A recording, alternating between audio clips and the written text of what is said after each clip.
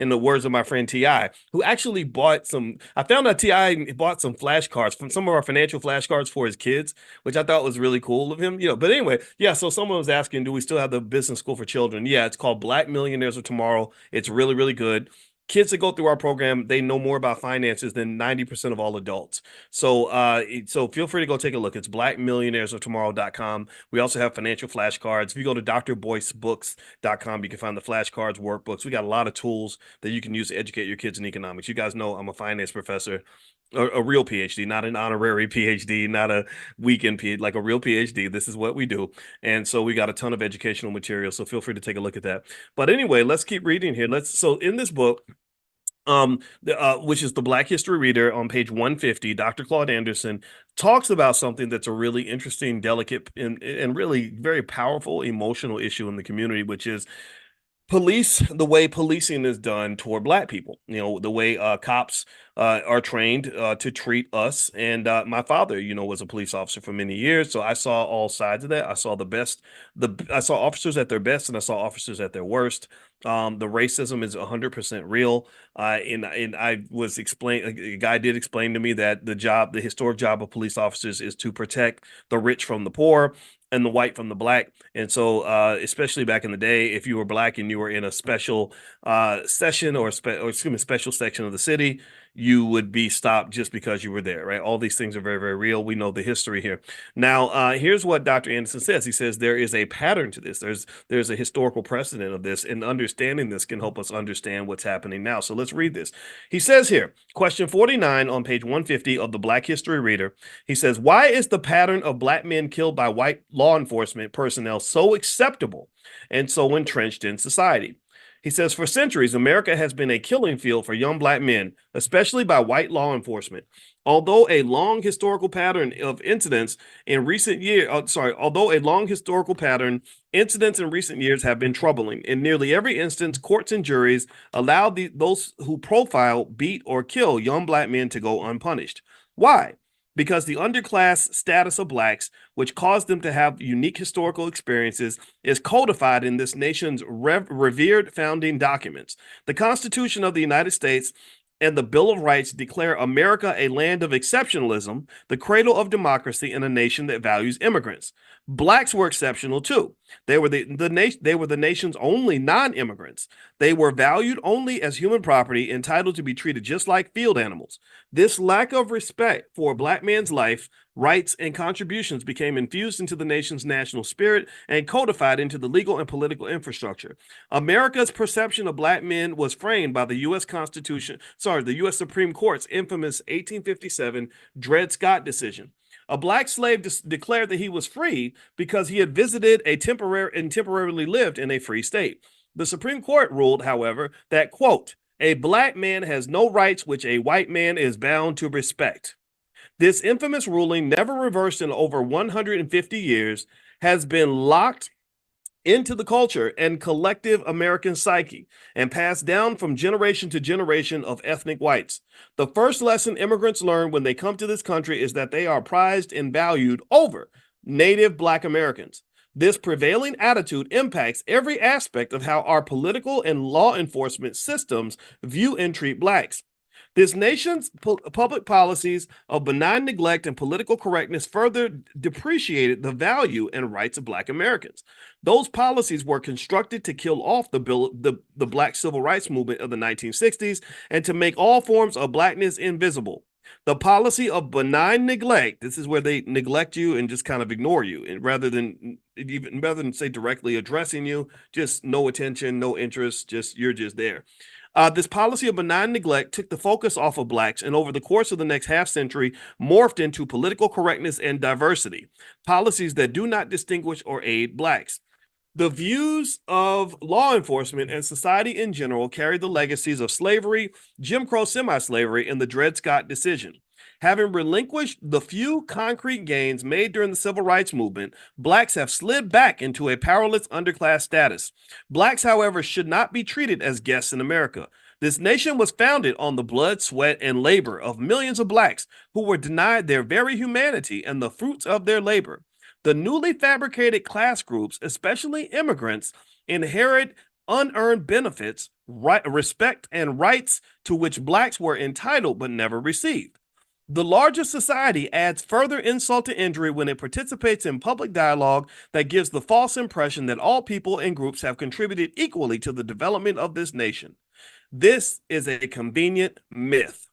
The racial problems between law enforcement and black men will not abate until this nation addresses the exceptional history and achievements of black Americans. Police power is freely exercised against black men who are perceived as obsolete and powerless to do little more than march or riot. The larger society has a responsibility to resolve the long-standing dehumanization of blacks that is contained in the foundation documents and to erase the emanating legal precedents. The tension between law enforcement and blacks will never abate as long as whites own and control 98% of all the nation's wealth. 98% of all the nation's wealth, income, businesses, land, privileges, and all levels of government. The Dred Scott decision must be considered in any serious efforts to analyze the relationship between blacks and law enforcement. Calls for healing, no matter how sincere, will not correct the problem. Understanding the historical context, however, will be a better beginning point. At least both groups would understand the importance of reversing the holding of Dred Scott and the contribution of the U.S. Constitution to the problem. So, according to Dr. Anderson, it seems that he's saying that the Dred Scott decision, in which they clearly stated that a black man has no rights that a white man is bound to respect, that basically a white man is not expected to respect any of the rights of a black man, and that decision was never reversed. So this is the America. Welcome to America. This is the country that you live in. I'm Gen X, and then there's millennials, and then there's Gen Z. So you got millennials and Gen Z. And there were studies that basically sorted out investors. That was done by Bank of America, and they sorted investors based on whether you were over or under 44 years old. And on these criteria, they were able to identify some differences in terms of how younger folks invest versus, say, people above the age of 45. And I thought that it would be an interesting analysis to kind of think about this in terms of psychology, because all this is psychological. It all comes down to mindset. And as you guys know, in Money in the Morning, we basically are digging into financial psychology and the mindset of investors and what that means. Now, first thing I'm going to say before I reveal this is that it's not as if young people are investing badly, right? They just invest a little bit differently, and I also believe that the cross transfer of information across generations can be beneficial for everybody. Like, I think that younger people can teach older people a few things, and I'll mention that. And then also older people can teach young people some things. And so if you're smart, you'll listen, because your grandma knows a couple things. She's seen things that you haven't seen. Your grandfather knows things that you have not experienced yet. And so I know that listening to my grandma, who is the panther that's behind me, I keep my grandma with me everywhere I go. She's right here. Her name is Felicia, and she's also behind my head. My grandmother, protected me from myself on more than one occasion, because when I was young, I was smart, but sometimes we think we're smarter than we actually are. So I had a little bit of knucklehead in me. I still remember my grandmother when she had bought me some savings bonds, and that was how she knew to invest. She didn't really know anything about the stuff that we talk about. Like, we're far more advanced than previous generations in terms of our economic knowledge, all of us, everyone in here.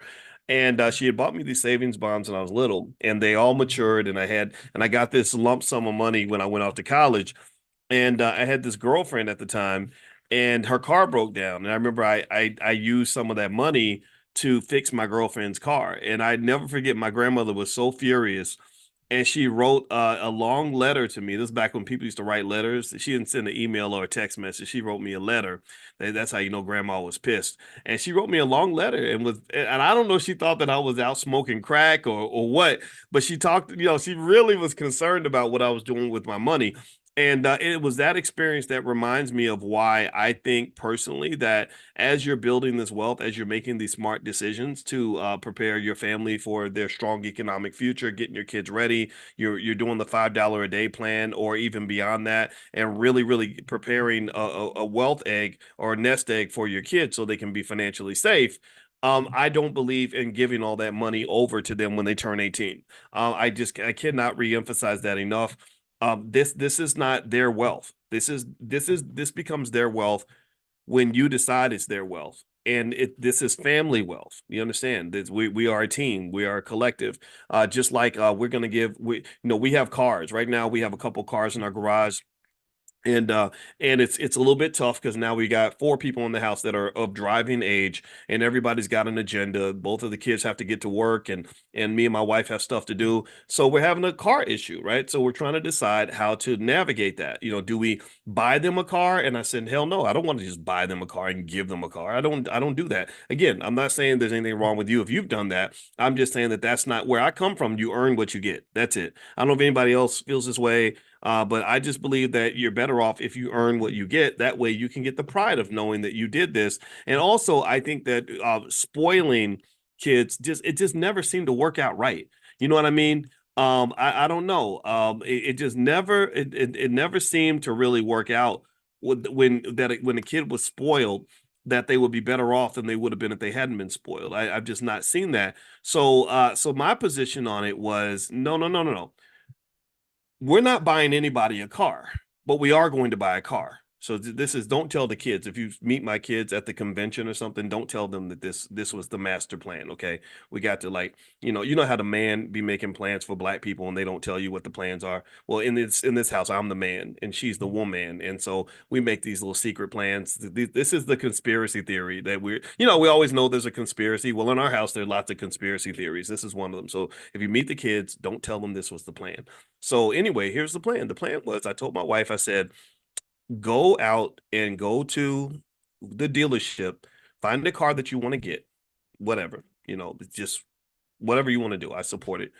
Um, and so we're gonna have three cars, and then we'll be able to allow the kids to share the third car, the 10-year-old car that we don't want to use as much anymore, but we're not giving that car to anybody. That's still our car. So this, again, this is a mindset. I'm not telling you what to do, but the thinking was, look, this is not your car. This is the family car. But because we bought it, then we have a little more say in what happens with this car. So you're gonna get everything that you need, but you're not going to be able to say, get out of my car, or I'm taking my car. Because for you to say, to have a car that you say is your car, you're going to have to put some skin in the game. You're going to have to make some investments in this process in order for you to say that is my car. Because but again, that's a personal bias, right? Everybody has a bias. But I would say whatever your bias is, however you were raised, or whatever you think is best as the leader of the household, and a lot of you are either parents, or you're going to be parents, or maybe you're grandparents or something. I encourage you to think about the accumulation of any asset, whether it's a vehicle that's declining in financial value, right? Cars are depreciating assets, but they're important assets because you need them to get around. Or you're talking about the stock portfolio. That's family wealth. When you're building this wealth for your kids, that money belongs to primarily you. If you did it, if you're the one who built all this, then that should be yours. That's your empire that you're building. And then also, when you're talking about the transfer of that wealth onto the kids, you have to have discernment in terms of how you do that. Because if you do it wrong, let me just say, if you do it wrong, you're gonna lose it all. If you do it wrong, if you're sloppy, if you just say, oh, well, because you're a certain age and because you're my child, I'm gonna give you everything. That don't work out too well. And people react differently when you give them stuff. Again, that goes back to what I was telling you guys in finance. There's all these research papers written on what they call the moral hazard problem. The moral hazard problem basically says that when you get one of the dimensions of the moral hazard, it's a very complex idea, but one of the dimensions of it is that when you give people stuff, they start acting stupid. When you give people stuff, their behavior changes. I remember when, that football player Antonio Brown that played for the Steelers and the Patriots and the Raiders, and I think the poor guy has CTE. That's what I think is really going on, because he's the Negro. The Negro is crazy. But anyway, Antonio Brown, he was a great wide receiver. He was very disciplined. He worked really hard. He showed up to practice on time, and so because he was so good, they were going to sign him to this massive contract. And there was somebody who said something that was true, but there's not much you could do about it. But he basically said, when you give him all this money, he's going to act a fool. You're not going to be able to control him anymore. And he was actually right. When Antonio Brown got his money, he just his behavior no longer made any sense. Now, I personally think that that brain damage thing is really big with the football players.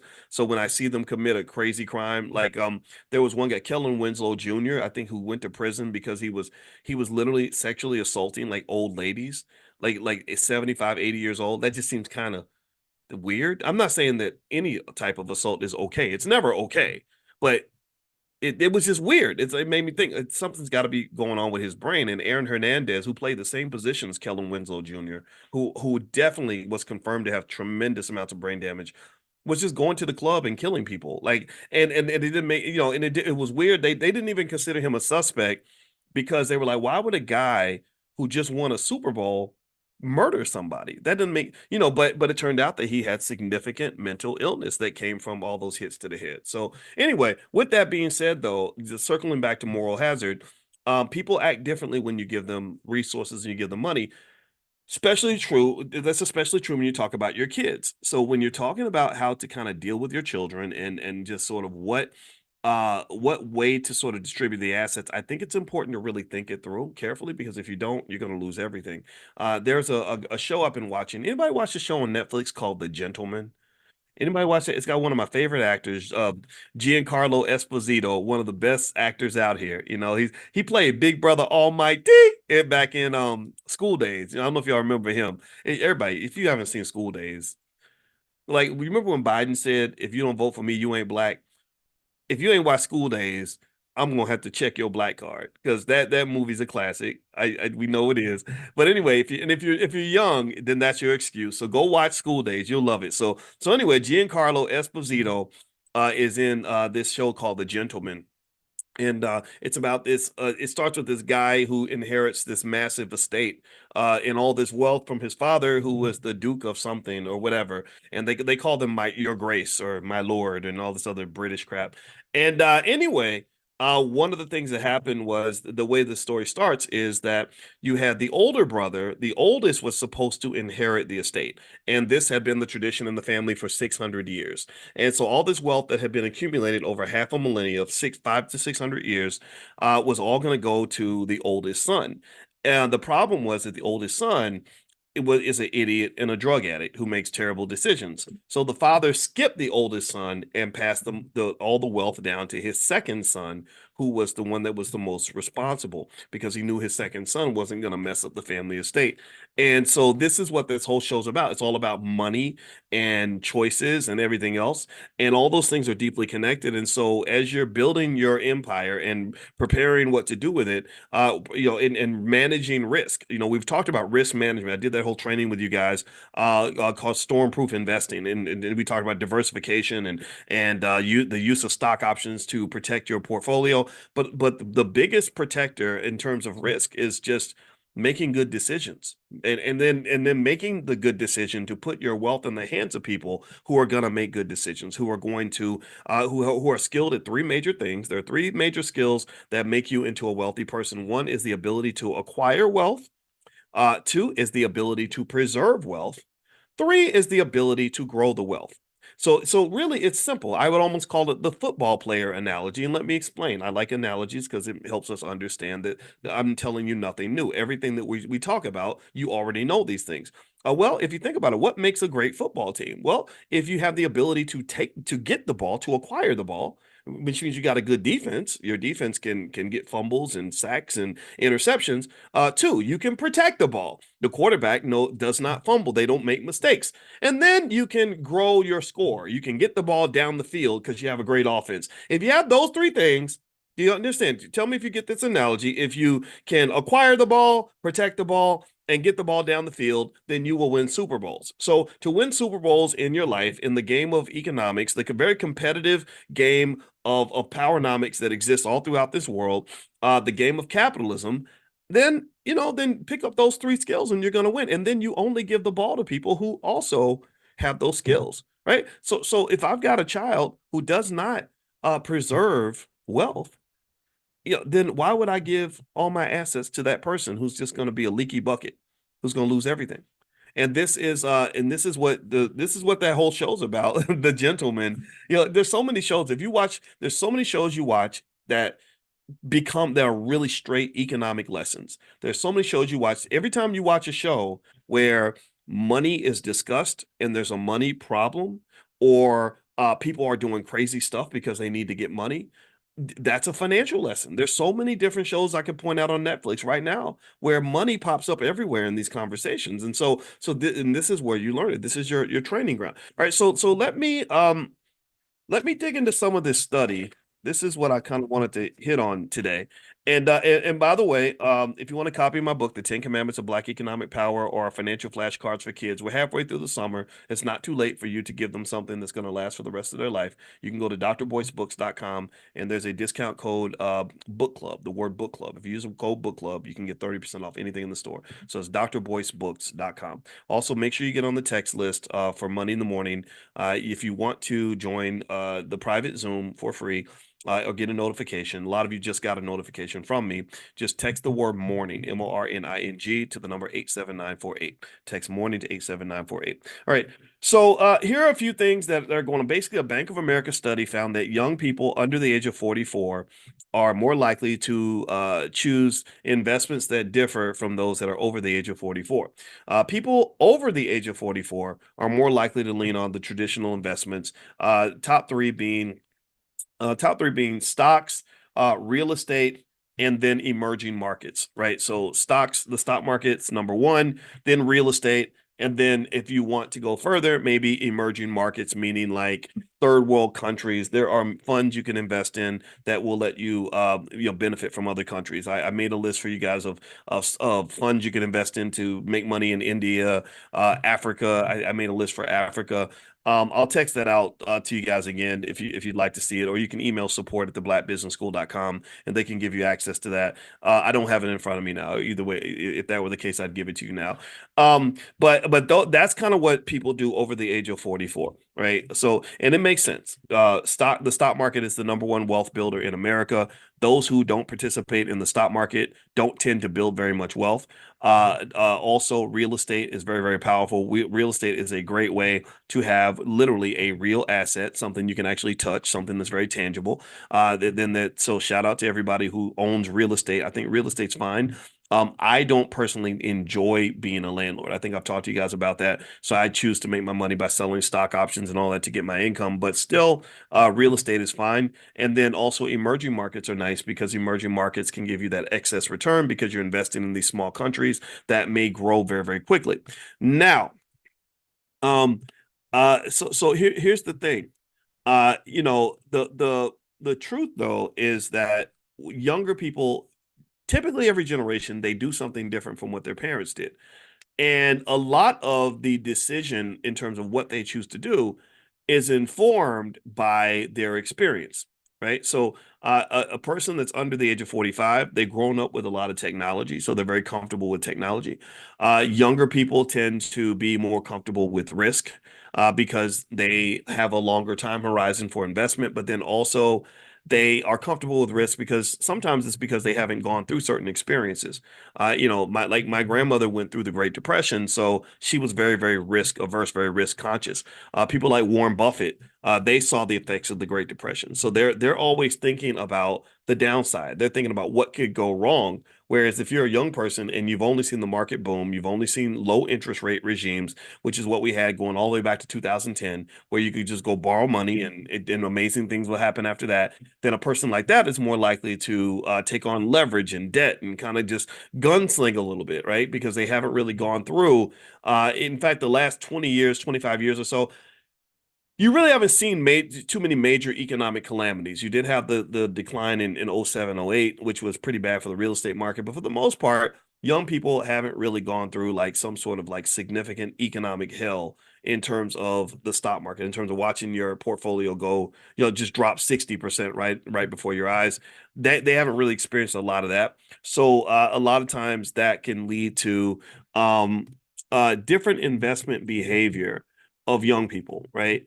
And so here's what they found in the study that young people do when it comes to investing. They said that young people, they tend to they tend to allocate toward real estate at the top of the list, crypto and private equity. That was what Bank of America mentioned in particular. Real estate, crypto, and private equity, as opposed to stocks being at the top of the list.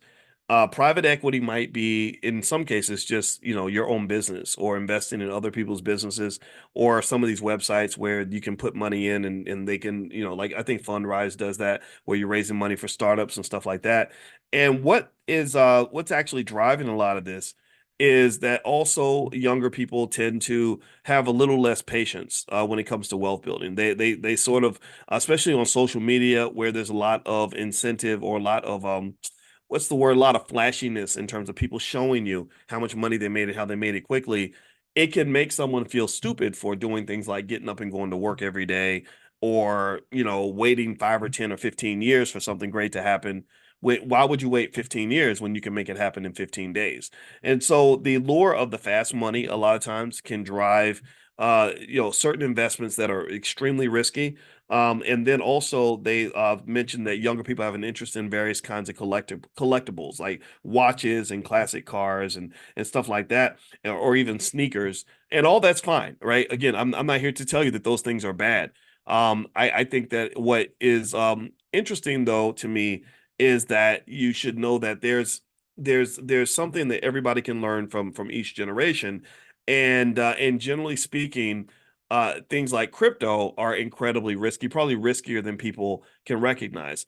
And they said that some of the reasons that younger people are more likely to deviate toward things like crypto is a lack of trust, a lack of trust in the government. You hear a lot of people talk online about how the dollar is gonna collapse and the whole economy is gonna go to shit and everybody's gonna lose everything, or the government is manipulating you in this way or that way. And I'm not saying those things aren't true. I'm not gonna say that America, I do, I really completely agree with you that America is a country where there are conspiracy theories. There are people in the elite class that make certain decisions that affect the working class that are unfair. I've mentioned to you a few factors. For example, I think they've completely screwed a lot of people when it comes to student loans. So you have a lot of disillusioned people who say, "Wait a minute, I went into debt to go to college so I can do everything right, and here I got all this debt, and I'm stuck, and I'm not making the money I expected to make." Like, all that's real and all that's by design. We've talked about that.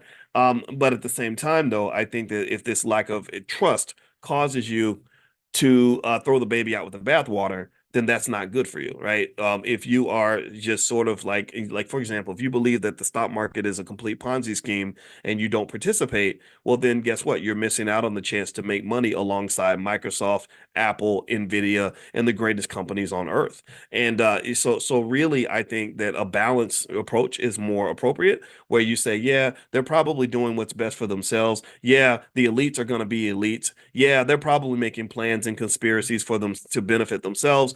But that does not mean that I still can't participate in this economy and do well. Also, younger people tend to be more tech savvy. They're more comfortable with technology, which is why things like crypto can be appealing, as opposed to older people who don't trust crypto. I've heard older people talk about crypto like it's just fake money and it's complete garbage.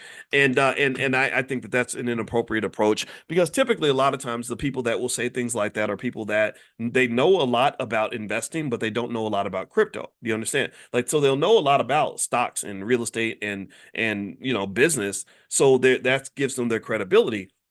But then they won't take the time to really try to understand what's really happening with crypto. Like, what is it? Like, what's really going on here? And I think that that's a little bit problematic and disingenuous. It's almost like somebody who won a Super Bowl who then tells you that tennis is crap, or a pickleball is garbage, right? So if I am a guy who won a Super Bowl, I don't know who's a guy. I'm trying to think. I can't name any Super Bowl winners right now. I don't know. Shannon Sharp. I'm Shannon Sharp, and I won a Super Bowl in football. Um, but and then pickleball comes along, and I say, well, pickleball's a stupid sport, but I know nothing about the sport. If I say pickleball will never take off, nobody likes pickleball, it's dumb. What credibility do I have to really say that? Right? If my credibility is that I won a Super Bowl, well, that's not appropriate credibility. That's not accurate in terms of that's not my area of expertise. Do you understand? So a lot of times people that criticize crypto the most, I've noticed, are people who haven't taken the time to really understand it, participate in it, invest in it. Why would you if you think it's stupid, if you think it's garbage, if you made that assessment from the very beginning? So one of the things I can say that was with crypto, in order for me to critique it, I felt like I needed to understand it. So to understand it, I read a couple books about it and did a lot of research, talked to a lot of people, looked into a lot of stuff. I'm still not an expert on it, but I know a lot more than I did. And if you were to ask me, do I think crypto is garbage? I'd say yes. And if you ask me, do I think crypto is a great investment? I would say yes. And the reason I say that is because not all crypto is created equally, and the future of crypto is very, very vague. Nobody knows what the future of crypto is going to be because it's heavily dependent on things like regulation. It's dependent on what the economy does. If the economy were to go south, like for example, Sam Bankman-Fried. Anybody know that name? Give me a yes if you remember the name Sam Bankman-Fried and FTX. Did anybody else follow the FTX debacle? Let me know if you followed this. This is really important. Okay, so Sam Bankman-Fried became kind of the king of crypto. He was a guy that was really making what I thought were some strong, solid decisions for a while. I don't think he was just a complete loose cannon wrecking ball or a bad person the whole time. I think he did make a mistake though, and he did break the law. But what Sam Bankman-Fried did was he came along and he kind of positioned himself in the crypto world similar to where JP Morgan was in banking years ago, where he was literally the single guy who was bailing out the entire industry. He was making these big acquisitions of these companies and doing all these things that were really garnering a lot of respect around the world and everything. And it turned out, though, that he was doing it inappropriately and illegally. He was using money that he wasn't supposed to use. He had money that he was supposed to hold, and he used that money to make investments. He borrowed out. He put his hand in the cookie jar. He borrowed money that he shouldn't have been borrowing, and that was clearly illegal and clearly wrong. Um, but let me also give you the other side of that. That's interesting. So if Bankman Fried had done the exact same thing, and it wasn't a crypto winter, he not only would he have gotten away with it, but he would still be hailed as a hero. He would be looked at as this guy who was this financial genius. Um, what a lot of people don't know is that a lot of times timing is huge in terms of when people get caught with, various Ponzi schemes.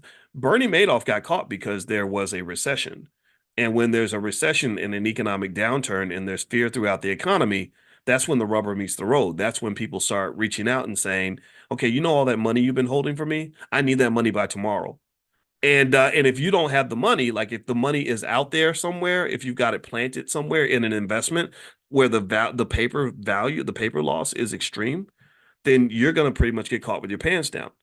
But maybe if they had called you a month later, you would have had the money. Do you understand?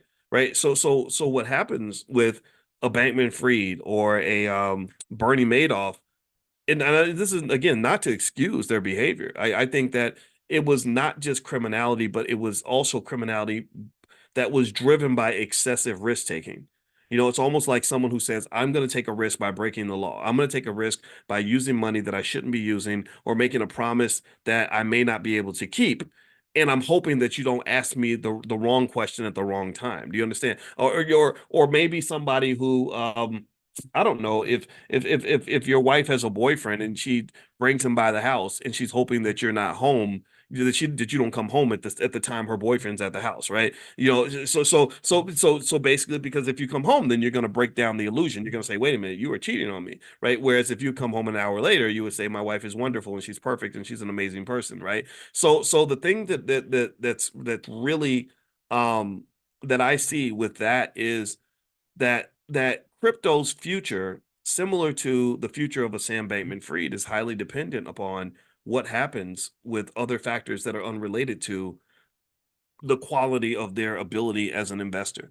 I don't believe at all that Sam Bankman-Fried is the only person in high finance who has done something that could be defined as illegal. One thing that does happen is that whenever there's a crash, what happens is people start going back and they start doing very detailed forensics and really looking at every little detail to see exactly what you did right. And I guarantee you that 90% of you, if somebody really put a microscope on your life and said, we're going to go through every tax return you've ever filed and verify every single thing you ever wrote off and every little thing you've ever done, they would probably find something. They would probably, there's a chance that they would find something and say, oh wait, look at this. Wait, you filed a bank loan in you got a bank loan in 2017 and you said your income was 98,200 and we found out your income was only 91,400.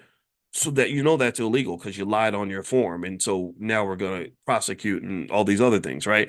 So effectively, when I think about the future of crypto, I think about the Sam Bankman-Frieds in the sense that a lot of people don't even know, for example, that the investments that Bankman-Fried made with the money that he was not supposed to use. So again, I want to be 100% clear. He did break the law. He deserved, what he got, and I'm not here to defend any of that. But a lot of the investments he made with that fake money or the money he wasn't supposed to have, those investments did extremely well. They once the sky cleared and once the crypto winter ended, they had a dilemma. They said, okay, so we're claiming this guy stole people's money, but what do you do if the money is there? Like, what do you do if like, what do you do if you say, hey, you took $1 billion? That was the biggest critique, right? You stole billions of dollars from people, right? Which again, he did. But what do you do if the thief puts the money back and puts an extra $100,000 in the bank account just for good measure, right? Again, I'm not saying that he didn't break the law. Again, I keep going back to that so we don't misinterpret the discussion here. But but that's what he did, right? So it's crazy. So I don't know what Bankman did or how much he took exactly. So let's say he took 1 billion, right? And then the market crashes because what he did with the money is he took the money, he invested it in stuff.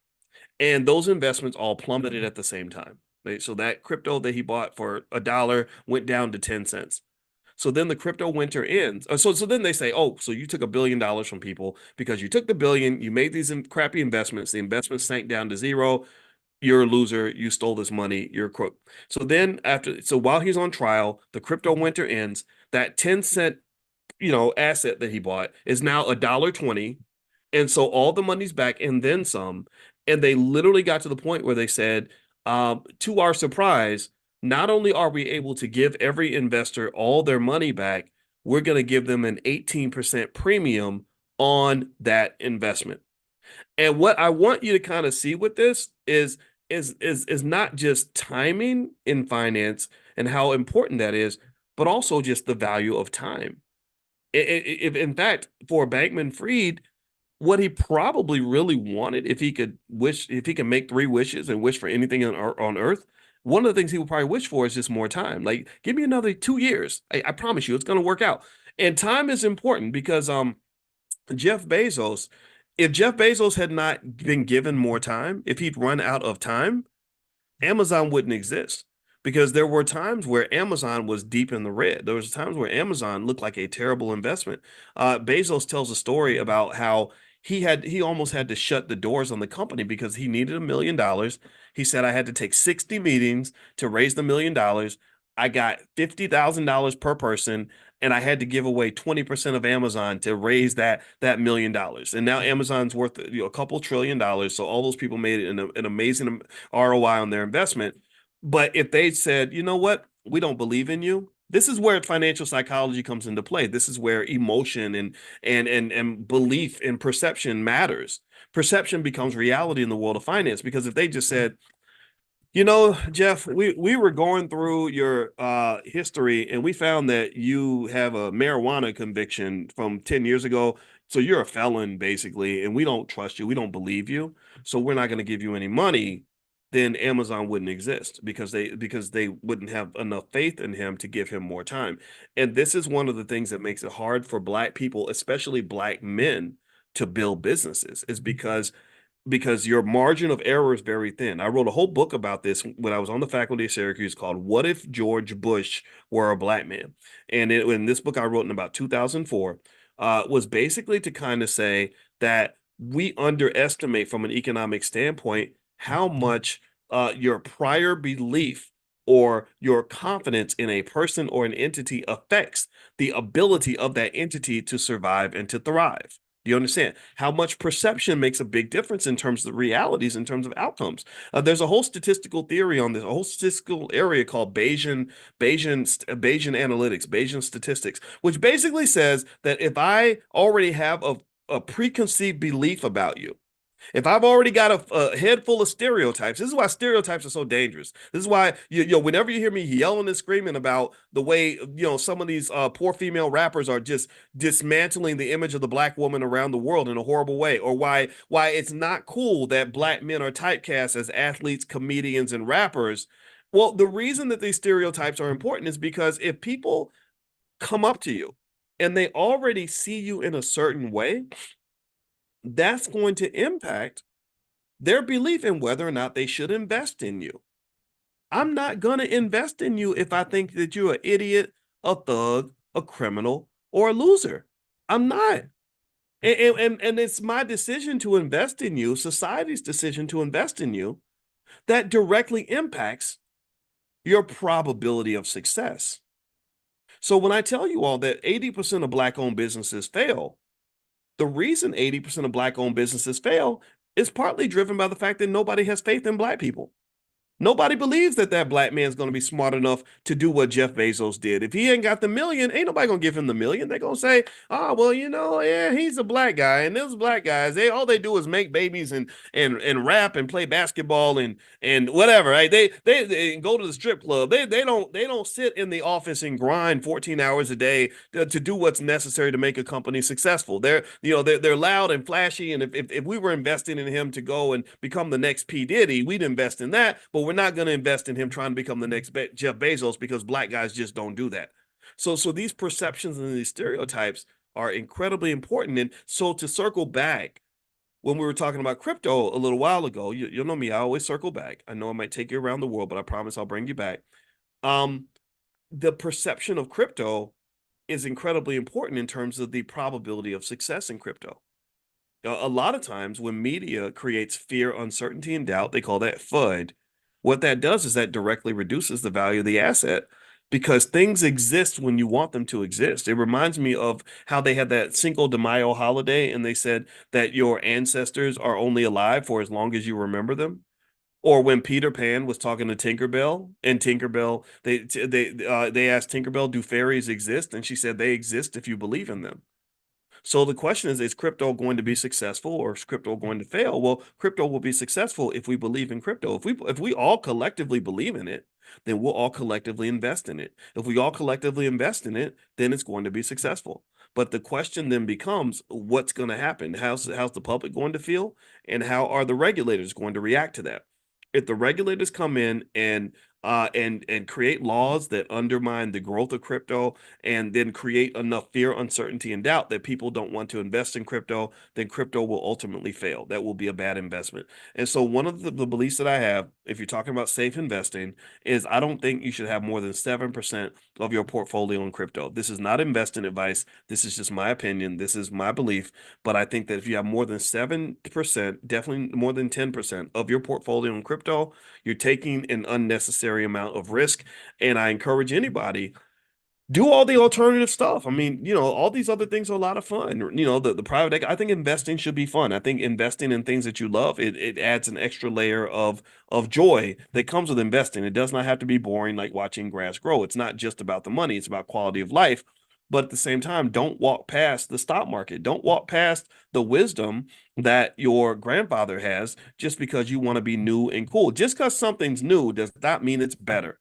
People talk about progressive and futuristic and moving forward as if it's always good. No, sometimes you move forward into a place that is worse than where you were before. Just look at integration. That was so advanced and so forward thinking and so futuristic for black people, and it only made our situation worse. It made us worse in terms of education. It made us worse in terms of economics. It made us worse in terms of family structure. So stop thinking that everything that's new is better. Sometimes new ain't better. And stop disrespecting the wisdom of your elders. Your elders they know some shit, and you need to listen. You need to listen. And then at least you can move forward without making the same mistake that somebody else made 60 years earlier, because you don't even know your history. You have to know the history. You have to know. You got to hear the stories from your grandmother and grandfather so you can make informed choices. And so to me, because I go through this sometimes where I'll have people people say, Dr. Boyce, we want you to connect more with the youth, and we want you to, and I'm like, yeah, well, I do connect with the youth. I mentor a lot of people. I have young guys I meet with every single day of the week, and I work with them, and I learn from them a lot. But damn it, you're gonna learn from me too. Like I'm not going to just like again, it's an interesting, it's got to be an ecosystem in terms of the relationship that older people have with the youth. It has to be an ecosystem. You learn from me and I learn from you. It cannot be just you following me, because then you're not able to express your creativity and your originality. I get that. But then it can't just be me following you, where I am 53 years old doing TikTok dances because the shit's popular. I'm not doing things because they're popular. I'm not one of your little friends.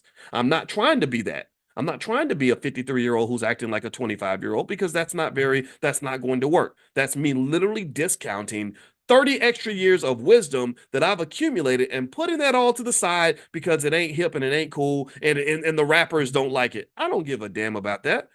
We got to make each other better. We have to make each other better. So I would say, for sure, based on, if you want a conclusion from today's conversation, every young person needs to be invested. Every single young person who wants to have money, you better invest. Stop thinking that job ain't going to do it for you. That is not going to give you financial security. That's not going to put you where you want to be. You have to invest in something. You have to sacrifice for the future if you want to have a future. Secondly, when you talk about investing, there are basic rules you can follow. Diversification is really important. Never get so enamored with one investment or one stock or one thing that you end up putting everything you have into one space. You have these stories where I saw an NFL player who said he wanted to get his whole paycheck in Bitcoin, and I said, why would you do that? That's the craziest thing in the world. I'm sure it might work out for you, but even if it works out, it's still a stupid decision, because it might have not worked out, and Bitcoin could collapse, and the next thing you know, you've got this worthless amount of money that's coming into your paycheck. That's not very wise. So what you do is you say, okay, I'm going to participate, but I'm not going to dump my whole economic body into that, and what gives you the wisdom to know that that's not the right move is you want to hear those stories about people who did exactly what you're doing, who lost everything. When you're investing, you really don't want to be in a position where you're going to lose everything if something goes wrong. You want to be diversified. That's really important. And then also just being consistent and making investing part of your culture. That's how people win. That's how people succeed. So anyway, these are some thoughts that I had on this topic. I think also from an economic consciousness standpoint, another important thing that I know I did not understand when I was young, but I understand it better as I get older, is that this too shall pass.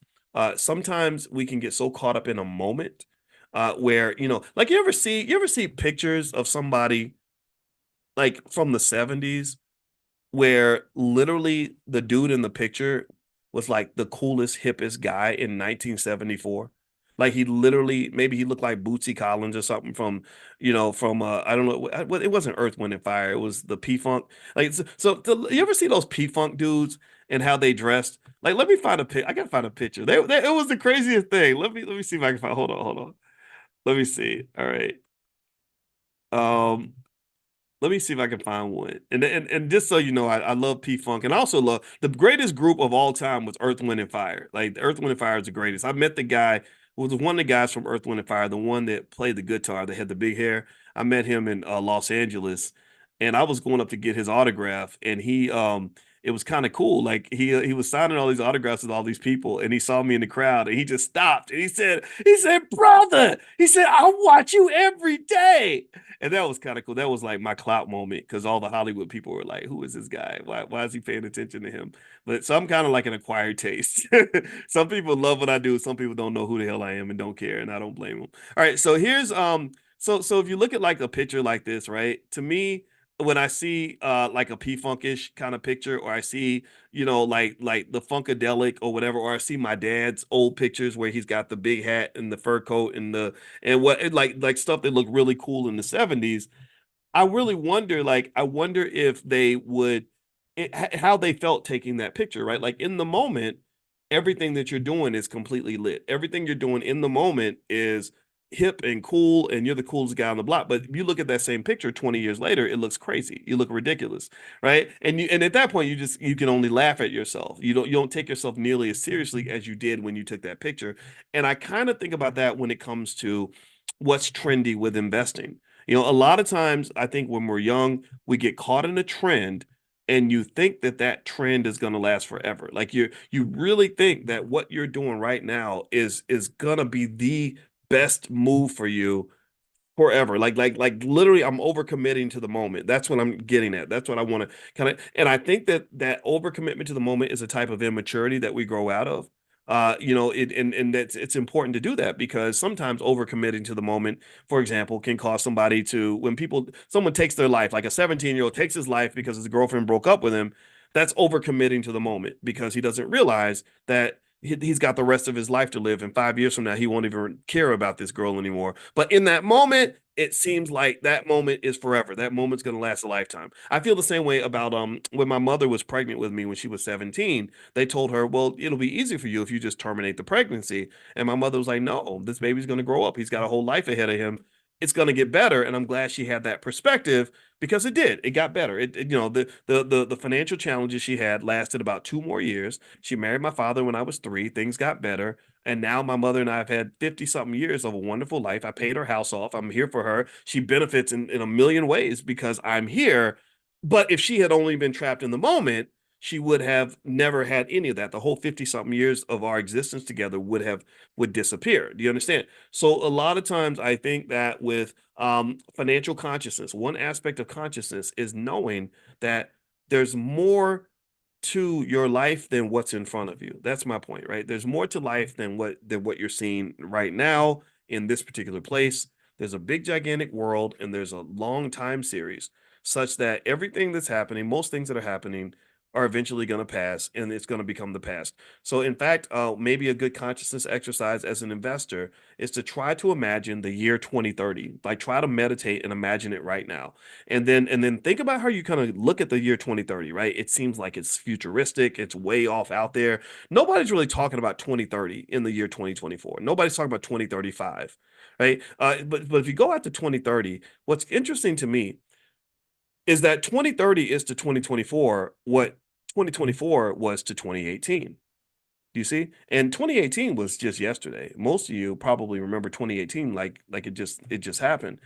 And so think about this. Imagine if in 2018 you'd invested to prepare for 2024. Like imagine in 2018 if you just made a series of investments in Bitcoin and different stocks, Apple, Nvidia, whatever, and you just consistently invested that money and you said I'm preparing for the year 2024. I'm struggling now, but I'm going to be in good shape by the year 2024. And let's say you committed to that and you were consistent and you did what you were supposed to do. Think about where you would be. You'd be in an amazing place.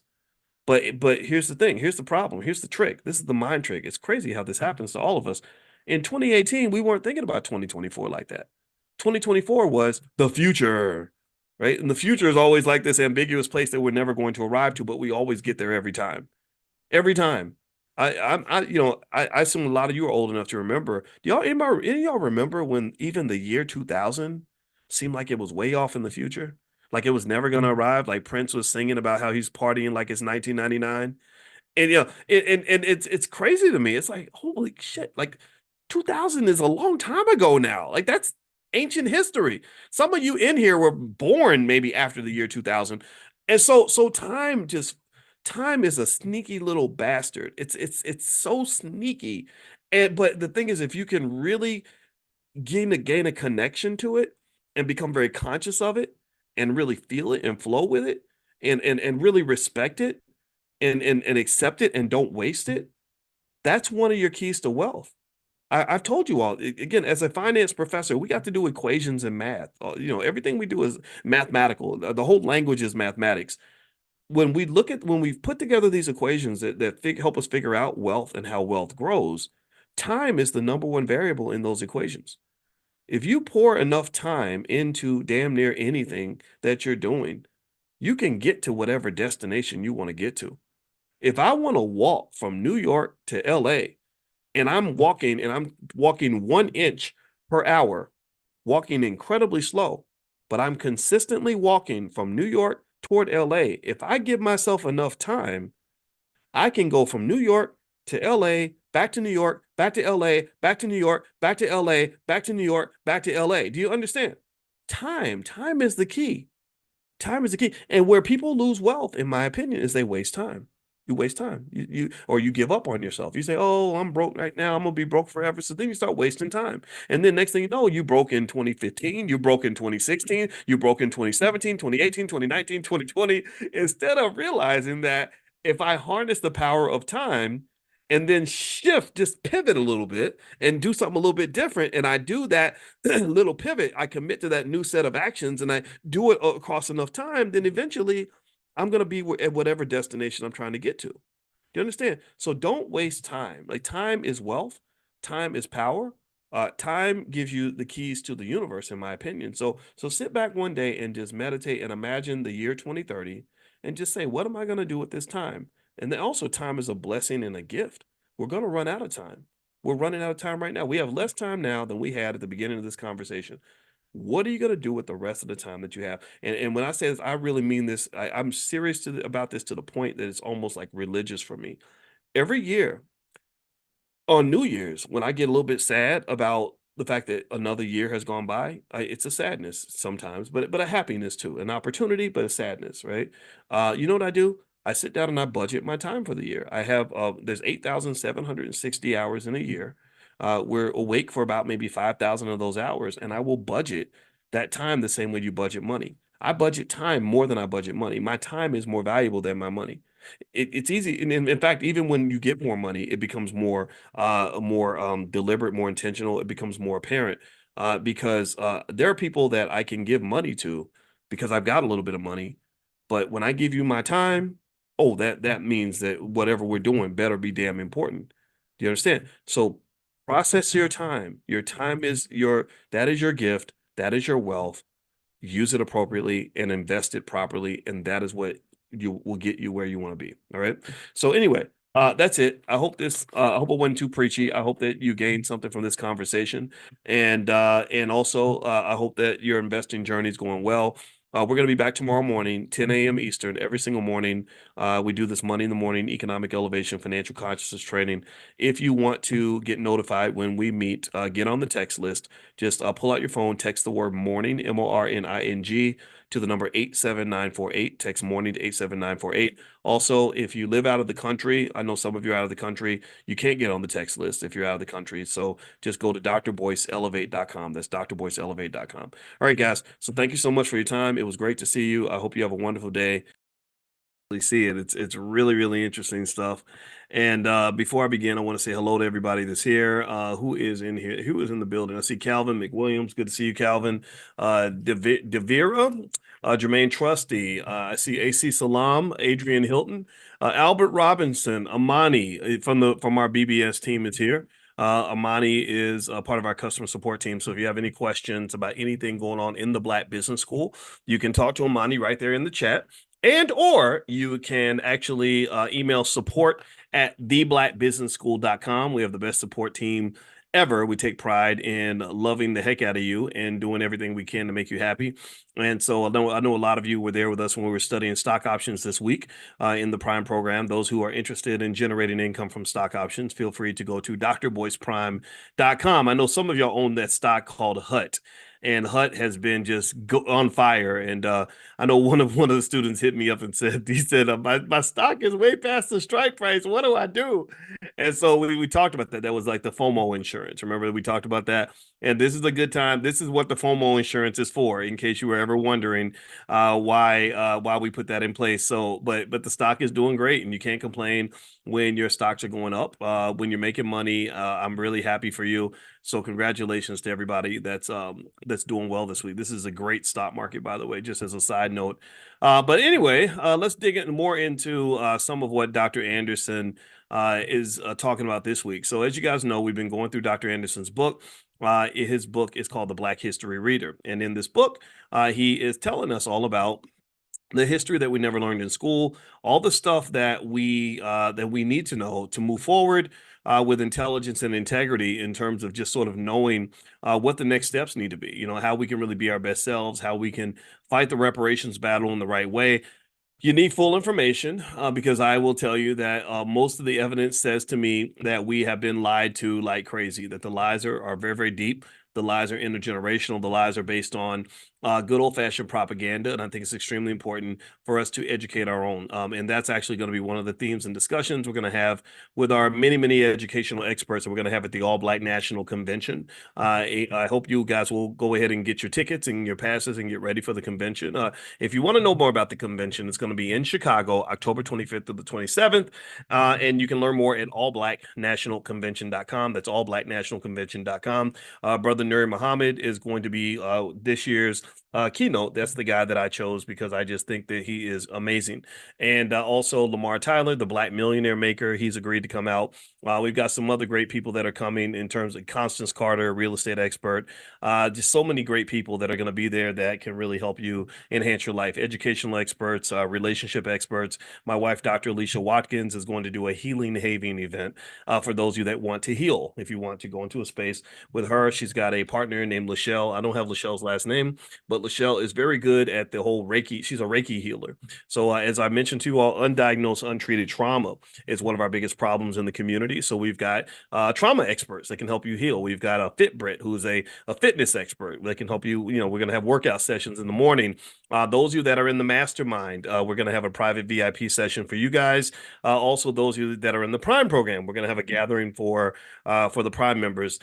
So to participate in all of that, I see some of you are asking about it. Just go to allblacknationalconvention.com, get your ticket, and also the discounted hotel rooms are going to run out very soon. So you should probably get on the website, get your discounted room. It's at the Westin, so it's very nice and classy, but not too expensive, right? So like in 2021, it was an amazing convention in Orlando. It was right after the pandemic, kind of still in the middle of it a little bit. And it was really nice, very glamorous and luxurious and beautiful. But I kind of felt like it kind of went a little too far to that end. And so when some of you reached out, I heard you, and when you said that you'd like something that's more affordable for families. So we wanted to sort of find that middle range, you know, nothing dusty, but nothing snobby, right? And so this Westin hotel is very, very nice and comfortable. And the rates, the rooms are about 130. And we are well designed for kids and everything else. So we're going to cover everything: economics, real estate, crypto. We got crypto experts coming.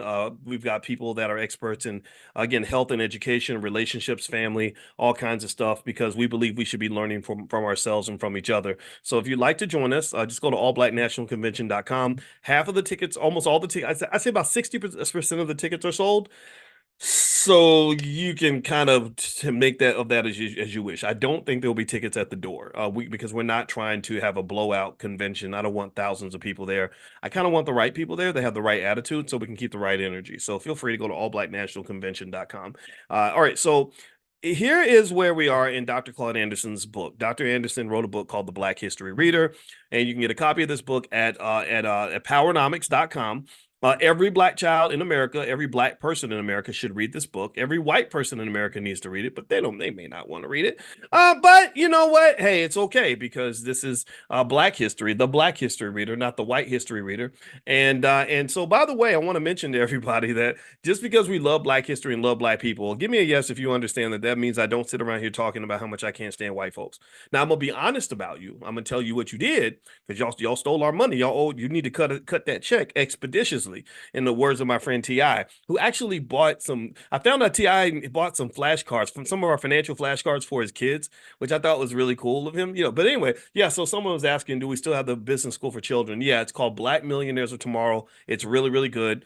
Kids that go through our program, they know more about finances than 90% of all adults. So feel free to go take a look. It's blackmillionairesoftomorrow.com. We also have financial flashcards. If you go to drboycebooks.com, you can find the flashcards, workbooks. We got a lot of tools that you can use to educate your kids in economics. You guys know I'm a finance professor, a real PhD, not an honorary PhD, not a weekend PhD, like a real PhD. This is what we do. And so we got a ton of educational material. So feel free to take a look at that. But anyway, let's keep reading here. So in this book, which is the Black History Reader, on page 150, Dr. Claude Anderson talks about something that's a really interesting, delicate, and really very powerful emotional issue in the community, which is the way policing is done toward black people, the way cops are trained to treat us. And my father, was a police officer for many years, so I saw all sides of that. I saw the best, I saw officers at their best, and I saw officers at their worst. The racism is 100% real. And I was explained, a guy did explain to me that the historic job of police officers is to protect the rich from the poor and the white from the black. And so, especially back in the day, if you were black and you were in a special session or excuse me, special section of the city, you would be stopped just because you were there, right? All these things are very, very real. We know the history here. Now, here's what Dr. Anderson says. He says there is a pattern to this. There's a historical precedent of this, and understanding this can help us understand what's happening now. So let's read this. He says here, question 49 on page 150 of the Black History Reader. He says, why is the pattern of black men killed by white law enforcement personnel so acceptable and so entrenched in society? He says, for centuries, America has been a killing field for young black men, especially by white law enforcement.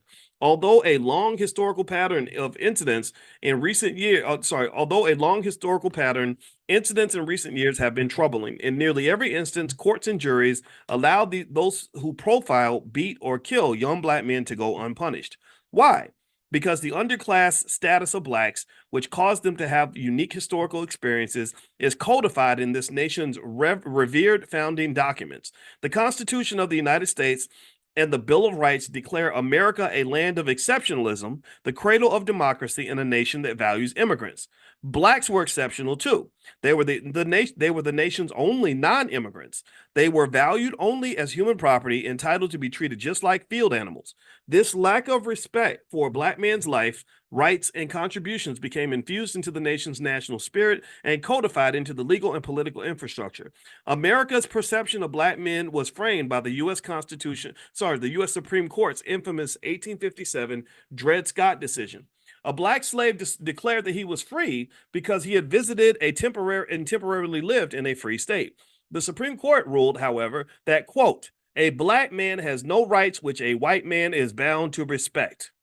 This infamous ruling, never reversed in over 150 years, has been locked into the culture and collective American psyche and passed down from generation to generation of ethnic whites. The first lesson immigrants learn when they come to this country is that they are prized and valued over native black Americans. This prevailing attitude impacts every aspect of how our political and law enforcement systems view and treat blacks. This nation's public policies of benign neglect and political correctness further depreciated the value and rights of black Americans. Those policies were constructed to kill off the black civil rights movement of the 1960s and to make all forms of blackness invisible. The policy of benign neglect, this is where they neglect you and just kind of ignore you, and rather than say directly addressing you, just no attention, no interest, you're just there. This policy of benign neglect took the focus off of blacks and over the course of the next half century morphed into political correctness and diversity, policies that do not distinguish or aid blacks. The views of law enforcement and society in general carry the legacies of slavery, Jim Crow semi-slavery, and the Dred Scott decision. Having relinquished the few concrete gains made during the civil rights movement, blacks have slid back into a powerless underclass status. Blacks, however, should not be treated as guests in America. This nation was founded on the blood, sweat, and labor of millions of blacks who were denied their very humanity and the fruits of their labor. The newly fabricated class groups, especially immigrants, inherit unearned benefits, respect, and rights to which blacks were entitled but never received. The larger society adds further insult to injury when it participates in public dialogue that gives the false impression that all people and groups have contributed equally to the development of this nation. This is a convenient myth. The racial problems between law enforcement and black men will not abate until this nation addresses the exceptional history and achievements of black Americans.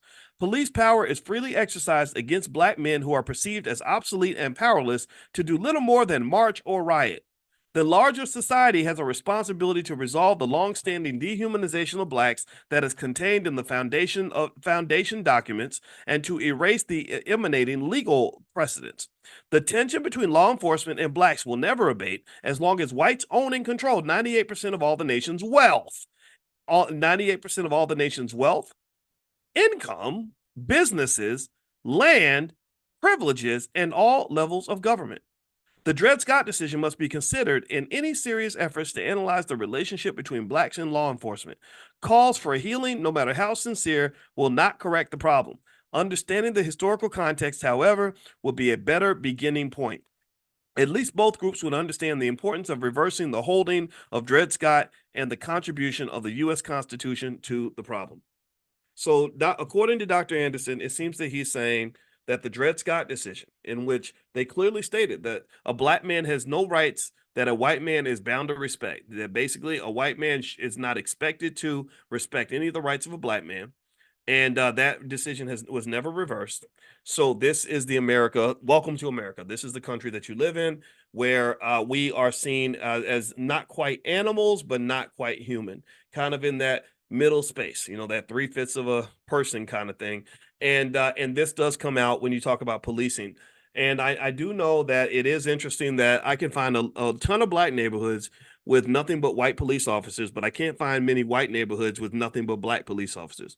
Also, I can find a ton of schools that are full of black children that are run by mostly white teachers, but I can't find many schools with lots of white children that are run by mostly black teachers. So, to some extent, some of this disrespect is connected to this idea of a certain segment of society being seen as an overseer class, that their job is to basically be the parent and we're the child. They're the bus driver, we're riding the bus. They own the bus, they drive the bus, they decide where the bus is going to go, and we're just sort of sitting there because the more passengers they have on the bus, the more money that they make. The more so when they put your children in that school, they make money because your child's coming to school. That's why they want your child at school, not because they care about them. They want them there because they get paid based on these children. So to some extent, you kind of become like a commodity. I always make that comparison with a KFC chicken. The more chickens I have, the more chickens I can sell. So you are to some extent a commodity. Until you take control of that commodity and see the value of that commodity, then it's always going to continue to happen. So effectively, Dr. Anderson seems to believe that the abuse by police is directly connected to ownership and control of this country. And so this is one of the reasons why ownership has to be an incredibly important value that we have in the community, because if you look at police killings and everything else, and if you were to sort it out by, say, I don't know, economic status and educational status and stuff like that, you'd probably notice some variation. You'd notice that they know who they can pick on and they know who they can't mess with. And so ultimately, I think that these things are definitely connected. But it's hard to have the conversation because people think that you're being elitist by saying that we should own things and control things, and then that will make us less vulnerable. But the reality is that that is 100% true. So don't let them talk you into being vulnerable. Like who do you trust? Why do you trust someone who has proven that they do not have your best interests at heart? Why would you trust those individuals to protect you and to keep you safe? I don't get that. I don't understand that. So that's what Dr. Anderson's saying. So he says basically there's a history of this kind of treatment, and this is something that is probably not going to go away anytime soon. We're going to have to change that. All right. So here is question number 50. Let's move forward to question 50. This is page 153 of the Black History Reader by Dr. Claude Anderson. The book is at powernomics.com if you want to get a copy. And also those of you who are not on the text list, where I notify you guys every Wednesday night at 8:30 when we meet and we read Dr. Anderson's books, I can send you, just text the word greatness to 87948, all one word. Text the word greatness to 87948, and you'll get a notification when we meet for class next time. All right. So he talks about immigration. This is interesting. Immigration, naturalization. He says, why are the doors open? The doors of immigration open to Hispanics, but closed for Haitians? I don't know. Let's see, Dr. Anderson, what's going on here? He says the primary reasons immigrants from Haiti are treated differently than Hispanics are skin color and the country's historical role in the development of the Western world. The welcome mats for immigrants have always been based on a ranking order of skin color, ethnicity, and country of origin. Hispanics, whether in Europe or America, have always been classified as whites speaking Spanish, therefore entitled to preferential immigration into the U.S. from any country of origin. For Haitians and other persons of African descent, the welcome mat did not exist, except as slaves. So if you come over as a slave, then they're happy to have you. The bias against Haitian immigrants and refugees has a deep-seated historical element that caused great fear in whites in the U.S. For Haiti was the world's first free black nation in the entire Western Hemisphere. It's the first nation where the slaves fought back. and won. When black slaves in Haiti successfully revolted against their French slaveholders, they became a free, independent nation, the first and only instance where slaves were ever able to break free and establish their own independent nation. No other black nation on earth had ever rebelled and overthrown their white colonial powers. The slave revolt in Haiti hit America hard. President George Washington and Secretary of State Thomas Jefferson, who were both slave owners, supported France in its efforts to suppress the Haitian slave revolt, but to no avail. So they supported the slaveholders. These are your heroes. These are the people that you're told to look up to. I don't know why you would look up to someone who enslaved your great grandparents, but that's what we're taught to do. It is remarkable that black Haitians defeated Napoleon Bonaparte's army, which was France's most effective military force. They also defeated the military forces of England and Spain. White slaveholders in the U.S. feared slave revolts would ignite physical hostilities between white society and the millions of blacks they held as slaves, so they started getting nervous. The military success of the slaves in Haiti did have a profound effect on slavery and a lasting impact on the way the United States treats Haitians today. Slavery was legalized as an official institution in 1789 with ratification of the U.S. Constitution. 2 years later, in August 1791, Haitian slaves revolted and took control of the island. 4 months later, December 8th, 1791, frightened American slave owners persuaded the U.S. Congress to enact the Second Constitutional Amendment that granted white citizens the right to have militias and required all white males between 18 and 45 to bear arms in the case of slave revolts. How many of y'all knew that? Give me a guess if you ever heard this before anywhere. Has anybody heard that before? Did you learn that? Did they teach you that in your public school?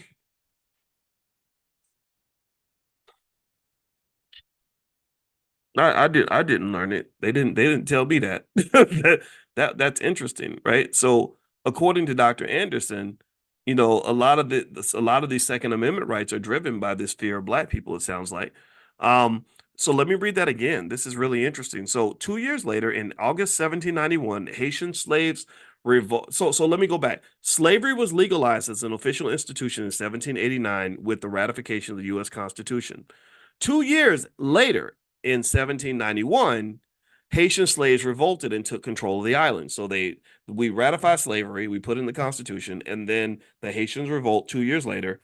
4 months after that, in December 1791, frightened American slave owners persuaded the U.S. Congress to enact the Second Constitutional Amendment. So the Second Amendment, according to Dr. Anderson in his book, The Black History Reader, which everyone should own, get extra copies. We need to support this man because he did this for us. He's saying that the Second Amendment, all these Second Amendment rights, literally came right out of a fear of controlling black people. That is quite fascinating.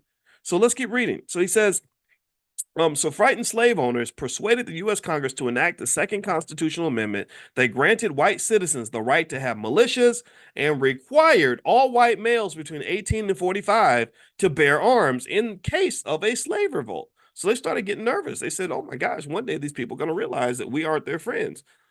The fear of possible slave revolts was omnipresent and triggered southern states to organize militias. So they put together militias because they were so afraid that we were going to wake up. There were a few slave revolts in the U.S., but none of them succeeded. The key point in this historical recitation is that the fear generated by the successful Haitian revolt produced a hate and fear in whites toward Haitians. Haiti paid a high price for its military successes. The country was reviled, feared by all white nations of the world precisely for its successful slave revolts, and Haiti was therefore isolated and crushed into deep poverty. The difference between the treatment of Hispanics and the treatment of Haitians seeking citizenship in America reflects racism and the lasting memories of the astounding victories of the Western Hemisphere by the poor, almost defenseless dark people in the most isolated nation in the Americas. The punishment to Haiti for its military achievements and the embarrassment that it inflicted on world superpowers is incorporated into America's enduring international policy. For instance, the 1823 Monroe Doctrine defined any intervention by external powers in the politics of the Americas as a potentially hostile act against the U.S. This prohibits Haiti from getting much foreign political aid from other countries. They cannot help themselves, and the U.S. will not allow others to help them. As recently as May 2017, the Washington Post reported that President Donald Trump's administration was treating Haitians in this country differently from other immigrants. To decide whether Haitians here in temporary protected status should be allowed to stay in the U.S., the administration is taking the unusual step of seeking data on criminal backgrounds and Haitian use of welfare benefits. Hmm. Ooh, and that hits funny knowing that they just having a free for all down at the border right now, and everybody and their mama's coming over here. That's interesting. I'll tell you what was really fascinating to me was um, when I talked to two Latino women. One was Puerto Rican, and another one was from another country. I don't know. And somebody and I think someone had made the suggestion, yeah, Dr. Boyce, you should get your book translated into Spanish. This was years ago, maybe 7, 8 years ago. And she talked to the other lady and she said, well, we need to talk to Boyce about the fact that Hispanic people are really racist. And that was, and I kind of knew it, but I kind of asked her about that. She said, yeah, she said there's a difference between white and black. And it's a myth that because they're from south of the border, that they're somehow in this alliance with black people. If you go down, when I would go, and some of you have been south of the border, but I'll tell you what my experience was.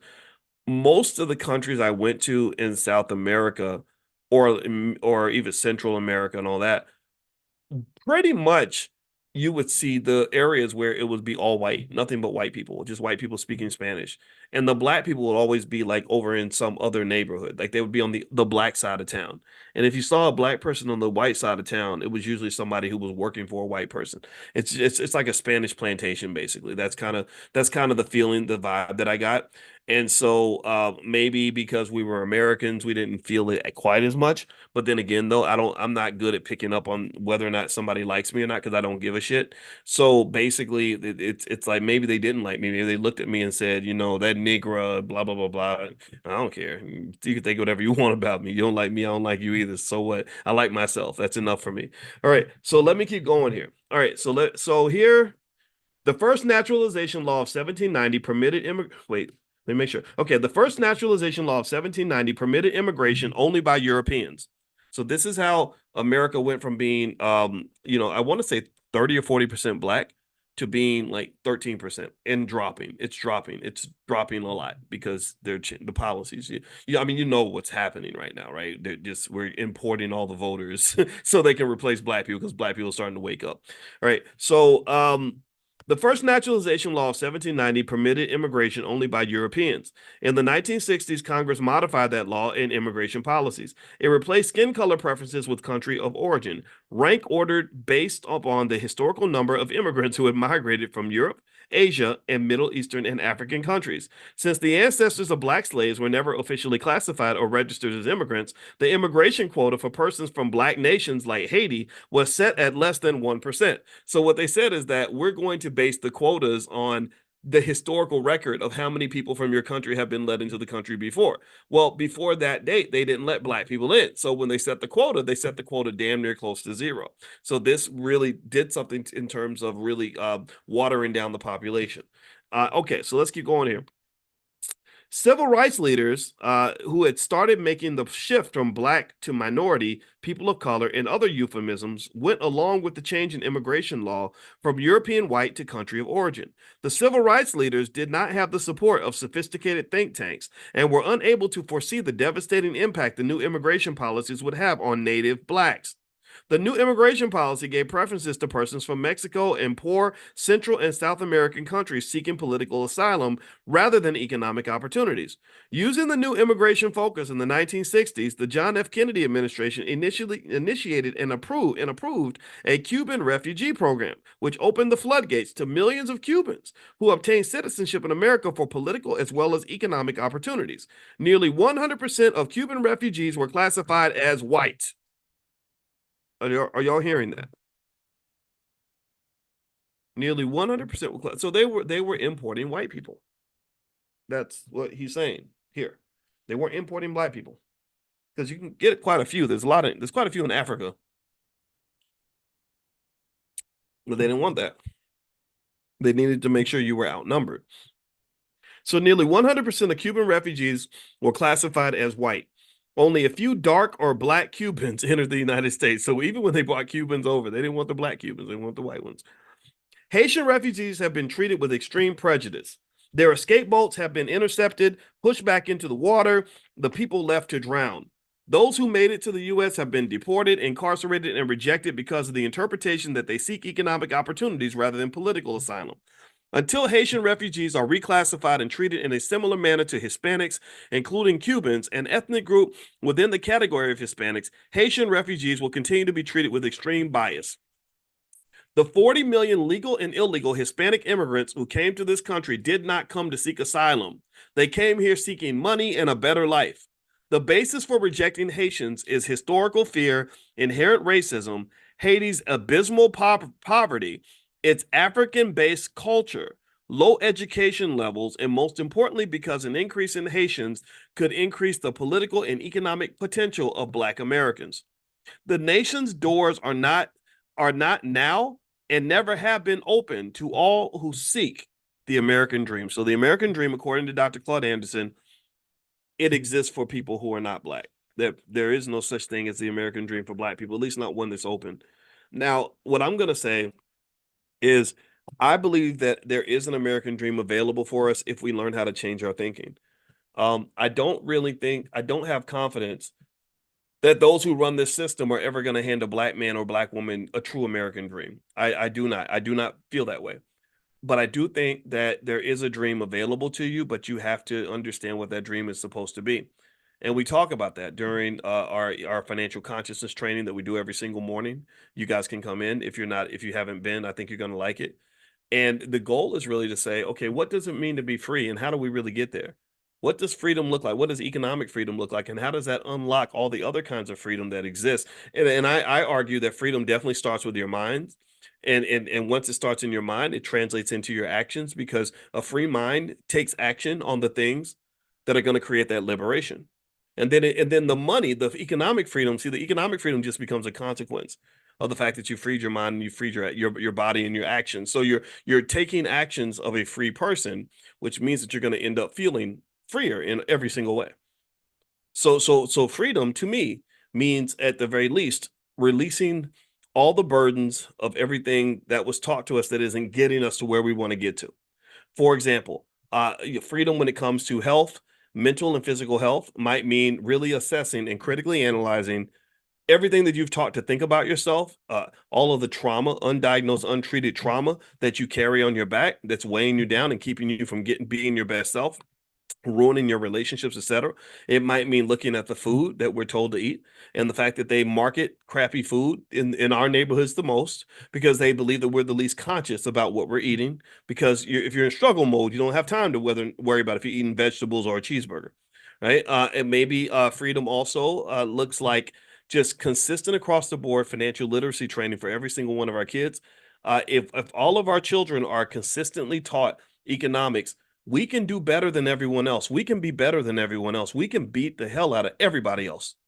I don't think that it's a matter of trying to catch up.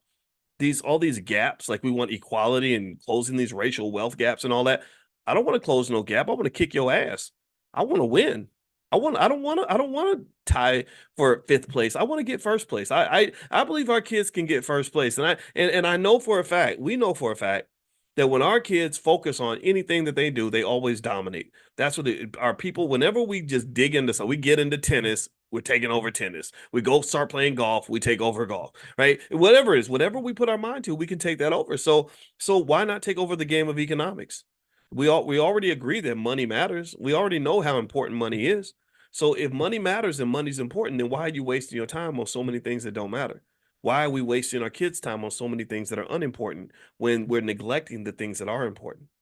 So this to me, these are consciousness questions that you want to ask yourself, so you really know how to confront this nonsense. Look, what Dr. Anderson has explained to us in these 2 chapters, which is very depressing, is that they just don't like you. They never liked you. They want to shoot your son because there's a history to that. It's like, yeah, he's Black. We gonna make sure our fofo gonna make sure all his kids don't grow. That's the mindset. They don't want to see your son grow old. They don't want to see you living a safe, healthy, happy life. And if something tragic happens to you, no one's gonna really care unless you care about yourself. And then also he's saying that historically, and I've known this actually, but I'm glad he articulated it so well. When you talk about immigration policy has never been to the benefit of Black people. So the idea that we are taught to support just anything that they want to do in terms of immigration is incredibly flawed thinking. It is incredibly flawed thinking. We can't sit here and just say, "Oh yeah, well that if so and so, if our favorite politician says it's okay, or if so-called Black leaders, which really are Negro managers, if the Negro managers say it's okay, then we're going to go along with it." No, I'm not going along with anything Al Sharpton says because I know he's getting paid. I know that man. I know that man's making money from this. I'm not saying you can't be a Democrat or Republican. You can do whatever you want, but I'm saying most of the so-called Black leaders are not they're not really thinking about you first. They're thinking about themselves first, and then they're thinking about their bosses first. They're thinking about who's paying the bills first. Okay, so ultimately this is the dilemma we face. The good news is that we have smart people in our community. We have lots and lots of scholars, thinkers, teachers, activists, parents, bricklayers, carpenters, business people, experts in all categories that can help us solve these issues. And I don't think you have to solve all the world's problems at once. Sure, it would be nice if we had $100 billion to work with, but you start with what you've got and you make the most of what you have. You preserve those resources and target them in the right way. One of the biggest resources you have is your mind and your time. Right. And then if you're focused and you spend your time and your mind is focused on the problems that matter and everybody's sort of chipping in and fixing something, whatever that looks like, then guess what? You get positive outcomes from that. Good things can occur. So let me you know what I'm going to do? I'm going to read one more section from Dr. Anderson's book. And by the way, I know some of you were asking about, we did that session this week on how to invest in the stock market. I know some of you could not make it, but Amani is in the chat. If you want to get the recording or you want to join the Black Stock Market Program, I think Amani, if can you get the code if somebody wants to join at that 82% discount for everybody that's in the book club? If you want to still get that discount, you can. It's 82% off now and forever, right? So the monthly fee for my stock market program is $89. I think it drops is like $16. And the code, I think it expired yesterday, but we can extend it for another day. So just talk to Amani in the chat and she can take care of you. Or you can also email support@theblackbusinessschool.com and they can help you out. And then another thing too is that if you want to get a copy of my book, The 10 Commandments of Black Economic Power, or our financial flashcards or workbooks for children or anything, feel free to go to drboycebooks.com and use the code word book club, and that'll take 30% off anything in the store. So use the code word book club, all one word, drboycebooks.com. All right, so what Dr. Anderson asks here on page 156 of the Black History Reader is question 51.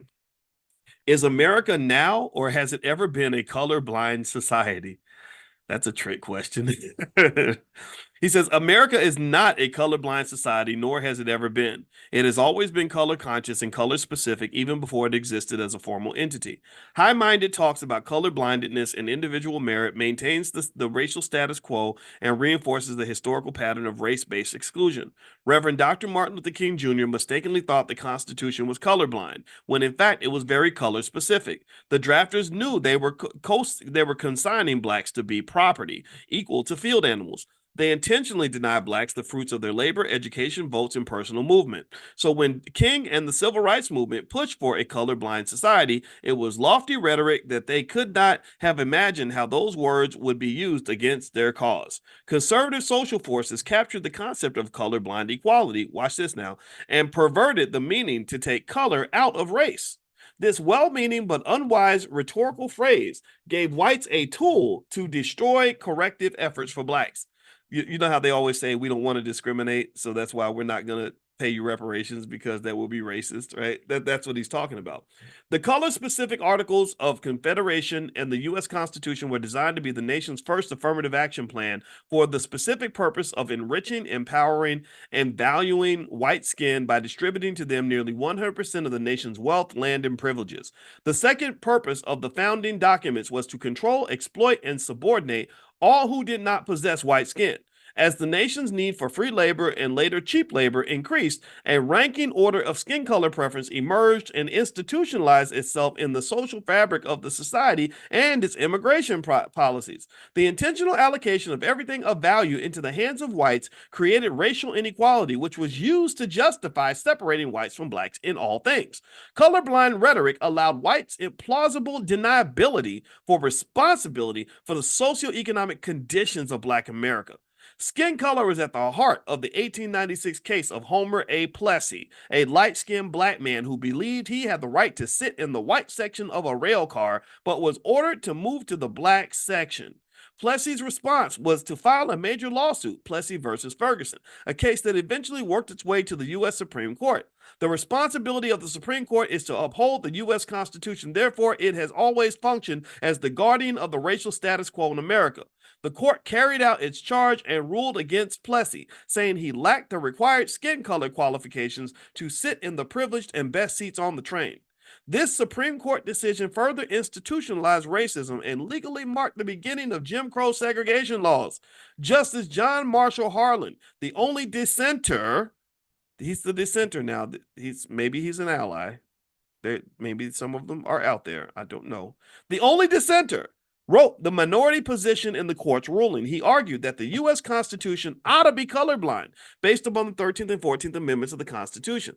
That was the first use of the term colorblind in the law. Justice Harlan was ignored, and mainstream society was racially segregated by law for another 50 years. Affirmative action skin color preferences and privileges were maintained for whites. During that time period, those with white skin continued to own and have access to the best communities, schools, food, housing, medical services, clothing, employment opportunities, and control of the government. With the Black Civil Rights Movement of the 1960s came a demand from Black citizens for whites to share and redistribute some of their ill-gotten privileges, preferences, and resources. Blacks wanted an affirmative action plan to restore the damages done to Black people. Like Justice Harlan, they wanted a colorblind society that did not consciously exclude and abuse Blacks based on skin color. Instead, they wanted whites to recognize Black skin in a positive way and redistribute resources to them based upon a skin color preference. Conservatives were not to be outsmarted. They went back to the original social construct of the founding documents and flipped the script on Blacks. Whites began to champion the words of Dr. King's dream of Blacks being, quote, judged by the content of their character rather than the color of their skin, end quote. Anybody remember that quote? Anybody remember that? Judged by the content of their character rather than the color of their skin. Conservatives pretended that society was already colorblind and that it would be a travesty to show preference to Black skin. Some Blacks mounted a weak dissent, but as a group, they were outmaneuvered. Policy and laws therefore remained very color conscious in favor of whites and color blind toward Black Americans. The concept of colorblind makes Blacks invisible and unnecessary.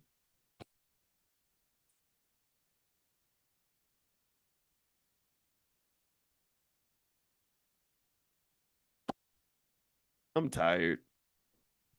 I'm exhausted. I'm depressed. If I smoked weed, I'd probably be like lighting one up right now. I just don't smoke. So I think I'm gonna go watch Netflix with my wife. It's like the more you know, the angrier you get. But thanks to Dr. Anderson. He's my hero, man, because he's the guy that has dissected all this for us. He's breaking it down. He's helping you understand where this is coming from. Okay, this makes sense now. You know, these court cases and putting it into context. I heard about Plessy versus Ferguson and all that, but I didn't know how it connected to this. Right? What he's doing is he's building, he's using history to create those building blocks to build the world that you live in. The world that you live in was built by history. So when you understand the building blocks and the DNA of the institution within which you stand, then you understand that institution much better than you would otherwise. If you just dropped in the middle of it, your consciousness is very flat. You don't understand why things are the way they are, how they got to be this way, how white people got all the wealth. You know, and the people will lie all day and just make you believe that they got everything because they were smarter than us, they were harder working, they didn't do bad things, they didn't break the law, and we know none of that is true. And obviously, reparations is an appropriate solution to this issue. It's a very important political issue that I'm certainly committed to. But I also think that there are other methods through which we can actually achieve what we're looking for. And I think really figuring out what you're looking for is really what's important. And so I encourage you to go back to the basics, go back to the basics of what it means for you and your people that you love, you and your people, you and yours, to have a good life. What does that look like? We talk about how being Black can be so hard and just what the challenges are. And yes, the challenges are real. We know that they're hard. But what does it look like for a Black man or Black woman to have a quality life? And so if you want to know what the central focus of the All Black National Convention is for this year, our theme, in fact, is that you are your own Black leader. That basically the Black leadership is not some guy on TV. It's not some super Negro who's standing up in front of everybody in the pulpit. It's not some politician. You are your own Black leader. You are the person that can lead yourself and the people you love to the life that you expect to have. And I would focus on those three key areas: health, wealth, and relationships. What does it mean to be physically and mentally healthy as a Black person? Well, it means healing. It means thinking about what you eat. Maybe it means basic things like exercising. That's why I talked to you guys about the exercise I did that morning, hoping that maybe I can inspire you a little bit. And then you think about wealth. Well, what is wealth really? What is financial security really? What does that really mean? Well, at the very least, it means that money is no longer an obstacle for you to do the things you need to do to have a quality life. Like, money is not going to block that from happening, right? What else does it mean? Well, it also means that a financial surprise or financial shock isn't going to throw you off because you're prepared for that. It also might mean that no one can control you. They can't invade your territory and use economic warfare to control you. The reason they wanted all of the student loan payments to start coming out again is because they said we got to force people to come to work. If they're under a lot of debt and they have to pay the student loans, then they got to come to work. They said stop sending them money, stop giving them money so that they'll have to come to work, right? So economic warfare to me means that somebody is using economic power over you to control your behavior. If I can get you intergenerationally out of that curse right there, then you're doing an amazing feat for your children and grandchildren and for yourself. You're really opening the floodgates of possibility in your life. And then that last area, besides health and wealth, there's relationships. What does that mean for a Black man and a Black woman to have a great relationship where they can build together? What does that mean for two Black men to resolve a conflict without wanting to beat each other up? What does that mean for Black women to put crowns on each other's heads as opposed to trying to chop each other's heads off because they have jealousy and envy and all these other unresolved issues that might exist? What does that mean for us to work together in a business and to be able to get along well enough to accomplish something amazing? What does that look like? Do you understand? So all these are the problems that we're solving. This space is a sacred think tank. This is a space where we're sitting here and we're talking together and we're saying, okay, how do we solve this problem? What's the solution? How do we make this right? And so I think that through that kind of effort, we can give ourselves a propulsion system that will be far stronger than any reparations check ever would be. I'm not saying that I don't support it. I want reparations as much as a lot of you do. I'm in 100% agreement that we deserve reparations. I would fight for that all day, but I just don't have faith in those people. I don't have faith in them to do the right thing. I don't have faith in politicians. I don't have faith in. I don't have faith. I don't have faith in half of our community. So to be honest with you, I mean, I just don't. I don't. Some of the stuff that's happening is so crazy. It's ridiculous, but I do have a lot of faith in you. I do. I have a lot of faith in us. I have a lot of faith in me. I have a lot of faith in my wife. I have a lot of faith in Lavana Hawkins, right? I see you in the chat, right? I have a lot of faith in you because I really believe that you are the superhero that you're waiting for. Like, you really are. And so I encourage you, keep doing the work, keep learning, keep thinking, keep processing. keep working on the little things, like what it means to be a good and productive person that gets up and does their best every day, that does a little bit better today than you did yesterday, that spreads goodness through the world, that spends their life trying to elevate the condition of those around them, being a blessing to others. I know it probably sounds corny and almost stereotypical for me to say this, or what's the word? Cliche, like to be a blessing to others. It probably sounds goofy to some people, but no, that's really true. If I go into every situation and I say, my goal is to be a blessing to the people that I care about, then that makes me a better man than I would be if I say my goal is to take something from people that I care about. Do you understand? So be a blessing to yourself, be a blessing to others. Let's keep on doing the work. And I truly believe that that is the solution. That's the blessing. That's the gift that God put on the table, and we just got to open the damn thing. So that's it, guys. I hope that this was helpful for you, this discussion. If you want to get on the text list and get notified when we meet next week for our Powernomics training, we do this every Wednesday night at 8:30. You can text the word greatness to 87948. Text greatness to 87948. Also, if you want to know about the All Black National Convention, it's going to be Chicago, Illinois, October 25th through the 27th. So feel free to go to allblacknationalconvention.com. We're going to have all kinds of experts and panels on everything from education to family to stock market investing, real estate investing, how to buy land in Africa. Someone's gonna do a session on that. We got experts in everything. It's an amazing space. It's the largest gathering of intelligent Black people in history anywhere ever. And also it is completely independent. So this is no corporate sponsorship. This is not Black leadership brought to you by McDonald's. This is not brought to you by the Democrat or the Republican parties. This is something that we're funding ourselves and we've created ourselves, and it's damn good. And the solutions are proper and powerful, and they get things done. So have a good day, everybody. I'll see you soon. And welcome. So good to see you. I hope you all are doing well. I hope you're having a great day. Welcome to Money in the Morning, aka Financial Consciousness Training, aka Economic Elevation. This is where I teach you the art of economic elevation every day by encouraging you to become financially conscious, because a lot of people want money, but they don't understand how to get it. They don't understand how money works. They don't understand what it means to be aware of money. And like I always say, if you can't see the money, you'll never be the money. So I want you to have the money.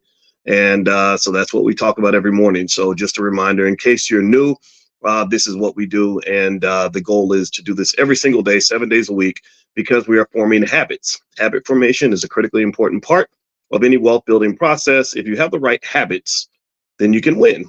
And I really just want us to win. So, good morning, AC Salam. I see you in there. Who else is in here?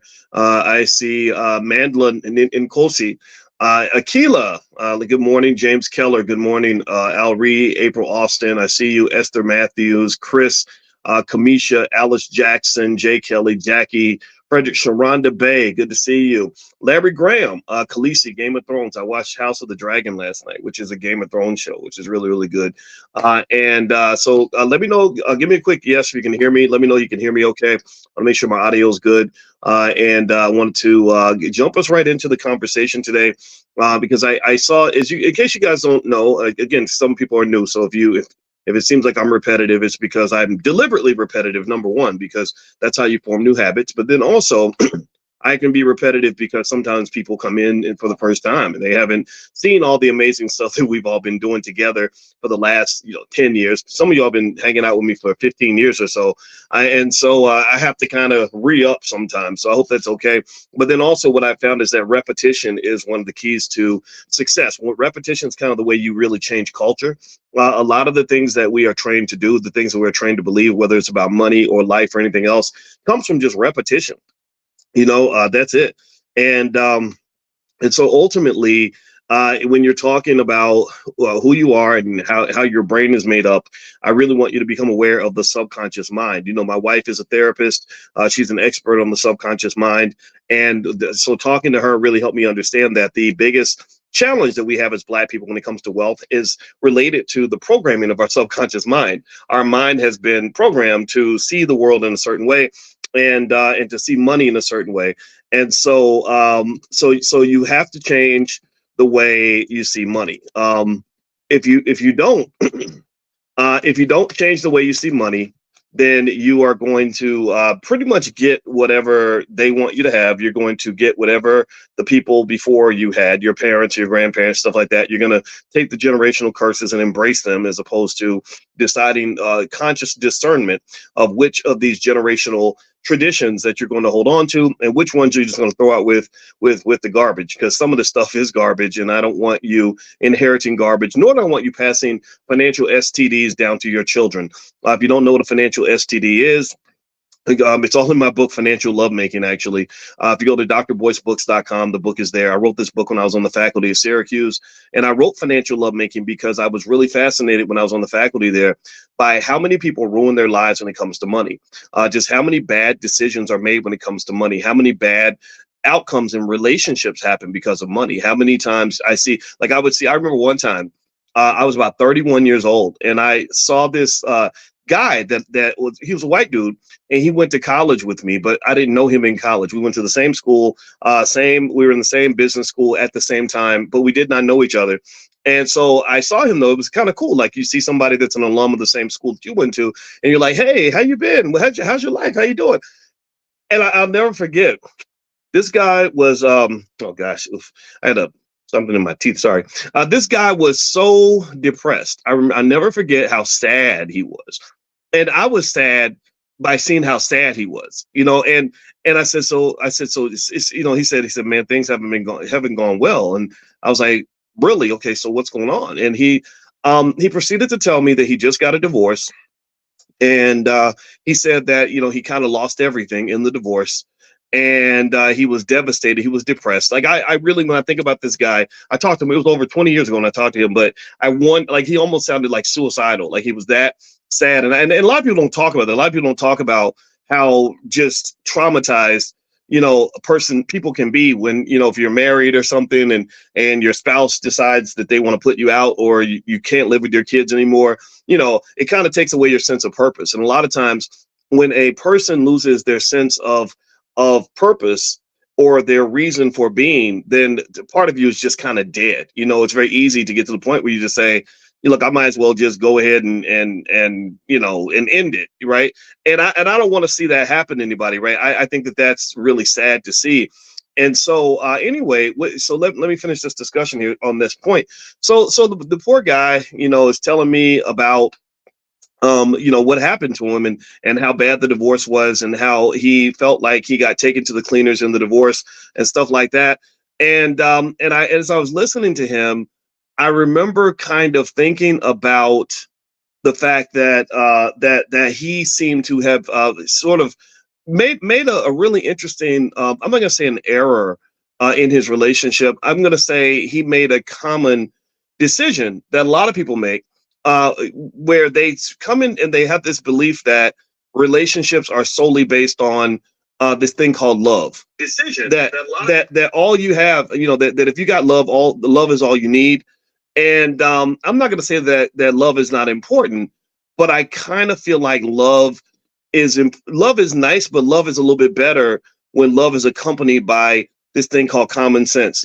And typically those two do not go hand in hand. Typically when love is in the building, common sense goes out the window, and because there's something weird that happens. And I was so fascinated with relationships and love and how people act so crazy when they fall in love. Give me a yes. Who's ever been crazy in love, or ever looked back and didn't understand what you did or why, or look back and said, what was I thinking? Like, why did I trust that person? Or why did I let that person have the keys to my car? And, why, what was going on? And so I was going through that myself. I was 20, about maybe late 20s. I started to think back on that and say, gosh, why does love turn me into a crackhead? Like, what is going on here? Like, why do my personality changes? This is nuts. And so long story short, here's what, I concluded is that basically love is it's God's little trick, honestly, where your brain gets filled up with all these really powerful hormones and chemicals that cause you to the dopamine rush is so strong that you just aren't rational. You're not logical. You're just literally, it's literally like somebody injecting a drug in your veins every single day for at least the first 6 to 9 months, and sometimes longer. The first 6 months is really powerful. I remember a specific chemical called phenylethylamine. Phenylethylamine I haven't seen it in too many other contexts, but I think it's related to dopamine. I got to go really do some research on it. And literally they just said that you're just not rational. You're not logical. They even said, if you end a relationship and then you start another one and then you say, oh, we should get married because, we love you. They said, don't do that because you're just reacting because the first kiss was so great or the sex is good or you're just excited about this new person and you're going to make a bad decision. So long story short, when you talk about this mix between love and money, it becomes a very dangerous mix, almost like mixing prescription drugs and alcohol. When you're mixing the two, you got to do it really carefully. And because if you do it wrong, it can be really bad. So in light of maybe in honor of that poor guy who was financially devastated after his divorce, I thought that I would share something else that I saw this morning that got me thinking. So I put this, and I put the post up on my Instagram. My Instagram is Dr. Boyce Finance, and I need y'all to follow me at Dr. Boyce Finance because I had a big Instagram page with 600,000 people, and Mark Zuckerberg's people just decided to take it down. I have no idea. It made me sad, but that's life. You just rebuild and you keep on moving. But in case you're wondering where I'm at on Instagram, it's Dr. Boyce Finance. And to prepare for next time they take me down, which it's going to happen. It always does. I have another backup page called Dr. Boyce Money. So if you go to Dr. Boyce Money and Dr. Boyce Finance, you can follow me there. And on this post, there's basically a guy kind of warning other men. He says, newsflash, you'll never be the man in a house that is owned by a woman. You're just there for the bills. And in the post, which again, it's on my Instagram, it pictures this guy. He's sitting there for some reason. He has no shirt on, and he has his suitcases next to him, and he's sitting outside with no shirt, looking sad and reflective, like something happened, and he got put out or something, and he's sad and devastated about his relationship. And so I thought about this, and I said, okay, so this to me is, and I don't like stuff that contributes to what I call the gender wars. The gender wars are pretty intense right now in some segments of the community. You have a lot of hurt people that hurt people by saying hurtful things about other people. So you got men who just complain. They get on the internet and they complain about women all day, and then you got women who complain about men all day. And I'm not a person that believes you solve a problem by complaining about it. Again, remember, I'm a mathematician, and I've never run into a mathematics problem that you ever solve by complaining or whining about it or getting angry at the chalkboard because the problem was too hard. I just come from a space where you solve the problem, right? So I don't understand the complaining culture, but so I say that we embrace the problem-solving culture. So here's what I'm saying. I'm going to break this down. This is our financial consciousness exercise for today. So there's the one side where the guy's saying, if you're there just paying the bills and she owns the house, you're not the man of the house. You're just there to pay the bills. Okay, I hear that, right? You feel like you're an accessory. You're not really getting much benefit from your contribution. Okay, that's fine. But then the other side of that I've seen is examples where a woman was in a relationship with a man for a very long time, made significant contributions to the man, and did not get financial benefit from that, did not get ownership or control of anything during that time. I remember when I was a kid, I had a friend whose mother wanted to take her own life, and because and she was one of those interesting. I used to be really fascinated when I would go visit my white friends because their parents they were so open about stuff. They would just tell you stuff that you don't tell kids. That in my house, my parents didn't tell me grown folks' business. They just didn't do that.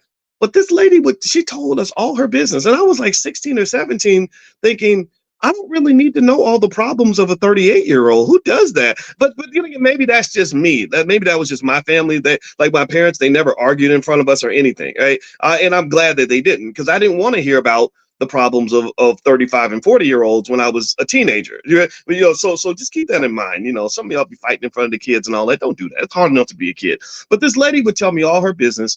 And one thing that I remember her telling me was that her husband, she met her husband in college.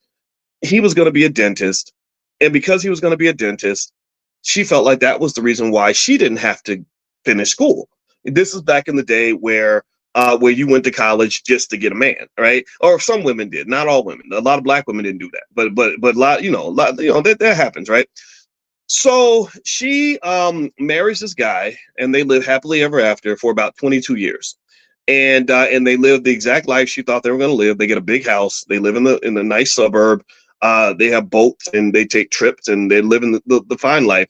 But then when they get in their 40s, I guess he got restless and he starts to have an affair with his 23-year-old assistant secretary or something. And eventually he leaves with this lady and decides he wants to be with the young girl. And so he trades in the 40 for 220s, I guess. I don't know. And anyway, so eventually what happens is that she says, I was stuck. I was paying, or he was paying all these bills. Our kids were in private school. The mortgage was sky high. She said my resume was dusty because I hadn't worked in 20 years. I didn't know how to make money. And so she said that she was so devastated that that's what led her to feel like she had to take her own life. And that story never left me. It always stuck with me. And it was my first introduction to how various financial and career decisions can really put us in a tough spot. And it's not so much that she made a bad choice. Because in my view, she made the choice to trust the person she loved. I don't think that's a terrible choice. I don't think that makes you a stupid person. I don't think that that's bad. I just think that sometimes things change, right? And in finance, and actually, before I move on, I want to ask everybody, can y'all hear me? Give me a yes if you can hear me, because I see a couple of you are mentioning audio challenges. Are y'all able to hear me? Okay, I see a lot of yeses. James, Ferran, Gabe. Okay, all right. So thank you for saying that. Yeah, for those who can't hear as well as you'd like, maybe hit the reset button or turn your volume up or reboot or something like that, or maybe it's your Wi-Fi. I apologize. I wish I could come in your living room and talk to you directly, but I can't.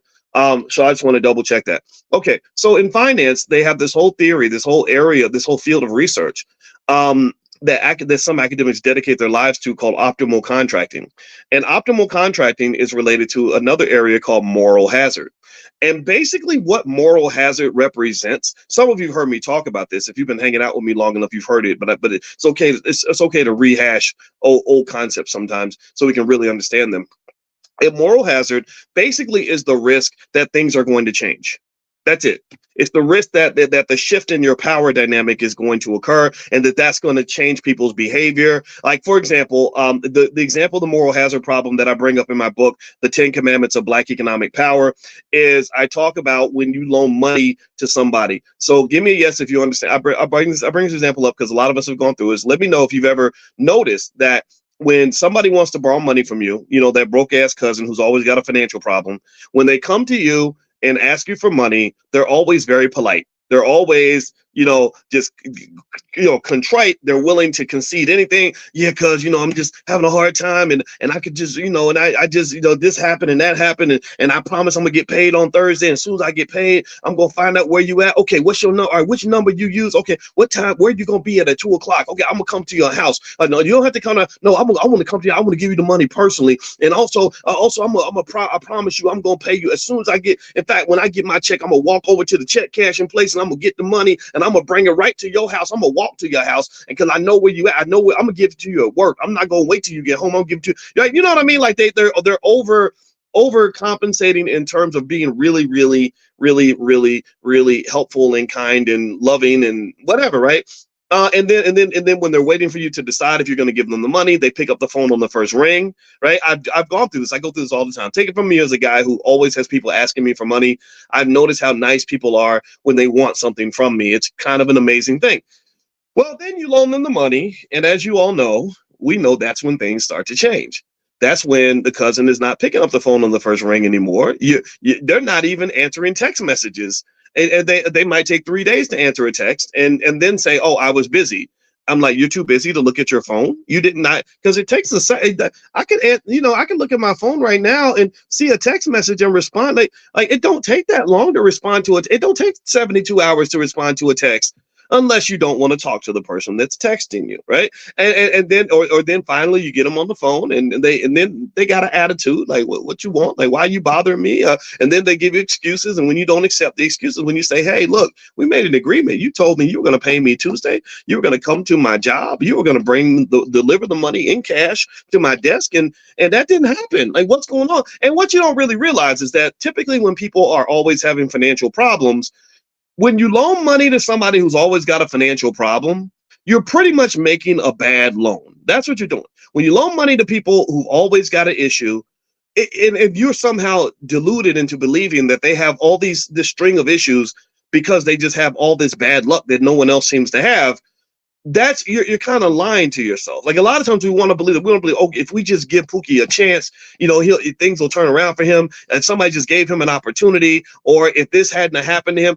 And the reality is that there's a pattern established. There's a culture around this person, like a little dark cloud they carry around them deliberately that shapes how they view the world, how they make decisions. So when you make that loan to that person who's always got those financial problems, you're making a bad loan. They have a bad credit score, so you're really making a risky investment to begin with, right? But maybe we don't know that because we want to believe in the best in people and see potential in people. So you're hoping that if you loan Pookie this $400, this will be that one little opportunity he's going to get that's going to make everything better. So anyway, but the thing I want to point out to you is with moral hazard, what they talk about is how Pookie's attitude changes once he has your money.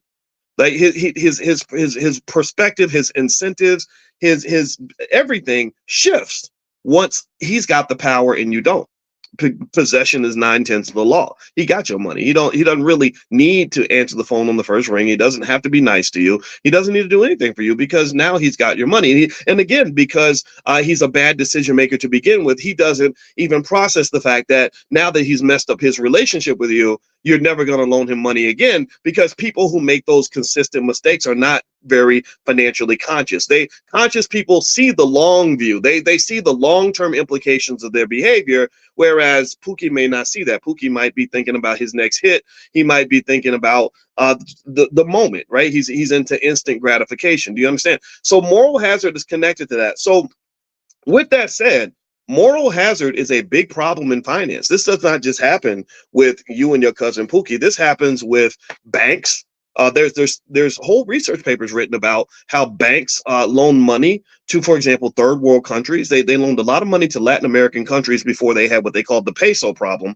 And I won't go into that, but they loaned all this money to these Latin American banks. And basically, when the banks had the money and then they had some financial problems, the moral hazard issue came up. The banks were like, well, we got your money, so you either have to take 5 cents on the dollar on your bonds, or you'll get nothing. If you don't take what we give you, then you'll have nothing. And so suddenly the person that was powerless before is in a position of power.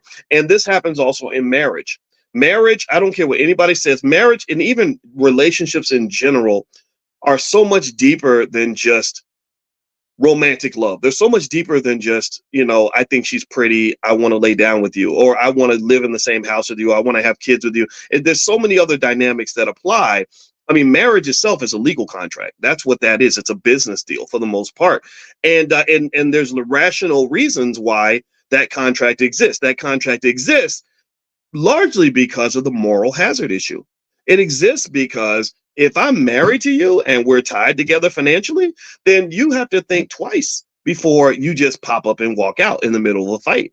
Right? It's much, much harder to do. And for some people, it's a religious covenant. I believe in that, actually. I think I'm not even religious, but I personally think when two people get married and they really believe they're making a promise to God, I found that couples like that stay together longer because they're not marrying a human being. They're marrying an idea. They're marrying a commitment. They're married to a higher power, a higher ideal. And the reality is that human beings will let you down. Human beings will come up short. Human beings are going to make mistakes. So I told my wife, I said, I didn't marry you. I married the commitment to being married to you. Like I'm married to this idea, or meaning that I made a commitment. I made a promise to something bigger than just you. So when you come up short or you get on my nerves, I'm not really looking at your behavior to determine how committed I am to the promise that I made. I'm looking at the promise I made, and whether you say it's God, the universe, or something else. I told you I don't even go to church, so don't. I ain't nobody's pastor, nothing. I'm completely unqualified for that. But I do believe in commitment. Where I come from, when you make a promise, you stick with it. That's it. And so I just told her, I said, there's nothing you can really do that would make me divorce you. If we ever get a divorce, it's going to have to be your choice. It's not going to be mine, because I don't come from that space. I come from a daddy who's been married to my mama for 50 years. And that meant that he had to really endure ups and downs with a very flawed person. And she had to endure ups and downs with a very flawed person, because they were just married to a philosophy, a principle. It was a principle-based marriage. Do you understand? That does not exist very often. A lot of people stay married as long as the person doesn't upset them, disappoint them, let them down, or whatever. I'm not making fun of people that are divorced. So a lot of you are divorced. I know, I'm not. I promise you, I'm not making fun of that at all, or criticizing.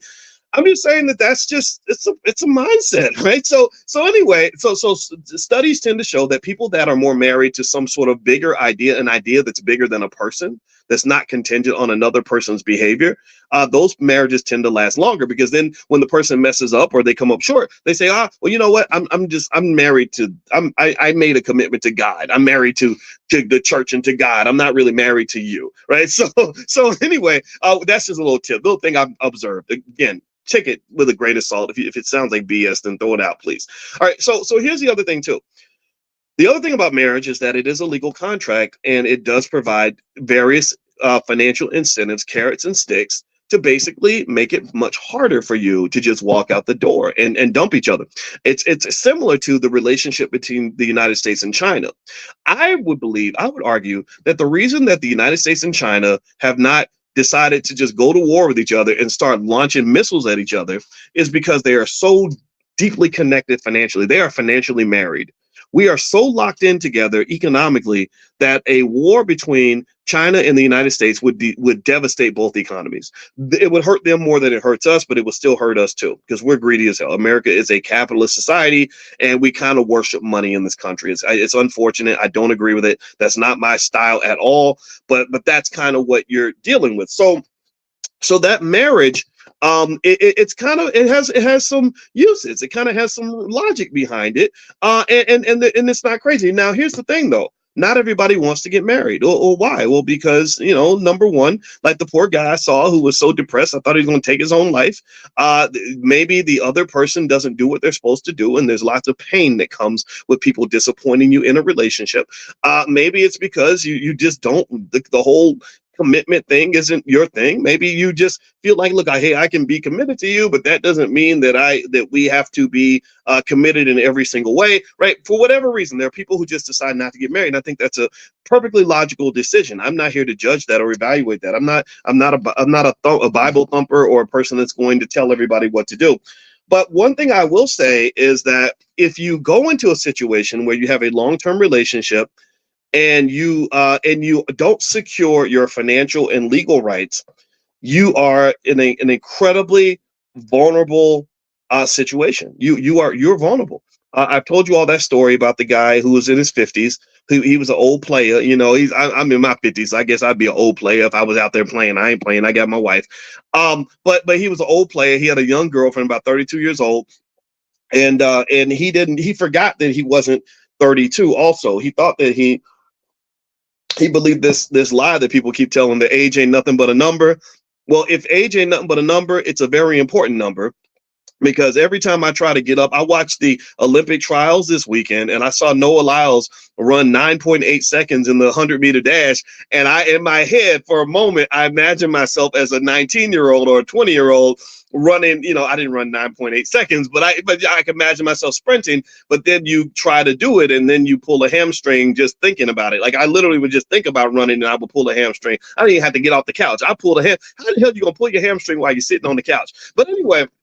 So life has a way of reminding you that you're not a kid anymore, and but then sometimes we don't want to accept that. So he's 50 something years old. He's got the 32-year-old girlfriend, maybe 30, something like that.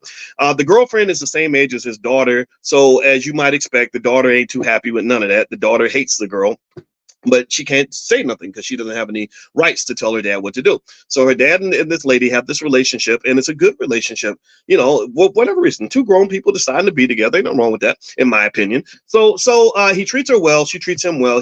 She lives with him. He pays all the bills, and then he just has a stroke. Suddenly, the universe reminds him that no, you're as much as you think that age is just a number. We're going to show you how important that number is. So he has a stroke, like a lot of black men in their 50s. The 50s are kind of that heart attack stroke age. So again, I just want to go. I had to acknowledge I'm 53. So Part of the reason I come in here every day and do my absolute best with you guys, is because I don't know how much longer I'm gonna be here. I mean, I've never been scared to die. I'm not scared to die. And the only thing I'm afraid of is living for nothing. If I was living for nothing, that's scarier than death. So death does not scare me, and it's a reality. But hopefully, I'll be with you for the next 80 years. I don't know. But anyway, so he has a stroke.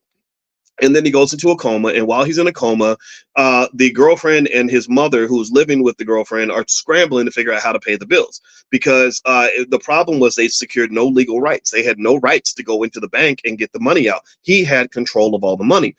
So they take the phone, they put the phone up to his face, they scan into the phone, and they're able to get into his bank account, and they pull the money out and just money to pay the bills. They weren't trying to rob him or do anything devious. They just did pretty much what they knew he would be doing if he were alive. Well, obviously that's illegal. And so, but nobody notices because he's in this coma. Well, then when he dies, though, that's when the state steps in. And when the state steps in, the state does not care what handshake agreements you made with other people while you were alive. They don't care how close your friendship was. They don't care how committed you were in your relationship. They're looking for paperwork. They're like, okay, but you're not married. Like, what legal rights do you have? She had no legal rights, none whatsoever, because everything was based on this false idea that all you need is love. They have plenty of love, but she cannot take a big bowl of love to the courtroom and say, Your Honor, here's my love bowl that shows how much this man cared about me, and this gave me the right to go in his bank account and take $30,000 out. That does not work. So all the legal rights, everything, all the assets, naturally, by virtue of the state, went to the daughter. The daughter is the one who hated the girlfriend, so the daughter finally gets all the power. Moral hazard, more things change, moral hazard. So moral hazard pops in. The daughter gets all the money, and the daughter has all the power because now her daddy's in heaven, so her daddy doesn't need his assets anymore. So she's the sole beneficiary. So she goes in and just starts wreaking holy hell on everything. She goes in, she gets the girl evicted. She finds out that he took the money out of the account, and she goes to try to get her arrested. Right. So literally, the problem is that when you have these relationships where you say, well, we don't really need a piece of paper. Oh, marriage is, baby, marriage ain't nothing but a piece of paper, baby. Ain't nothing but a piece of paper. I don't need no piece of paper to tell me that I love you. Well, you need some kind of a piece of paper, maybe not a marriage certificate. Right? I'm not saying everybody needs to get married, but if you love each other, you should probably care about each other enough to to give each other security. Like you should, like, if I really care about you, like I told my daughter, I said, it's easy for me to care about you while I'm here, while I'm alive, because I can do things. I said, but what I want to do is I want to show you that I care about you from the grave. I want to protect you from the grave. So because my life is short, life is fleeting. I'm gonna be dead one day. We're all gonna die. So making plans for just possibilities, I think it should be a critical part of our thinking. That's an incredibly important part of economic consciousness, is to realize that the only constant in life is change. The only thing that's constant in your life is that things are going to change. Shout out to Olita Adams. Remember that song? Everything must change. Y'all know that song? If you haven't heard it, it's one of the most beautiful songs ever. And I heard that song when I was 19, and I remember listening to it, and it made me cry because I thought about the fact that everything around me was going to change. I called my parents and I said, I just want you to know right now how much I love you. And then my dad's like, what's wrong with him? I said, I'm having a moment because I just heard this song. I'm like, oh my God, everything's going to change. The young become the old and mysteries do unfold. Right. And so everything must change. Everything's going to change. Everything about, like, right now, we're sitting together, we're talking. This is not going to be the state of the world forever. This is going to last about another 30 minutes until we all adjourn and go about our day. So everything must change. Everything will change. So a big important part of economic consciousness is only giving a certain amount of energy to observing what's in front of you. You want to have mindfulness and understand what's in front of you, what's happening right now. That's mindfulness. That's a type of consciousness where I can be with you in the moment in a very meaningful and deep way. That's an important part of consciousness there. That's almost like a type of meditation. So mindfulness is very important. But then after you practice mindfulness of the situation that you're in, you have to also practice mindfulness of the fact that there is a big, vast unknown called the future that you're also going to have to find some way to plan and prepare for. So let me give you, in terms of practical, actionable information, let me give you some things you can do that will secure and protect your rights in the event that things change, which they will. And this goes beyond just being married. And again, it goes back to that post. That post triggered me. The thing that triggered these thoughts was that post, and I put it on my Instagram, which is Dr. Boyce Finance, of the guy who says, if you're just there paying the bills and she owns the house, you're not the man of the house. I hear that. So let me kind of give you some remedies for that, so you can kind of understand ways to protect yourself if you're in a relationship. And if you love someone, then you will consider these things. And if they love you, they'll consider these things. If they won't consider doing these things, then I think that it's okay to question the love. Like, how much do you really love me if you don't have a plan for me? You know, hey, like, do you really love me if you're going to leave me just asked out in case something happens? You get out every time you get in that car, you might not ever come home. Do y'all understand how serious this is? My Uncle Charles, he died a tragic, horrible death, in my opinion. Let me tell you how horrible my Uncle Charles's death was. It was just like, literally, you talk about just God's irony. It was like, whoa, how did this happen? I get a text message from my father out of the blue in 2019 saying Uncle Charles was in a car wreck and he died. Now, again, my father is the military / police commander, so he just kind of says it. He just gives you the, straight no chaser, right? But then I find out the details. Let me tell you the details. Crazy. There's so many weird ironies here that I can't even remember them all. But so he and my aunt Janice had just bought a new house. And that was the day he died was the day that they were going to move into their new house. He called, and also that day was their wedding anniversary. And also the day after was her birthday. So he calls his wife, they're about to come home, move into the new house, go out to dinner for the wedding anniversary, and celebrate her birthday the next day. And he gets killed in a car crash on the way home. True story. I'm not making this up. In addition to that, the day that he gets killed was the birthday of his mother. She was already in heaven. We call her Mama. Mama, in case you don't know, Mama is Felicia, my grandmother. We named our panther in the Black Business School after my grandmother. That panther's name is Felicia. I keep this panther with me. She's right here. She's right behind me. Every time you see me with that panther, just know that's me carrying my grandmother with me, because she's the first person that taught me about financial literacy and investing, about money and wealth. She wasn't very educated when it came to money, but she had those grandma principles, those sturdy principles of financial responsibility that really is all that you need. But anyway, I'll tell you more about my grandmother at some point. Some of y'all heard the story. The rest of you, I'll bring it up again. But literally, that I said, this is so crazy that this is the day that he dies. Like, this is one of the dirtiest tricks that God could play on anybody. It's his mother's birthday. His wife's birthday is the next day.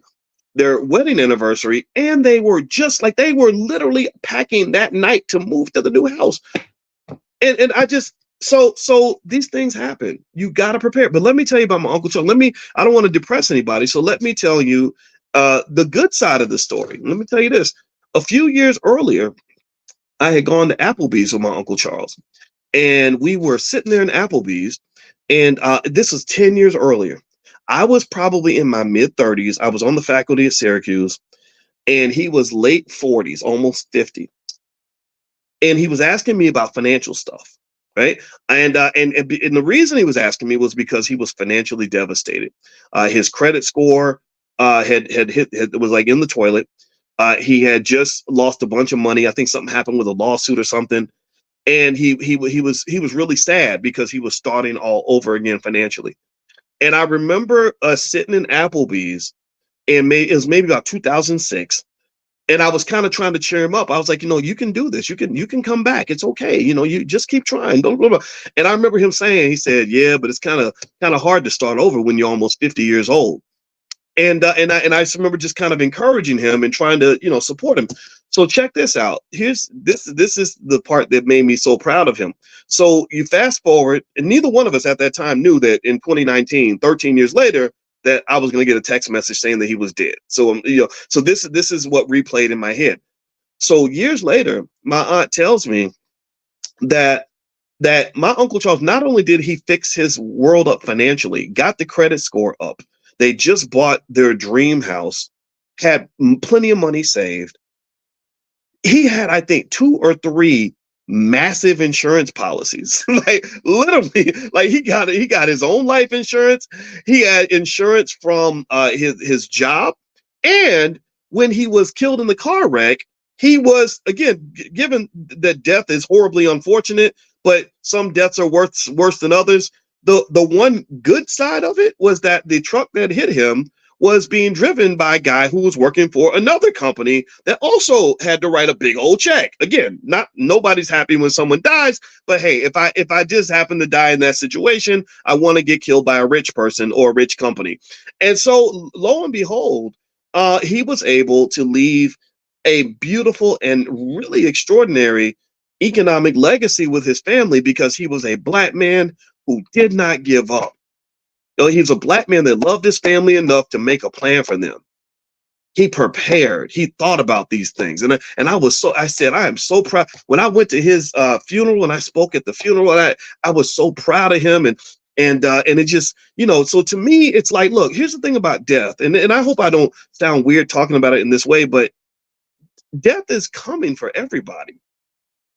We're all in this thing together. We're all floating on this big ship called Earth that's hurtling us through space at 100,000 miles an hour, and where we happen to have bumped into each other in this place and time. But we know what's going to happen. We know how this story ends. That none of us is going to get out of this alive. This movie will not end with any of us surviving the film. So to me, given that we know that death is going to occur, why don't we make a plan for that? Why don't we make a pact of immortality? That's what I would call it, an immortality pact. Except I'm not going to be like Jim Jones and tell everybody to go drink some poison Kool-Aid. That's not what I'm saying. I think that the immortality pact should be that we are all committed to make sure that we engage in optimal contracting. There's that term again I used earlier, optimal contracting, to ensure that we've got something in place to make sure that if something happens to us, when the Grim Reaper shows up at our doorstep, that the people that we love are going to be taken care of, that they're going to be in the same position that my Uncle Charles's family was in. So in the middle of all the sadness and devastation that they felt to lose him, I mean, it was a terrible way to die. They were at least able to know that they were financially secure and that the bills were paid for the next 2 or 3 generations. That's pretty cool. That's pretty cool. I was very proud of him for that. So anyway, with that said, let's go back to the stuff about it's so funny. I didn't even plan to really bring up my Uncle Charles. It just kind of, again, y'all know how I do this, stream of consciousness. So actually, let's circle back. But so let's hit the reset button real quick. I want to remind y'all of a couple of things. Number one, a lot of you were asking about how to invest in the stock market. And I told you guys, I think everyone should invest in the stock market. If you want to join us tomorrow, I'm going to do a training on called How to Invest in the Stock Market. I'm literally going to take you into E-Trade and Robinhood and show you exactly step by step how to buy shares of stock and talk you through, answer questions, all that stuff. And the materials are yours for life. If you want to get an invitation to that session, just make sure you're on the text list. If you're not on the text list, pull out your phone, text the word morning, MORNING, to 87948. Text morning to 87948. Not only will you get an invitation to this free training, we do this every single day, 7 days a week, 10 a.m. Eastern. It's called Financial Consciousness / Economic Elevation. So you'll get an invitation here, but also I'll invite you to tomorrow's session. It's going to be tomorrow at noon. If you can't make it Tuesday at noon, that's okay, because the recording will be available for you afterward. Also, just another thing I want to mention too. We really support the voices of Black women. I don't know how people feel about that one way or the other, but I don't care. And so with the Black Business School, we have a platform called Fly Nubian Money, where every single day at 1 p.m. Eastern, We have a group of sisters that get together, smart Black women that talk about really important issues. And I think everyone should be listening to Black women. A lot of us were raised and loved by a Black woman, taught by a Black woman. So to me, I think this is very natural. This is very important. So if you're interested in participating, I hope you'll come in and support the ladies, right? Because the internet can be kind of a mean place. The internet's full of crazy people, terrible people who just are mean and disruptive.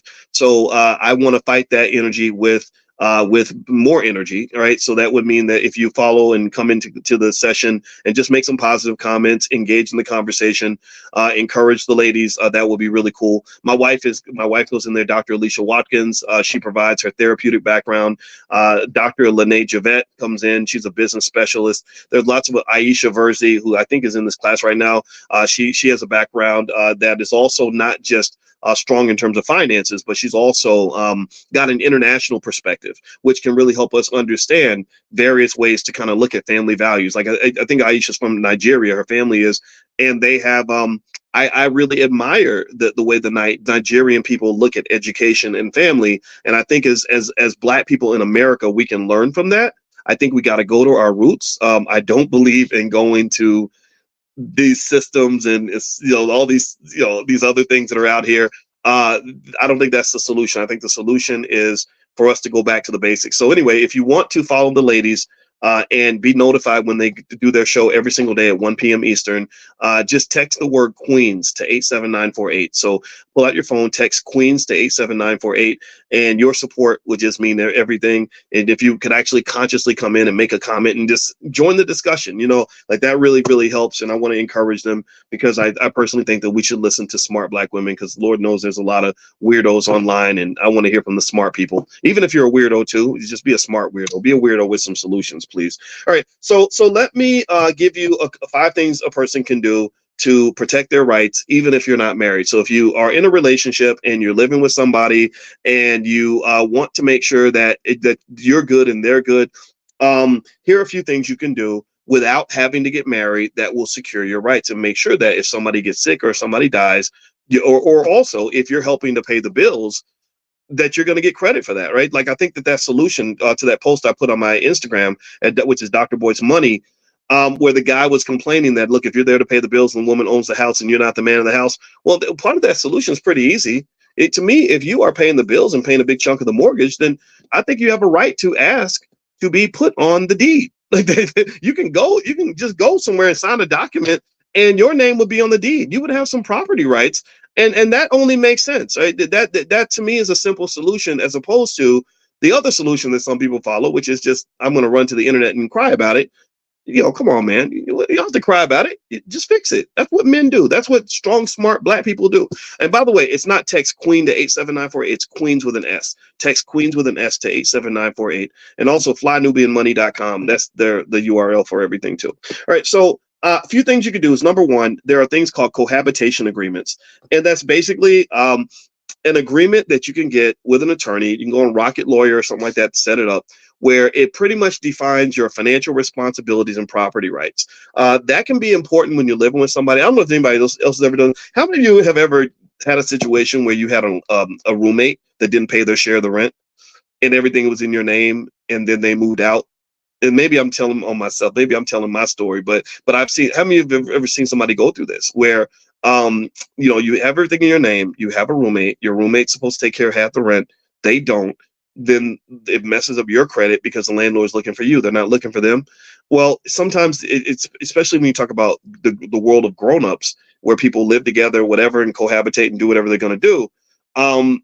It's important to consider having an agreement in place to ensure that everything is clear, that everyone knows what they're supposed to do financially and everybody knows what they actually own, so that if the relationship dissolves, you can say, that's mine according to the agreement. This is mine according to the agreement. I deserve half of this or a piece of that or whatever. I think and those are simple contracts you can do. Again, either with a lawyer or even on a Rocket Lawyer or something. Also, there's something called joint tenancy, where you hold property jointly so that the ownership transfers to the surviving partner. So if you and I have joint tenancy on a property, that means that I can secure something that says that if you die, I'm not going to get evicted. I'm not going to end up homeless. And I think that that's important to consider. I've just seen cases where people even forget to take stuff out of their ex's name, or their ex-wife or ex-husband, and then they die because no one thinks they're going to die. Everyone thinks we're going to live forever, and then next thing you know, this ex that you hate is coming in and claiming ownership of all your stuff. Like, that's terrible. Like, why would you put your partner through that? There's also something called power of attorney. Now, with a power of attorney, you basically are signing a document that gives this other person the rights to make certain financial and medical decisions in the event that you cannot do that. I think that if you love each other, a good way to test the love is to say, look, hey, do you trust me enough to have power of attorney in the event that something happens to you or something goes wrong? If they don't, then maybe that warrants a further conversation. You can also list each other's beneficiaries on your insurance policies, retirement accounts, and bank accounts. If you go to your bank and you say, I need to put this person's name down as the person who can access my account in the event that I die, you can do that. And the thing about it is, the same thing is true for your brokerage accounts, all that stuff. And the reason that would be important to me is because think about it like this. Go back to the example of the guy I told you about who's in his 50s, who had the young girlfriend, and he's paying all the bills and all the rent. Her biggest problem was, oh crap, he died on Thursday. The rent is due next Tuesday. How am I going to get money next Tuesday if he's not here? Or he went into the coma. I'm sure when the coma happened, that was probably when they first panicked. So in my view, I would argue that if you put someone down if they've got power of attorney and they're a beneficiary on your bank account and on your investment account, they can hop in and make adjustments in the event that something goes wrong, because things go wrong. That's life. Also, you got this thing, you've probably heard about this, called a will. And in your will, you can just make it real clear. You have to state. See, here's the thing. I'm just say it like this. How can I say this in a way that isn't me telling on myself or revealing too much or whatever? Because I am talking publicly, and I would never want something to be misconstrued. But there's a way that I show, and I think a lot of people do this, especially men, but I think women too. One way that I've shown love, like real heavy love for a woman, I've only really been like heavy in love a couple times, is I publicly declare that person in that relationship. Like I'll give you an example. Most of you, how many of you know about my wife? Give me a yes if you've heard me talk about my wife. How many of you have heard me talk about Dr. Alicia on numerous occasions? Anybody? Okay. One thing that you probably haven't heard is me talk about the person that I dated before my wife. Very nice lady. I don't even want to talk about her, but that was not. She was not Alicia. She was not going to be my wife. She's a nice lady though. But just because somebody's nice don't mean you got to marry them. You can only marry one. And that's intentional, right? To me, my way of showing that love is like, hey, I go out to the world and I announce to the whole world, I'm taken. So that means don't be sliding in my DMs. Don't be trying to get me caught up in nothing. I got a wife, and that protects me as a man. Right? And me announcing that I have a wife is something that draws a boundary, and women respect that. First thing they'll do is that if I meet, because I see y'all, sometimes you see me and sometimes people think you're kind of cute. You got money makes you cuter, and I can see it. And then the woman will say, "Oh, how's Dr. Alicia doing?" And that to me is just kind of like acknowledging, like, look, I heard you, I know you all about your wife, so I'm not here to, and I appreciate that, and that really makes things easy, right? So, and here's the thing. A lot of you don't. The only people who know this are people who've been following me for like more than a decade. Back in 2007, I don't know if y'all know this, but this was not the first time I was going to get married. I actually got engaged in 2007, and again, an amazing lady, wonderful lady, and would never say anything negative about her.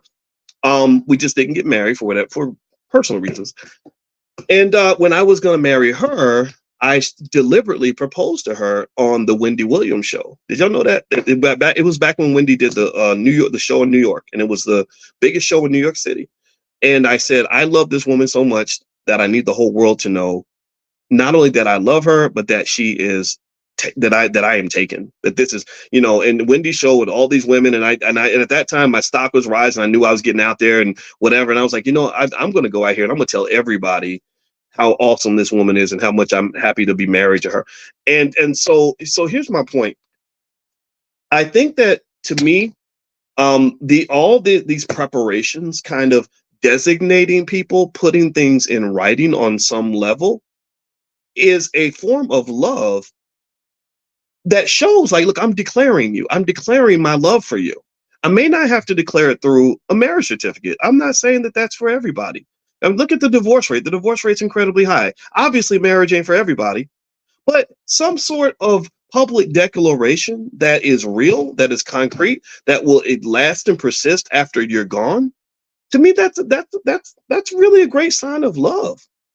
And if I'm not ready to declare anything, that's very, very risky. And I think that should be consciously considered when evaluating, like, okay, how much are you really in this with me? So that, a cohabitation agreement, a joint tenancy agreement, power of attorney, beneficiary designations, putting somebody in your will, to me, is a way to celebrate the love that doesn't require you to necessarily have to go and do something that, like marriage, that you may not want to do. So I would just say to you, consider this, because I think that sometimes I've just seen so many tragedies where someone gets financially screwed because there were no preparations that were made in the relationship. And I just really think that love is not just a word. Love is not just a feeling. Love is a verb. Love is an action. It's a series of actions. If I love you, I'm going to love you. I want to love my wife every day by taking out the garbage and being there for her and the kids and doing what I'm supposed to do as a husband. It's not just me sitting back and doing nothing and saying, baby, I love you, right? I love you. Love is not a feeling. When you get in a serious relationship, love is an action. So maybe an action would be to put something in writing. So maybe instead of putting a ring on it, maybe you put a piece of paper on it or something. But you got to do something, because if you don't, then ultimately you're very, very vulnerable, and you end up like that poor guy who feels used because he paid all these bills and he doesn't own any piece of the house that he was paying bills into for the last 5 or 6 years. So it's not just for the women; it's also for men as well. So either you're going to have a grown-up relationship or you're not. And that, to me, that's an aspect of another concept I talk about in my book, The 10 Commandments of Black Economic Power, called economic maturity. Economic maturity is connected, in my view, to emotional maturity, in relationship maturity. An immature relationship is like the 6th grade. We girlfriend and boyfriend. They send you a little note. Will you be my girlfriend? Check yes or check no. Like, that's an immature relationship. Or that's my girlfriend. You got 50-something-year-old people talking about that's my girlfriend, that's my boyfriend. Why are you 55 years old? Why are you dating a boy?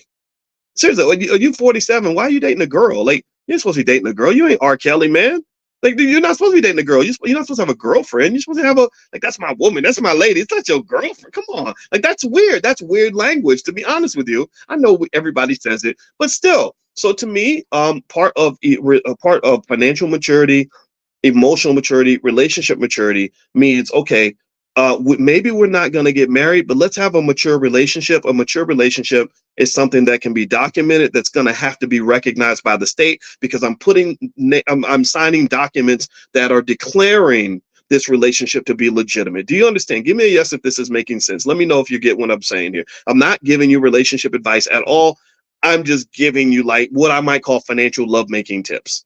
Financial lovemaking means that money and love are linked, whether we like it or not.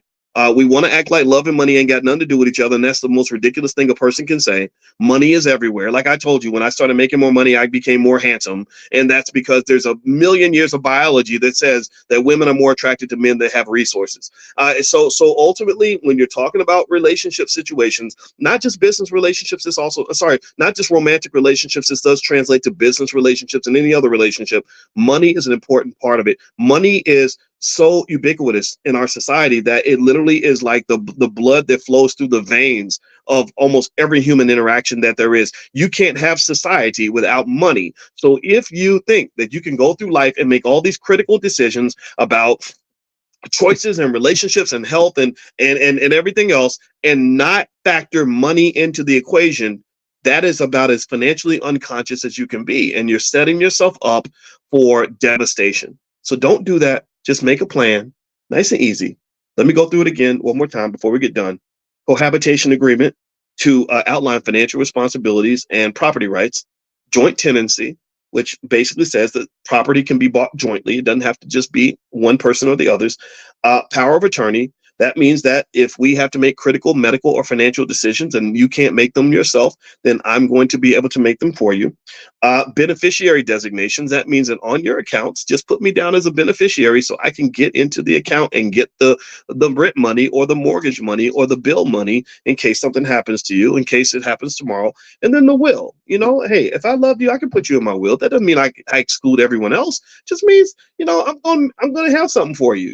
If I'm gone, I'm going to be here in the afterlife, not just today. Okay. All right. So anyway, all right. So before we go, really quickly, I know a lot of you, when we were talking about doing the companion to Money in the Morning, I called it Money in a Minute, where I was going to basically just set something up where you can learn topics by having them just sort of sent to you via text message. I'm almost done with one of the first installments. I'll let you guys know the two popular topics that you guys mentioned that you wanted to learn about in detail were stock options and estate planning. So those are going to be the two things that we're going to put out. We'll put out stock options first, then we're going to do estate planning, where you can learn estate planning concepts, literally getting like a 90-second lesson sent to you via text every day, or you can just log in and watch them all at once if that's what you want to do. I'll keep you guys posted on that. Number two, tomorrow I'm doing that special event at noon Eastern, called How to Invest in the Stock Market. I really, really want, again, I don't require you to, there's no cost to be in this class. You only have to pay attention. But I really, really want you, everyone in here, this is the one favor I'm asking you, is I really want everyone in here to be a consistent investor in the stock market on some level. I don't care if it's 2 nickels a week. I want you participating in the stock market. So tomorrow I'm doing the training session, How to Invest in the Stock Market. I'll walk you through the process, everything else. So you can get in. There is a fee to join and everything's yours for life. You can bring your whole family. Or you can do a $1 trial in the Black Stock Market program. I'll send you a link to do the trial later on today. Make sure you're on the text list. The text list, to be on the text list, text the word morning to 87948.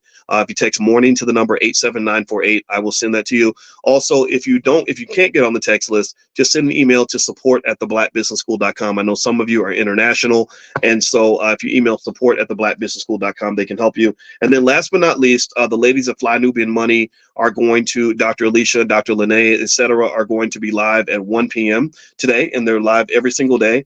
And they tend to cover topics that relate to the financial side of Black life. Sometimes it's love and money. Sometimes it's politics and money, whatever. But the topics are really interesting. And so if you'd like to join in and participate in that discussion, you can get on that text list. Just text the word Queens, QUEENS, to 87948. Text Queens to 87948, and that's because the platform's called Fly Nubian Queen, and Fly Nubian Money is a segment of Fly Nubian Queen. All right, guys. So have a great day. God bless you. Thank you so much for hanging out. I will see you all tomorrow morning at 10 a.m. Eastern, and I hope you have a great day. And I love you. I'll see you soon. Take care. Bye bye.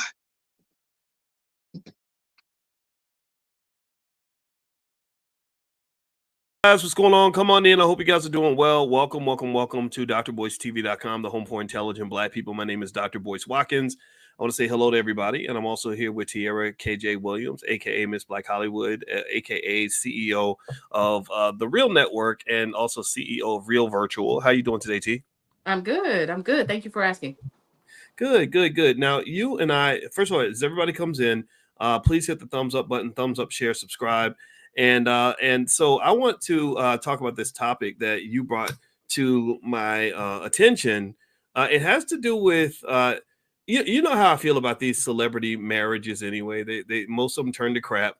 And apparently there was one with Iman Shumpert, the NBA player, and Tiana Taylor, the drop dead gorgeous actress and dancer and just super talented lady. And apparently they've been getting real ghetto with each other in their marriage. What's going on with this? Not they have been getting real ghetto, because initially when Tiana went to file the divorce papers, she did it secretly, just using their initials.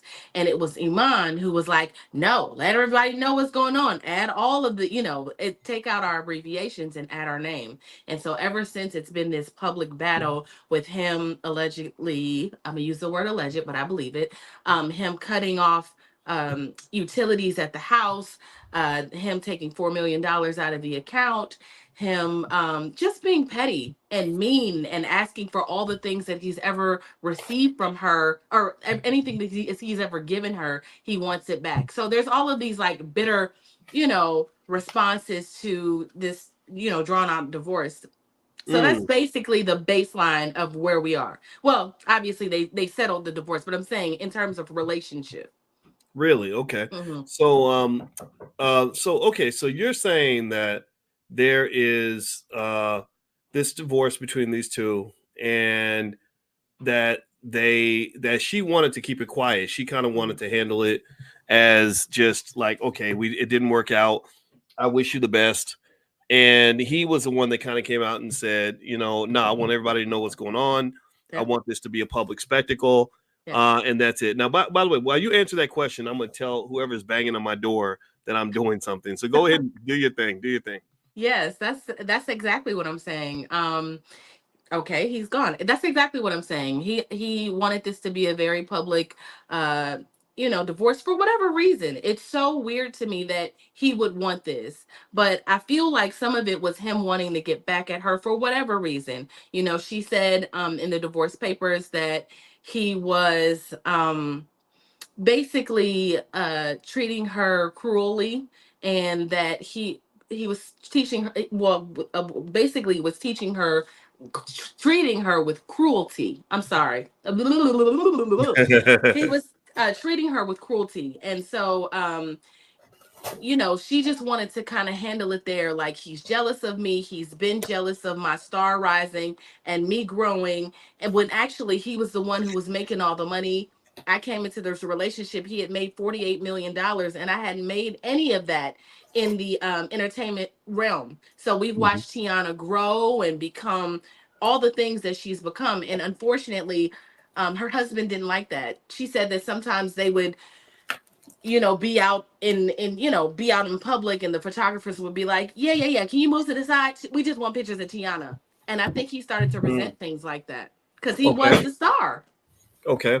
All right. So let me start off by asking everybody in the chat, how many of you even know who Tiana Taylor and Iman Shumpert is? Give me a yes or no in the chat if you know who these two are, and why this divorce has gotten public. Let me know if you all have followed any of this, or you kind of know what went down. And so apparently Iman was a basketball player for for who did he play for? Do you remember? Was it like the Cavaliers or something? Yeah, he played for the Cavaliers, and I think Tiana said he got $8 million from the Knicks. Okay.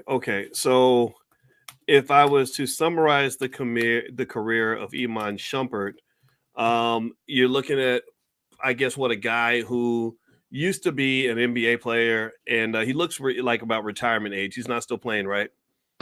Nope. Okay. And from what I'm looking at, it looked like he played at Georgia Tech, where he played college ball. He was a 17th overall pick in the 2011 NBA draft. So we're 14 years later, which means he's mid to late 30s. He was known for his defense and athleticism. He played for a lot of teams. He played for the Knicks, the Cavs, the Kings, the Rockets, the Nets. So he got pushed around a little bit to different teams. He did win the NBA championship with the Cavaliers and LeBron in 2016. He's also tried to do some stuff in entertainment, releasing several rap songs. Oh, wow. That's so. Okay, he was a rapper for a little while. That's right. Okay, so a 30-something-year-old black man that wants to be a rapper. That's so original. We've never seen that before. I've never seen that before. What? Yeah. So here's what's interesting, right? I think first and foremost, I don't think we should or have to speculate on this relationship. Like, nobody really knows. He said, she said, and here's what we know about this relationship. In my view, we know he chose her and she chose him. That's what we know. And then we know that for whatever reason, they decided to renege on their vows and not choose each other anymore. And so now they're in divorce court. And another thing we know for sure is that the biggest victims of a divorce are the children. It's not the man or the woman, in my opinion. It's the children, because the children didn't sign up for any of that. They signed up to have two parents that were going to take care of them. And apparently the two parents aren't getting along for whatever reason. Now, what I'll say to just as a man in general is I'm not comfortable with people creating narratives around their private relationship where we don't know. For all we know, For sure. she could have been an absolute terror to be married to. We just don't know that, That's right? right. And people will come out publicly and say, "Oh, he cheated," and okay, he's an NBA player. They screw everything. I could have told you that before you married him. I'm not saying every NBA player does it. I'm not saying it's okay. Kobe Bryant, for example, screwed everything. We got a glimpse of that when he got caught with that white girl in Colorado. What people were caught up in with Kobe was, did he rape her or did he not? What I noticed was the stuff nobody else talked about, which was, dude, you had unprotected sex with a woman you met 45 minutes ago? Yeah. Damn. That's living on the edge. That's living dangerously. That's suicidal behavior. Yeah. And so to me, I think that it's just sort of like, you're not surprising anybody if you marry an NBA player and you say, oh, he cheated. If you don't want somebody to cheat on you, don't marry an NBA player. That's for sure. You know, I mean, you got these 6'7" millionaires going all around the country. They're away from home, 300 days out of the year. It's kind of like a breeding ground for behavior that may not fit. Like men who are in the house at home next to you are typically not as easily caught up in BS as men who are traveling all the time. So get that off the table. I don't even want to talk about that because Tiana Taylor is gorgeous. She could have married a regular guy. She could have got her a plumber. She could have got her a bus driver. She could have got her a medical doctor. She could have got her all kinds of men that would have sat right next to her beautiful ass and said, you know what, I'm gonna make sure you know I don't cheat on you because I'm gonna be right here with you every day at dinner. But no, she said, I want the big 6'7" millionaire that every other girl wants. And I'm going to see if I can be the one who tames this lion and makes him into solely my possession. I don't know if that works. I think that's a failed strategy. Do I sound cynical when I say that? What do you think? Absolutely, you do. Absolutely, you do. Because on the flip side of that, there was interviews where the two of them were together, and he was like, "I pursued Tiana for like 4 years straight." And I told her I wouldn't be the man that has hurt her like the other men that has hurt her before. And so I think on the flip side of that, it's just like you also have to know that he walked in and was like attempting to sweep this girl off her feet and saying like, we could be friends and I won't do you like that, and I love you, girl, and I want to be with you forever, and I swear, just give me a chance. I want to say in an interview it was like he literally made me a promise, like I won't hurt you like they've hurt you in the past. And I think they were really young though too. So there's all of that. He probably really felt that way. But Okay. real life happened. Well, you know what I think too is yeah, he spent 4 years pursuing her. And remember, he Hmm. spent 5 years pursuing a championship. He's a competitor. And with Hmm. Tiana Taylor being, I mean, she is such a pretty lady. I mean, I Hmm. got to give her props. Tiana Taylor, Hmm. shout out to my wife, prettiest woman I ever met. But Tiana is as gorgeous as the day is long. Yes. So she is, and she's famous. So she's going to attract what is often referred to as the big game hunters. And the big game hunters are the guys who might say, I'm going to really pursue you largely because I can't have you and because I know other men want you. Mm. And so, and that just comes with the territory, and that's fine. And so to me, I think that it's not a surprise to me that he really liked her. I don't doubt that. He liked her Hmm. because they had kids. They had beautiful children together. He They got loved her. married. He Right. did things for her that he never did for any other woman. But I think that what's fascinating though is that we would make the automatic assumption that she's the only woman that he could ever like. That's just gonna be his person all the time, every day, no matter what. Even though you got all these women chasing these NBA players like crazy, is kind of ridiculous. It almost seems difficult to expect to have a normal family situation in that environment. Anyway, I know that we want to believe the fantasy, but how often does the fantasy become true? It doesn't Well, become true very much. I mean, sometimes maybe look at Steph yeah. Curry or something, but again, a lot of times you don't even know what's happening beneath the surface in these marriages. Well, I mean, that's true, boys. It's so funny that you say that because it's almost like that's what marriage is for. It's for people who want to commit, and I think the symbol of marriage is monogamy. Like that's what we're saying. Like we're gonna be together and we're gonna like and love each other for the rest of our lives. That's literally what we're saying. So to get in a situation and then say like, I mean, I don't know how you expect that. I think that I saw a Breakfast Club interview of the two of them on there, and they were talking about they were alluding to. They didn't say, but they kind of said that she even was keeping it like open, like an open relationship for reasons like I'm sure what you said. But I think just inviting that type of energy even into your relationship, it gets messy and there's spirits everywhere. And, depending on what you believe, we're all spiritual, beings. And you, that's what that is. Like you're inviting all of these different spirits into, I think your, what's supposed to be sacred. So, I knew that wasn't going to work, but yeah, so I agree with you, but I just have to counter and say, like, that's what you signed up for. You got married to say, Mm. like, I'm gonna be with you. That's it. Yeah, yeah, and I think that that's an accurate point, and I don't disagree with that at all. I As I'm doing research on these two, one thing I can say, and again, I probably sound cynical because again, I'm not 25, I'm twice that age. But how old were they when they got married? Well, they got married in 2016. Mm-hmm. They were about 25 to 26 years old, depending on what Mm-hmm. month it was. Iman was so process this. I want y'all to just kind of be honest with each other and yourselves. What's the probability that a 25-year-old black man who's handsome as hell, 6'6", 6'7", whatever he is, he played next to LeBron, so he's pretty big, looks like, with making $8 million a year, is not going to be roaming the streets, out in the streets potentially. He's away from home 300 days a year, surrounded by groupies everywhere. I just kind of, I'm not saying that it's impossible. I'm not saying that you shouldn't do it.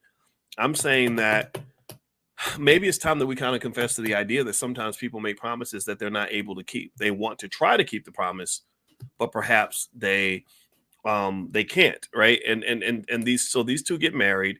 They're in their mid-20s. That's a great age to get married. That's a great age to commit, a great age to build a family. That's the perfect breeding age, actually. The perfect time to breed children is, especially for women, is like 25 to 30. That's what all the studies say. Even younger, actually, in some cases. But the question becomes, if you build relationships, how traditional should you expect that relationship to be? Especially when you are caught in a world where everything is so superficial. And I'm going to tell you like this. I'd be curious to know.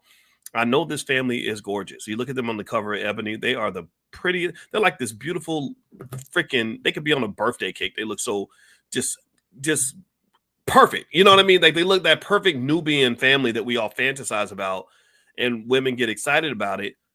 But how often does that perfect Nubian family and fantasy turn into a nightmare for somebody? And I wonder if it's because we get caught so much in the flash that we forget about the substance.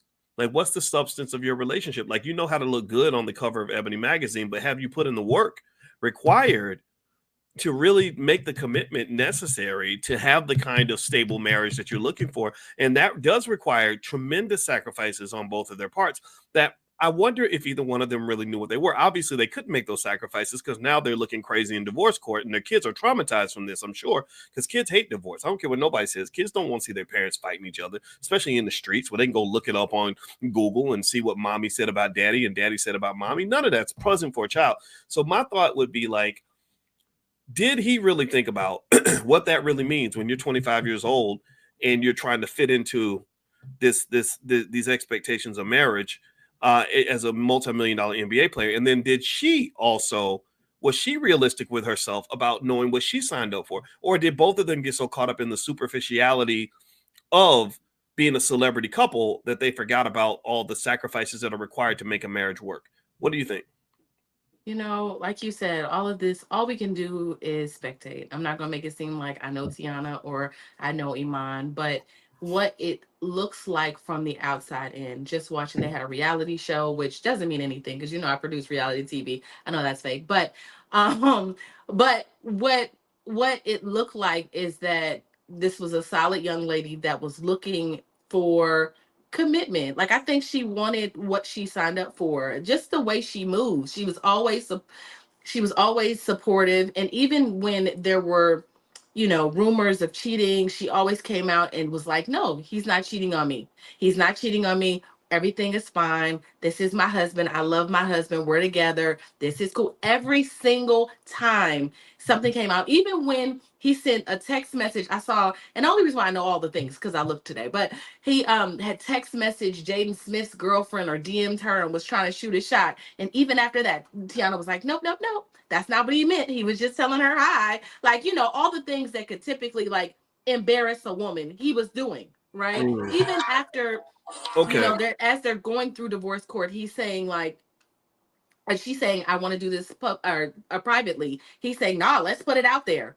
No, you know, Tiana has done this. No, I want your money. I want your royalties. So I'm glad that, actually, I'm glad about the settlement. I don't know if you saw the settlement information, but I'm actually glad that she was able to walk away with something without having to give something up, because I think she gave it a real try.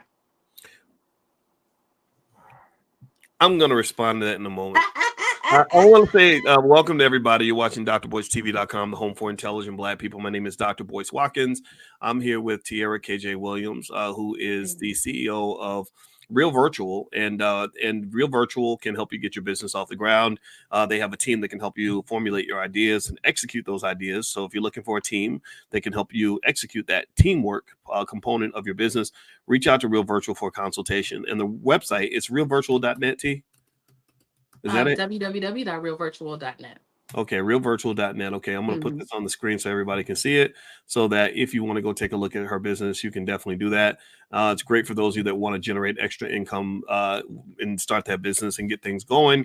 I know that teamwork makes the dream work. That's definitely a big part of what I do. So I'm going to put the URL up there. And also, please hit the thumbs up button, thumbs up, share, subscribe, all that good stuff. Okay, so let's, if you talk specifically about the financial side of it, you guys know I wrote a book called Financial Lovemaking, and I was really intrigued with love and money and how that interacts. A couple things that come to mind when it comes to love and money is I was intrigued by how money can make people, especially men, look more attractive. You know, like I just never understood that. You have some ugly guy, he's old and fat and stanky, but you know, his money is just like this magnet for women, which is really interesting to me. So I studied the biology of that and like what's going on with that. And then also, I was interested in how money can complicate and just, you know, can make things better, but can also just make things crazy. You know, that especially when it's time for the divorce. And I noticed there's this thin line between love and hate.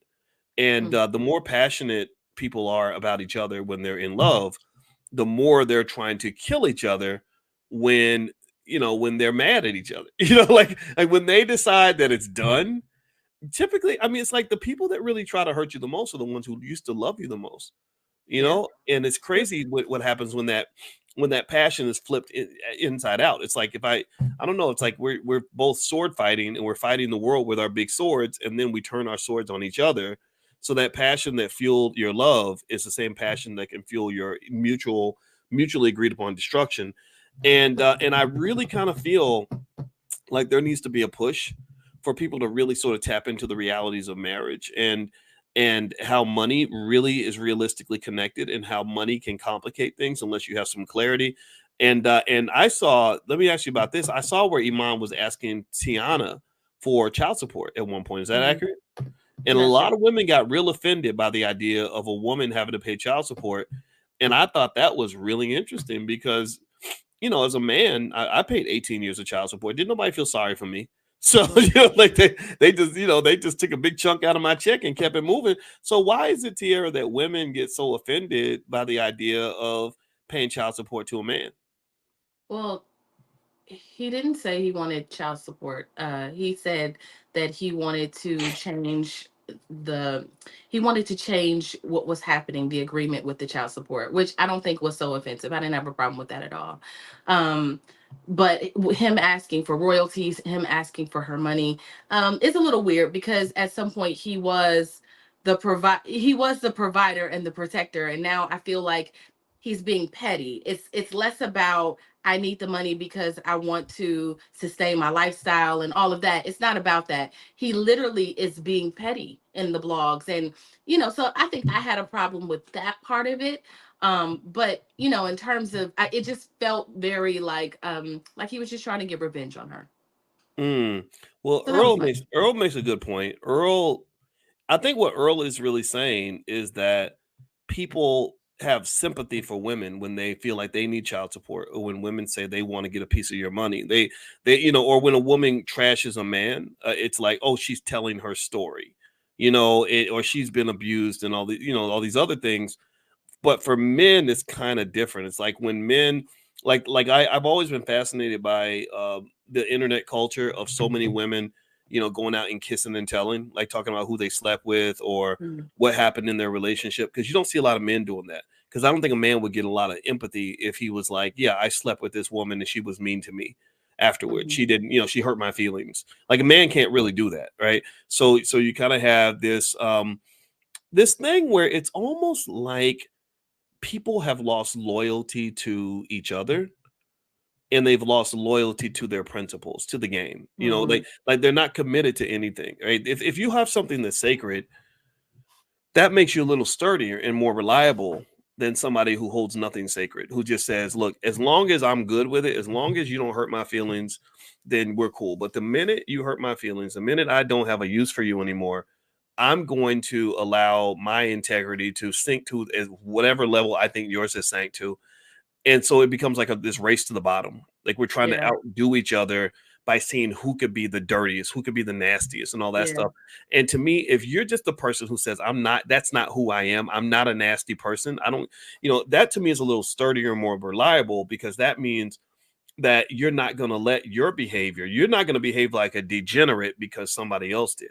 Like, I'm not going to let my baseline integrity be affected by what I think you did. You weren't loyal, but that don't mean that does not mean that I shouldn't be loyal to whatever I committed to. Just because you're disloyal doesn't mean I'm going to be disloyal too. But that makes but then people start calling you names. They call you a simp or whatever, or stupid and all that.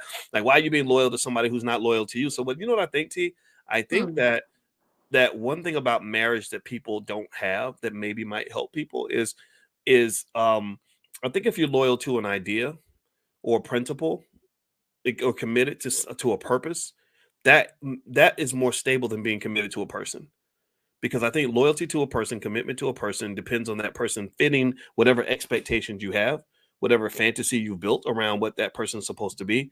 And then when that person does not fulfill those expectations, you drop all your principles, you drop all your loyalty. So then what are you anymore? You're not a person of integrity. You're not a man or a woman of integrity. You're a heathen. You out here acting a fool, or acting ridiculous and being ghetto because somebody hurt you or whatever. Whereas I think that, like, the most sturdy couples I've ever seen are couples that are like, oh, they're seen as kind of stupid, but they're committed to a bigger idea. They're like, I married this person. This is who I'm married to, and that's what it's going to be. Like Jesse Jackson's wife, people called her stupid because when Jesse went out and had a baby with some young chick, because Jesse he was Jesseing back in the day. That's what it is. The pastor of the church getting all the women and all that. And they in the media went to her and they said, "Oh my God, Mrs. Jackson, aren't you going to divorce him?" And she literally just said to the reporter, she said, "I'm gonna say this one time: there will only be one Mrs. Jackson. That's it." And that was it. She just let And so some would say that's stupid. Like, why would you commit to this guy who's doing all these things? But but there's some people who would say that was actually kind of sturdy for her to just say, look, this is who I am. Who he is, that's his decision. But this is who I am. What do you think about that? I think they are very old school, and for I think she is very old school. That sounds like something my grandmother or my great grandmother would have said. I think it's harder to stand by someone. It's so funny that you mentioned loyalty, but in one breath, but in the same breath, you say, like, if he go out and have different groupies or girls, like, that's not part of being disloyal, right? It's like in one breath, it's like we're saying, be loyal to me if I make a mistake or do something. Because here's my thoughts on that, right? You know how I feel about this. I feel like we've had this conversation before, where I'm thinking, like, if you're cheating or having other women, what does that mean? Or another woman, because I'm not gonna let you keep doing it. But if you have a woman, it's like, okay, let's talk about it. Like, what am I not doing? We can go through that whole thing, and it's like, okay, you had your pass for life. Like, stop that, right? You had that, and then we nip the things in the bud that were not working. But if you're saying like, what is it? Are you running away with this lady? Are you gonna keep going? Are you gonna be a repeat offender? Like, what are we doing? Because after a while, that's gonna start to chip away at my esteem as a woman. And I think I told you this, Boyce. That's what happens with women. Like, we take that internally. Men can go out and be like, hey, I'm gonna just put my penis everywhere and it'd be cool, and not even think about the fact it's just not an emotional decision. But women internalize things like that, and they start to think like, oh, that means I'm not good enough. That means that, I've done things wrong. And so I just think it's a different, we're talking about this, but it's, it's like apples and oranges. Like, it's different. Well, I think that's a good point. I think that's that Venus and Mars thing. Like, I kind of feel like the best thing I ever did for myself was to read a book about women called "What Women Want Men to Know" by Dr. Barbara DeAngelis, that helped me understand the mind of a woman, so I could kind of process things that didn't make sense to me.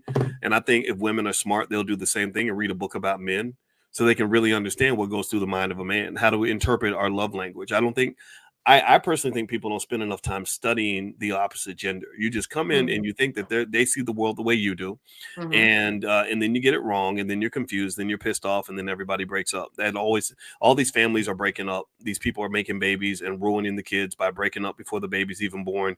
It's kind of becoming like this shit show. The idea of family is almost something that has become a lost concept. It's literally becoming almost extinct for a lot of people, a segment of the culture. And there's a lot of reasons for this, but I'll also say that, to your point, women do internalize things, and I've just found that really fascinating. I've never understood why somebody sleeping with another person has anything to do with you. It doesn't. It really doesn't. It really doesn't. Because While we're married. Well, while we're married or while you're single or whatever, I'm not saying that it's okay. I'm not saying that's not the rule, right? The rule should be followed. And it's fine. Like, whatever you agree to, you're supposed to do what you agree to. But just, if you really want to talk about that, it's very confusing, I think, to a lot of men to say, like, if someone has a pleasurable experience over here, what does that have to do with you? That ain't got nothing to do with you. I don't know if I'm saying give me let's have a moment of honesty in this room. How many of you have ever, like, been having sex with somebody and literally was doing it solely because you want to do it to hurt another person? Like, how many of you, like, really, like you're doing it in private, nobody knows that you're there except you and the other person? Has anybody ever done it and said, "Ooh, I'm really gonna break her heart. I'm really gonna mess him up. I'm gonna hurt him. She gonna be messed up when I go tell her about this experience." Like, that's the part that's so strange to me, because it's not, so that's what helped me actually overcome my jealousy. Is, my thought was, well, most of the time, if somebody's seeking pleasure, that has nothing to do with me. I might be one of the people that she's seeking pleasure with or whatever, but it doesn't, if she likes another guy, that may not have anything to do with me. Now, for women, it is a little bit different because there's more of that emotional attachment. Women have more of that oxytocin, which creates those bonds. So sex is interpreted differently for women than it is for men. But generally, if you take that away, I don't know. I think once I started realizing that, I was like, you know what? She likes me, but she probably liked somebody else before me. She might like somebody else now. She might like somebody after. She'll definitely like somebody else after I'm gone. What do I care? And people, when I say that, people think that that's weird. But then I had to be in my 40s before I got to that point. Maybe in your 20s and 30s, you think it's all about sex organs. All your love is reduced to what somebody's doing with their genitals. And I just think that that's an awfully limited way of thinking about love and relationships. Love is supposed to be deep. It ain't just supposed to be about penises and vaginas. That's kind of my little stupid theory. So tell me how dumb I am. Go ahead. I don't think you're dumb, Boyce, but it sounds like a trauma response. I'm no, like, I don't know who hurt you, but I'm no therapist. Obviously, your wife is a therapist, but it sounds like to me a trauma response, and that's, you're not wrong for that. You're not wrong for being like, okay, in order for me not to get hurt, I'm just gonna put myself here, and this is the way I feel about it. That way, it can go this way. But there is no way in the world that Tiara is going to just kind of sit back and be like, it doesn't matter what you do to your genitals, even though we've gotten married. Because the thing is, we might as well have a open relationship. If you're not going to keep your genitals in your pants, then I should just go out and do this. Like what are we doing? Because then the trust is gone, and then I'm like, is that bitch at the store? Like, is there like there's gonna be, I'm going to feel it, and I'm not gonna be able to trust you and look at you the same Mm. because it's a deception, you know. And so I Well, know you get it, and I know, mhm, but to me it's not stupid. But I'm just saying, like, mhm. obviously we will stand divided on that one. No, it's not. It's not stupid, and we're not divided. I think everybody should just do what they want to do, right? And Yeah, we're in agreement on that. yeah, I think that when you talk about open relationships, you're right. There are more and more open relationships. They're just not called open relationships. But think about how many people there are out there with situationships. yeah, I mean, think about how many, and I think that what you've got to kind of consider is that if I know a lot of men where they're seeing all these men go get married and fall in love and then get divorced and get devastated, lose their kids, lose their money. And then the only reason, and the main explanation is, well, he cheated. Then a lot of men are like, well, I don't want to sign up for something like that. So I'm just going to have situationships with women. So you're not getting the best out of men. Because your husband, even a man who cheats in their marriage, is usually trying harder than a single man. A single man owes you nothing. A single man says, I didn't promise you a nickel, so I'm not going to give you a nickel. A married man says, I'm going to promise you $1,000 and I might give you 950. Right. So if you beat that married man up for giving you 950 when he promised you 1,000, what you're doing, that I think, is you're trading in the person who at least is trying to give you 1,000 for the guy who ain't going to give you nothing, who's literally going to say, no, we're going to have an open relationship because I don't want to make a promise I can't keep. So I'm going to just keep coming to your house, getting the good stuff. And then I'm going to leave as soon as it's time to take care of the kids, pay the bills, visit you in the hospital, help you get your hair and your nails done, take out the trash, or do all the things that your husband was willing to do. Right? Your flawed, horrible husband that you put out. He was doing all that. I ain't doing none of that. I'm here for you and for that. I won't even talk to your kid. I know guys, that's the crazy thing. There are guys out there like that. Like, I don't even for want to talk to sure. your children. You got 3 kids, and they're like, are you my daddy? Like, hell no, I ain't your daddy. I'm here for your mama, and that's it. So to me, I don't think that's a healthy relationship. Like, when you talk about the pinnacle of disrespect, that's disrespectful, right? That's disrespectful when a person says, I did not hurt you because I gave you nothing, but I promised you nothing. Versus the person who says, I promised you everything and I gave you 90% of everything.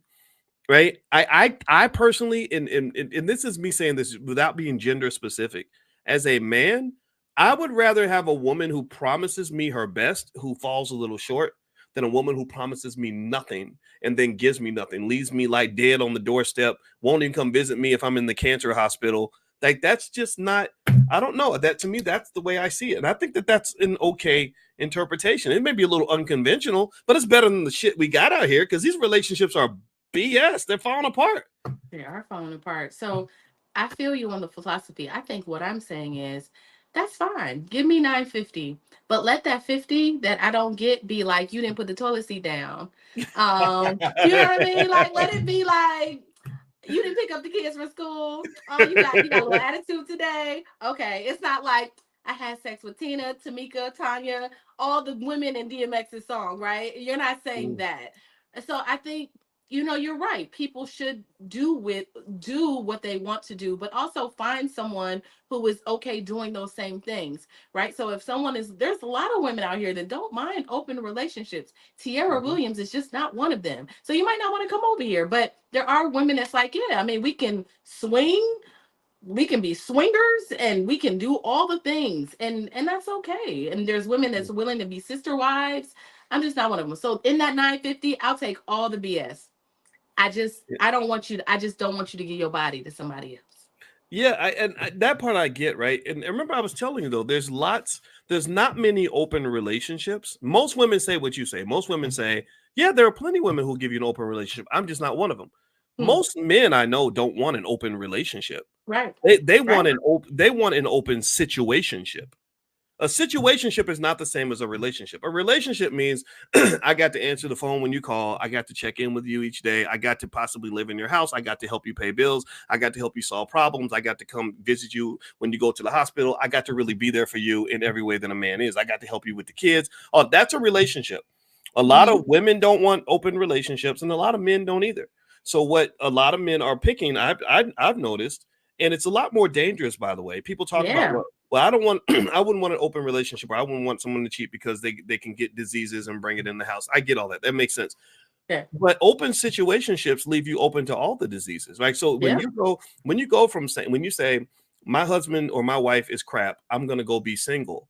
Do you know the rise in STDs among singles in places like Atlanta and Houston? It's insane, right? So you're on the dating market now, and you're free and easy, and so you meet somebody, and you're like, gosh, I'd like to have a full-fledged relationship with this person. So let's say the person's like, oh, I don't want to make all those commitments because it's too hard, but I'll come by and have sex with you. And you got to have sex with somebody because you need it. And maybe it's, like an important thing for you or something.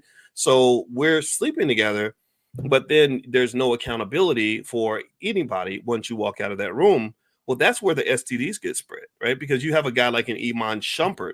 As much crap as he was doing in that marriage, which maybe he was getting it in, maybe he was a 20-something-year-old NBA player with millions of dollars in the bank. I bet every nickel in my bank account that some stuff happened that wasn't marital, if you will. But what do you think he's going to do as a single man? Like now he can have sex with 8 strippers at a time if you want. And some of the athletes are crazy when it comes to Chad. I remember hearing Chad Ochocinco talking to, it might have been Terrell Owens or somebody else. And they were like, yeah, man, remember when we went to the Bahamas and we had sex with like 18 girls in one night? It was some massive number, right? Yeah. So so to me, what bothers me about the whole single space, especially in the culture where sex has really been devalued. I mean, it's Yeah. being sold on Instagram, for 25 cents a pound. Yeah. You're talking about literally a pandemic of STDs in terms of just the way the rapid nature by which it's being spread. And so I don't know which direction. Like, I don't think you can really get away from it completely. I don't know. I mean, again, so I think that if you say, I want to divorce my spouse because she cheated or he cheated because I'm worried about catching the disease. I just, in my mind, I'm kind of thinking, yeah, but if your man has sex with 2 women in the last 5 years, but the new guy that you met when you became single and you're trying to date after 50, oh, he might have had sex with 8 women that week. And there's nothing you can say. There's nothing you can do. You have no rights at all whatsoever.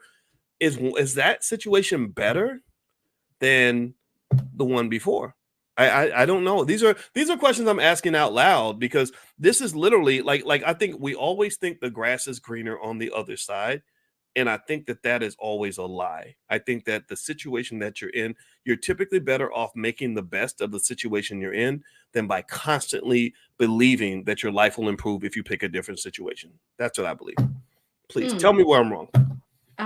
You always tell me tell you where you're wrong. You're not wrong. You're not wrong. You said something about the reasoning I wanted divorce is because someone's going to give me an STD. It's just like that's not the reason, right? That's not wholeheartedly the reason. Like it's just it does something to intimacy. I think it does something to trust. It does something to the bond of the relationship. The reason why people have sex, like you said, is to bond. Is to bond and to become and to build that and to build all the things that you need to make babies and take care of someone and love them long term. Like all of those things are done through sex and like time. And so as if it being one of the most important things that bonds you, it just kind of hurts to have someone go and do it with someone else. Now I understand that, like, sometimes, so we've had this conversation. Sometimes a man might want pizza for dinner instead of the hamburger that he's used to. And I understand that. But I think that communication is important on that front. Like, I don't know. Like, because I know, I'm not married. So it's like, I understand, like, long-term situations, people just need what they need. But maybe people should consider if you have a palette for different women, maybe you should look at all of your options. You want some sister wives? Go get some, like get women who are okay with maybe, coming through and we get 3 women that we test out and we like, I don't know, all the crazy things that people do, all the secret lives that people live. Do that. But do what you want to do. Like you said, do what you want to do. Okay. Well, you know what? I was looking for a list of reasons that men cheat and a list of reasons that women cheat. But before I do that, I want everybody to know you're watching drboycetv.com, the home for intelligent Black people. My name is Dr. Boyce Watkins. This is Tierra KJ Williams, aka Miss Black Hollywood. Here is her website. It's realvirtual.net. If you have a business and you want to start, or you want to start a business and quit your job or side hustle, whatever it is, reach out to realvirtual.net. You can do a consultation with Tierra and her team, and they can help you not only come up with the next idea for your business, but also execute the idea. And so feel free to go to realvirtual.net, not .com, .net. And also let my book is the 10 Commandments of Black Economic Power. I have another book called Financial Lovemaking. You can find my books at drboycebooks.com. That's drboycebooks.com. And also a lot of you already know about the pretty wildly popular Money in the Morning class that we do. I do a free class in the Black Business School that is designed on economic elevation to help you elevate your economic thinking, your financial consciousness. So if you'd like to be invited to this class, it's totally free. Just pull out your phone, text the word morning to the number 87948, text morning to 87948. Or if you live out of the country, you can go to drboyceelevate.com. That's drboyceelevate.com. All right. So we were talking about Tiana Taylor and Iman Shumpert and their interesting divorce, and just kind of got into a conversation about relationships. Let's not judge each other based on our opinions and our beliefs. I think that we can all agree that the Black family's kind of screwed, that divorce rates are incredibly high. These marriages, these families, these little instant families that look real cute on the internet, they end up crumbling and falling apart in front of our faces.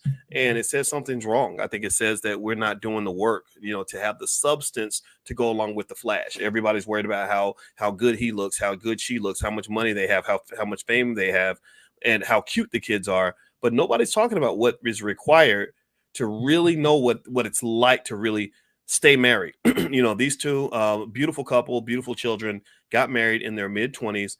And I would almost argue that, Tierra, that getting married in your mid-20s is hard now. It used to be doable. There was a time in the 1940s, 50s, and 60s where people got married in their early 20s. When my parents got married, my daddy was 22, my mother was 21. And they've been married for 50 years. They are doing their 50th wedding anniversary this year. And let me just tell you about this. Here's something that everybody needs to understand. That making it that 50 years, that wasn't no damn fairy tale. All this cuteness and looking good and being on the cover of Ebony and just, and all, we a beautiful couple and all that. And that was not how my parents made it 50 years. They made 50 years by being tough. They made 50 years by being committed to what they agreed to do. They made 50 years by forgiving each other an infinite number of times. They made 50 years by dealing with their heartbreak, being able to let things go. And why is that beneficial? Well, if you go and you ask my mama or my father, are you glad you spent 50 years of your life with this other person? They're going to say absolutely yes.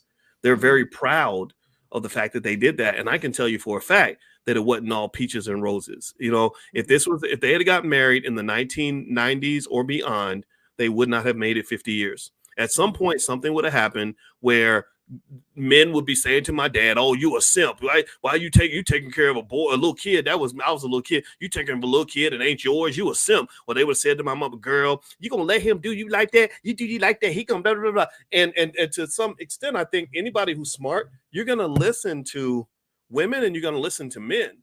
A lot of women don't listen to men. A lot of men don't listen to women, and vice versa. There's information out there. There's information, I think, Tierra, in the trauma. When you had, as much as it was hard for people to listen to Kevin Samuels and that crew, I think there's a lot of knowledge you get out of that. If you can get past your ego and listen to what these men were saying, they were saying some things that needed to be heard. It just got lost because Kevin became famous by proudly telling women they were going to die alone, which that was my beef with Kevin. Was I said, dude, you don't have to say that. You're a smart man. You don't have to condemn people to die alone. And you saw God has a way of being ironic because he died alone, right? So the truth is, like he diluted a powerful message by making it so toxic and unhearable by so many people that needed to hear it. Because I would say on the other side of Vivica Fox, who almost took pleasure in Kevin Samuels' death, who was kind of like, almost like kind of gloating on it a little bit. She's 60 years old, talking about she looking for a man. And that's what a lot of men are talking. They're like, okay, here you are, you a senior citizen, talking about I'm on the dating scene. You really the old chick in the club. You the old chick in the club's mama. Now you're not even the old chick in the club anymore. You're the old chick in the club's mama, and you're still talking about I'm single and ready to mingle, and the numbers aren't really in your favor like they used to be. So maybe there's like an answer that nobody really wants to look for because they don't want to accept what the answer looks like. What do you think, Tierra? You know,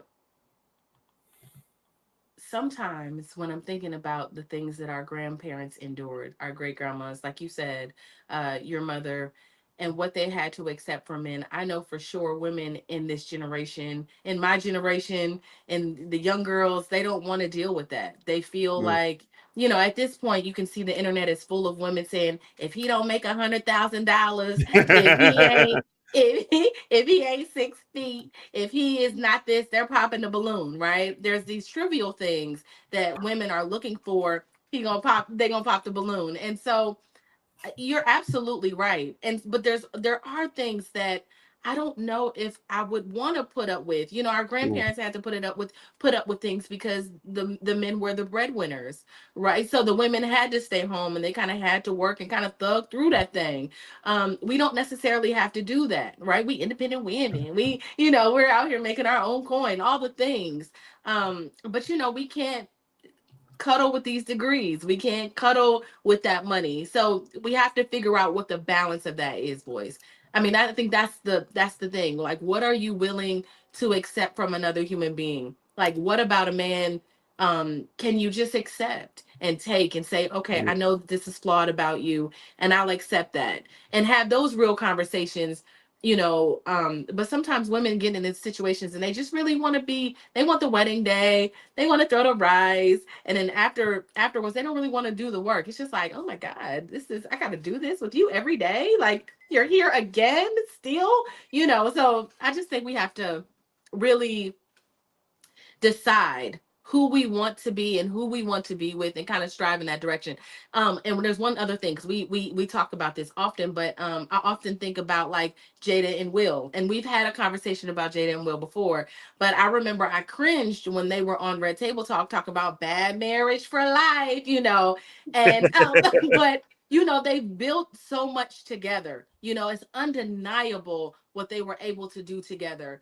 But on the flip side of that, once I read Jada's book, Jada really resented Will in a lot of ways.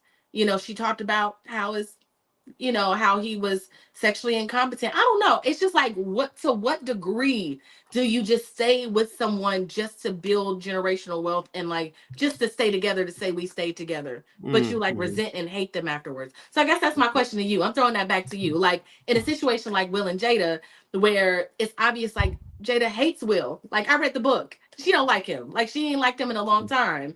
Where you would sleep with your son's friend, and then talk about it on a Red Table Talk with your husband, right? It's just like the disrespect is wild, right? So I wonder to what degree that you stay together. I think that Will and Jada definitely is an enigma. I feel like they definitely took themselves off of a perch, like they were kind of respected at such a high level. I think their respect level, at least as a couple, declined because they made that choice to reveal so much of their personal business on that show, The Red Table Talk. When I see stuff like that, that doesn't make sense to me. In statistics, they had this thing we studied in grad school called the latent variable problem. And the latent variable problem basically says that it applied to statistical models. And it basically said, if you see some shit that don't make no sense, that means that there's a variable underneath that you're not observing. There's some other, you're looking at it it's a 3-dimensional problem, but really it's a 5-dimensional problem. There's 2 dimensions that you just don't know exist. Yeah. And so with that couple, it's almost like we're analyzing Will and Jada as a 2 or 3-dimensional issue when really it's a 20-dimensional issue. Mm-hmm. There's many dimensions to this relationship that we will never ever be privy to. Somebody might be blackmailing the other person. Maybe there's something terrible that happened in their marriage that that Will does not want Jada to expose. You just don't know, right? Well, I So just mean at the level. I just mean at the level of disrespect. Like, how much mhm. do you take publicly? If Alicia was doing this to you publicly, like slandering you and saying, "Oh, he don't satisfy me in bed," and just like really personal jabs, would you stay with Alicia just for to build generational wealth and to say you did it and stay committed? Well, first off, I think when you say just for generational wealth, I don't think I don't think staying married just for generational wealth is really a good idea in general. I Hmm. think it's more so it's bigger than just the money. Okay. You know, if I was in a situation where I was married to her and we had 5 kids that were my children, I would give up anything to stay in the house with my kids. I don't give a shit. I don't care. You can Really? drag me. Yeah, you can drag me. You can cheat. You can do whatever you want. I ain't leaving my children, period. Because Hmm. I know what divorce does to kids. I don't think we care. We don't give a damn about the children. We don't even, the kids be sitting there. Your little 13-year-old son done got suicidal. He's hooked on dope now. I know people like this. I know um, children. I think about one in particular, but I know several Hmm. where the boy, his dad moved out and he literally got hooked on heroin. He was Yeah. running the streets, getting into stuff. Now his mother ain't been able to control him since he was 13. Now he's 23. She's scared of him. She has to hide from her own son. Hmm. And I don't think that would have happened if the daddy was still there. I think the daddy would have had he would have been able to be a good teammate to help her to control his behavior. And we ignore these effects. We want to, and the reason we don't see it clearly, in my opinion, is because of the egos. There are so Hmm. many mothers who take it personal if you critique their child that they can't hear you when you tell them, like, look, your son needs a daddy. Yeah. All these black boys, when these women are going out here trying to date these black men, and these men are pieces of shit, they're lazy, they talking like women. They sound like a bunch of biatches. Some of them they run around talking about, well, how you gonna expect a man to make money when you ain't got no money? That's because she's a woman, asshole. She's not a dude. That's like her expecting you. That's like if you say, I want a woman to have a nice booty and some long hair, and she's like, well, you ain't got no big booty and you ain't got no long hair. That's because you're a man. She's a woman. People forget this. I hate it. I'm not gonna lie. I hate it when people literally, when a man will literally say, well, what about women? If she expects me to have it, she should have it too. No, there are gender roles. You're not the Hmm. same. Hmm. And so to me, that's that white liberal nonsense. They got that in our head that gender is a figment of our imagination, and we're all just a bunch of Brittany Grinders running around here not knowing what gender we are. To hell with that nonsense. No, you're a Yeah. dude, man. Yeah. Man up. And a lot of guys don't know how to man up because they never hung out with a man. All they know how to do is be women with beards and penises. And Yeah. so women have to acknowledge that part of the reason that you're dating these women with beards and penises is because you got these moms that swear they can just raise a man by themselves, and unfortunately you're raising women with beards and penises, and but yet these penises are working, so they're impregnating women and having children, abandoning them, letting people down, not committing to anything, and just going through life complaining. And so I personally think that until we have some accountability, like until men, for example, acknowledge our role in abandoning kids, like the fact that we're not doing what we're supposed to do, and women acknowledge their role, that somebody just told you that men are not important and that all your kids need is your love and not their daddy's love. Until we all start to become honest with that and have those come to Jesus moments, we're gonna keep raising some crazy ass kids. They put it this way: they will have no ability nor any concept of what it's required to build a family. In order for me to be a husband, I had to get training from my mama that was 2 decades long. I had to know what it was like to live with a woman in the house. There's so many things, so many little things I learned from my mother that told me how my mother was different from my father. That was very important when it came to dealing with my wife. Hmm. Even the little things like how the bathroom smells different when your mama's on her period. Like I noticed that when I was a little kid, right? So when you grow up, it doesn't shock you. Like, oh my God, what the hell is this? Right? You're like, oh, I know what this is. So same thing, and the same thing you see, I think, with girls. When girls grow up, I think without dealing with a man on a day-to-day basis, they form this fantasy of what a man is supposed to be.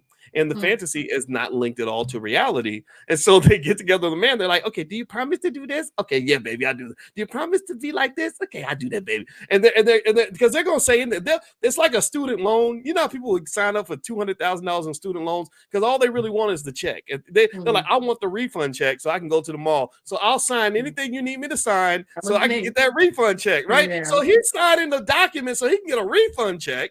But you're really thinking that he's really gonna be able to live up to all these commitments he's making, and sometimes even he don't even know that he can't live up to it. He's trying, but he can't. So that's why I would say a 25-year-old Iman Shumpert getting married, that's a disaster waiting to happen. Kobe Bryant at 20 years old getting married. Oh, that was a disaster waiting to happen. I knew that. I said that actually. When I saw he was 20 and get married, I was like, what are you doing? That's crazy. Why would you do that? And lo and behold, a few years later, he's in Colorado having raw sex with this white lady he met 45 minutes earlier. Yeah, it just happens, and I just kind of think somehow we got to link up the fantasy with reality.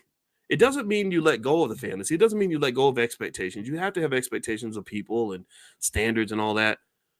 But when all these families are breaking up, when all these marriages are falling apart, it tells me that there's some kind of misalignment there. And I think we're ignoring it. I think that we're not being honest with ourselves and with each other. So one thing that helped me a lot in terms of getting along with women in general is I try to remember, I think, what was that book, The Four Agreements? Where one of the four agreements is like, don't have expectations for anybody, like something like that. It's like basically like stop putting your expectations on people. Learn, do your absolute best. Pick good people to be in your life, and then accept them for who the fuck they are.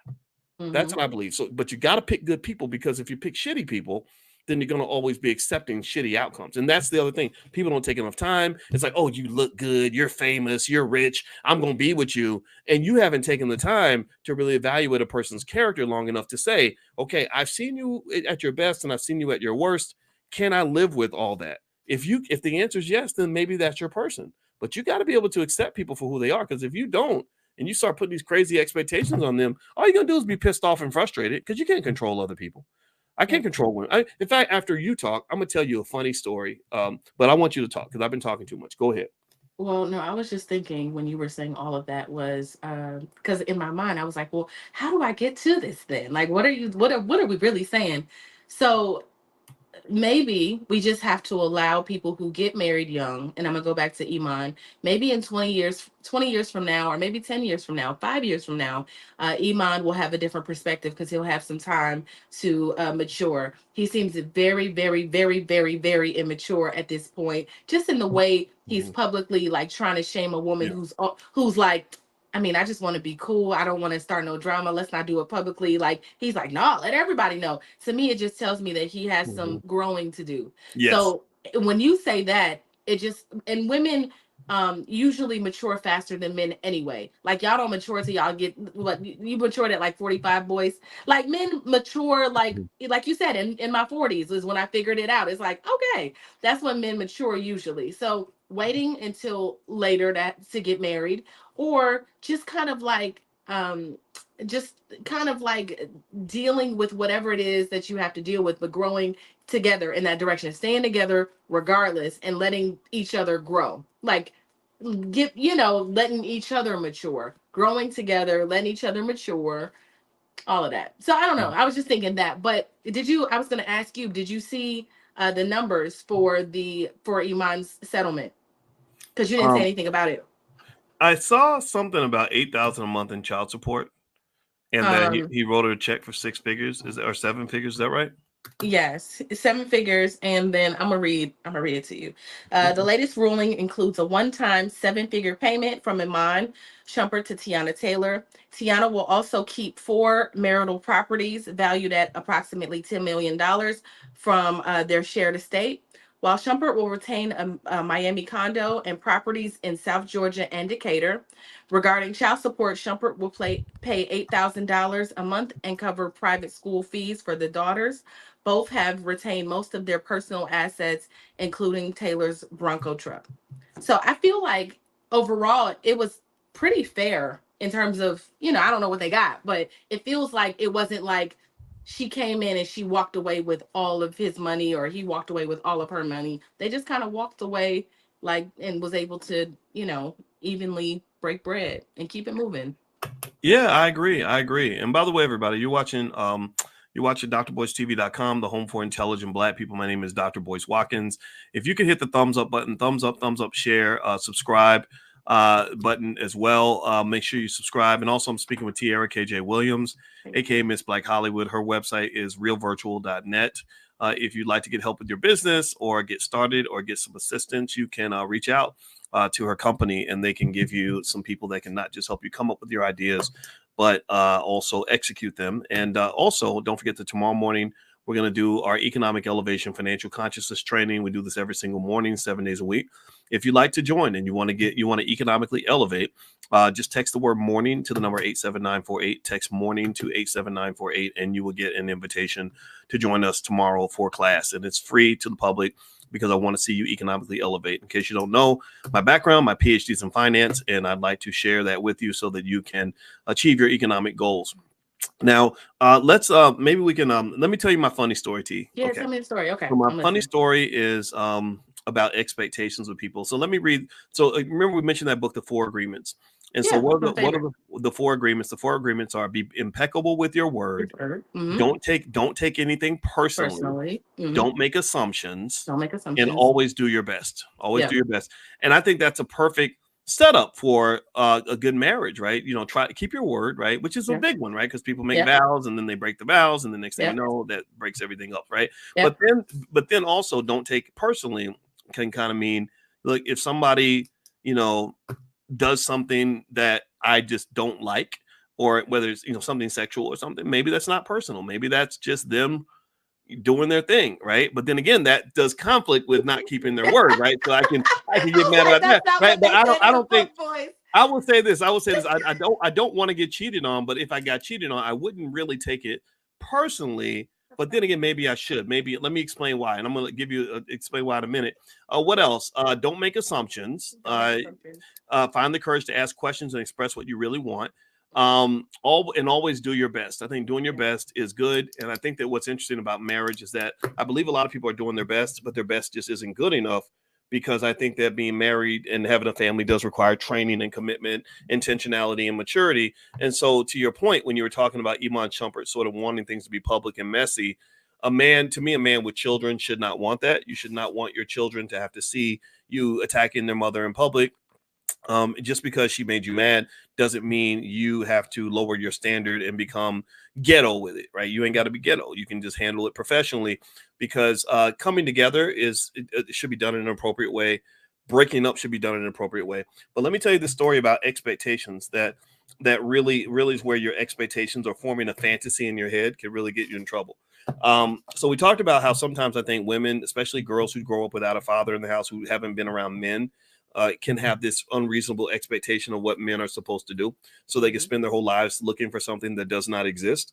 Well, men can kind of have these weird expectations too. I knew this guy.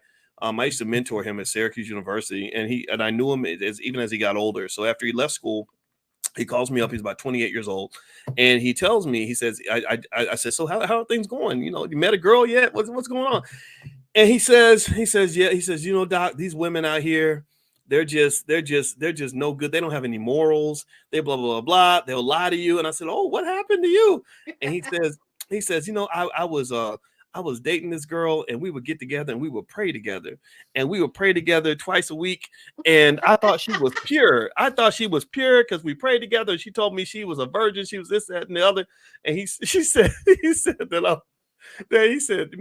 and my boy comes up to me and he says, man, I just got to tell you that right after you get done praying, she comes to my house and I blow her back out. You know, like he's like we have sex. We've been having sex for a while, and I feel like as your friend, I should tell you that she's got this whole other life that she never told you about. And he was devastated, obviously, right?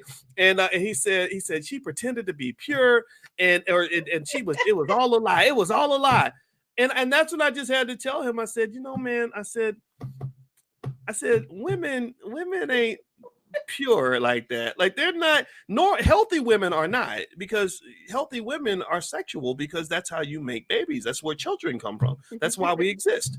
You know, if Right. women we were as pure as we wanted them to be, then all humanity would cease to exist. So I told him, I said, honestly, man, I said I wouldn't be so hard on her, because I said, of course, you can't excuse, deception, but I said she probably wanted to sleep with you, but she was trying to play the game with you. She was giving you what you wanted. You needed her to be pure, and you're like, oh, we wait until marriage and this, that, and that. So she's trying to wait because she wants you, but you can't love the Right. one you want. You love the one you with. So your boy's like, hey, girl, I can quench your thirst until your man becomes available. I don't mind being the replacement or the backup. And that's what happened. She didn't even really want him. She wanted you. That's why she was praying with you and letting you know how much she liked you. So the thing was, I just felt bad for him because I just kind of said, why do you have this purity expectation anyway? Like, she's human, and I just kind of think that's what happens sometimes. I think people expect too much out of other human beings sometimes. And so I think one of the secrets to accepting people is pick good people in your life. Take your time, really vet people, make sure that that they're just solid people. And then when they get in your life, it's like getting into a club, like with my closest friends. This is how my relationship is with my closest friends. You're one of my closest friends too. It's like I evaluate people over a long period of time. I make sure that they're not too crazy or too ridiculous, or that they are toxic or harmful or vengeful or whatever. And once I kind of let you in the club, I'm going to just pretty much be loyal to you and forgive you for shortcomings you may have, because I know that they're there. I know they're coming, right? And I don't know if we do that. I think we get surprised a lot, right? And what people don't realize is that when you go to the world and you tell everybody, "Oh, I love this person and they're amazing, and I'm gonna have a baby with them, and I'm gonna marry that guy or that woman or whatever," and then a year or two later, you're like, "I hate their guts. They're terrible. Let me tell y'all how abusive they were. Let me tell you how mean he was. He was horrible." You don't realize that you're really talking about yourself too. Yeah. You do know that, right? What you're really communicating to the world is that you don't have a lot of emotional maturity, nor do you have that patience to properly vet the people that you're letting into your life. So at that point, in my mind, I don't trust your judgment.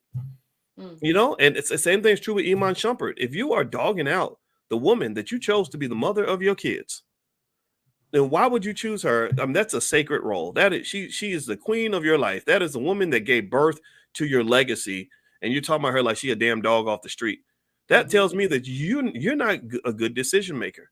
Don't get me wrong. We all have issues with co-parents and baby mama, baby daddy. Everybody goes through that. I got a child, and my child's mother and I didn't always get along, but you don't hear me talking bad about her, because I realize that when I talk about bad about her, I'm talking bad about myself.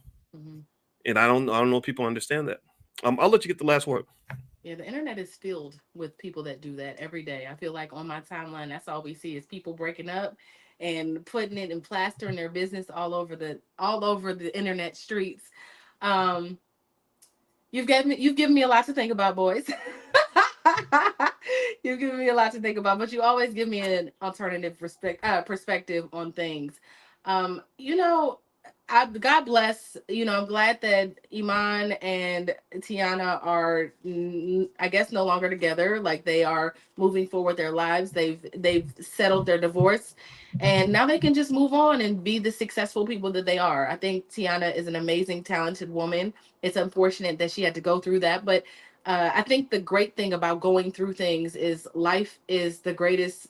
It provides the greatest lessons. So I'm sure she's learned a lot. I'm sure she's matured. I'm sure he has. Well, maybe not, but he will. So God bless them both. I agree. And Heather says, so Dr. B, we should expect a lie. No, I don't think you should expect anything. I think you should expect whatever you're comfortable with. I expect lies, though. I expect that human beings are going to be human, and and in my mind, it's sort of like, I'm not going to get mad at you for making mistakes or coming up short. I just, because you're just recycling people, and then you kick out people in your life that you've had around for a long time, and then you're starting over with somebody new, and you don't know what the hell you're gonna get. You dragging shit in from the street. I don't want to drag people in from the street. I'd rather deal with the devil I know than the devil I don't know. And I do know, as much as on any day I might be frustrated with the people around me, I don't want to just bring a bunch of new people in my space, because you gotta have a whole new process. And then what happens is you find yourself running in circles because you find out that the new humans that you let into your life are just as human as the other humans that you booted out.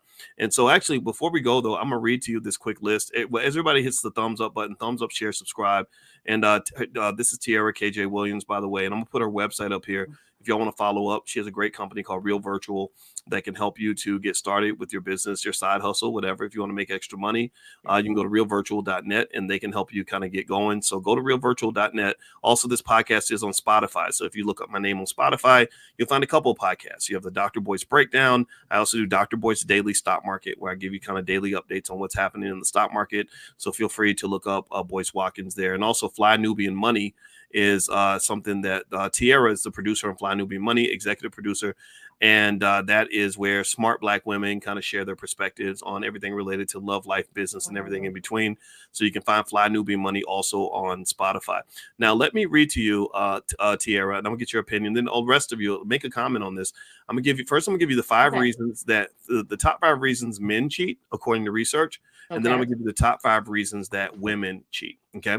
So in the list, and I want us to compare the list. Okay. So the top 5 reasons they say that men cheat is emotional dissatisfaction. They say men may seek emotional connection elsewhere if they feel emotionally neglected, misunderstood, or disconnected from their partner. That's 2, opportunity and temptation. Access to potential partners, especially in environments that facilitate privacy and opportunity, can lead to cheating if impulse control is weak. That's NBA players. Opportunity and temptation. Women everywhere.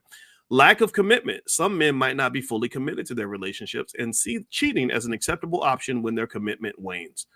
4, self-esteem issues. Seeking validation from other partners can be a way for some men to boost their self-esteem or feel more desirable. So if they don't feel desired or they are beaten down emotionally, they might cheat.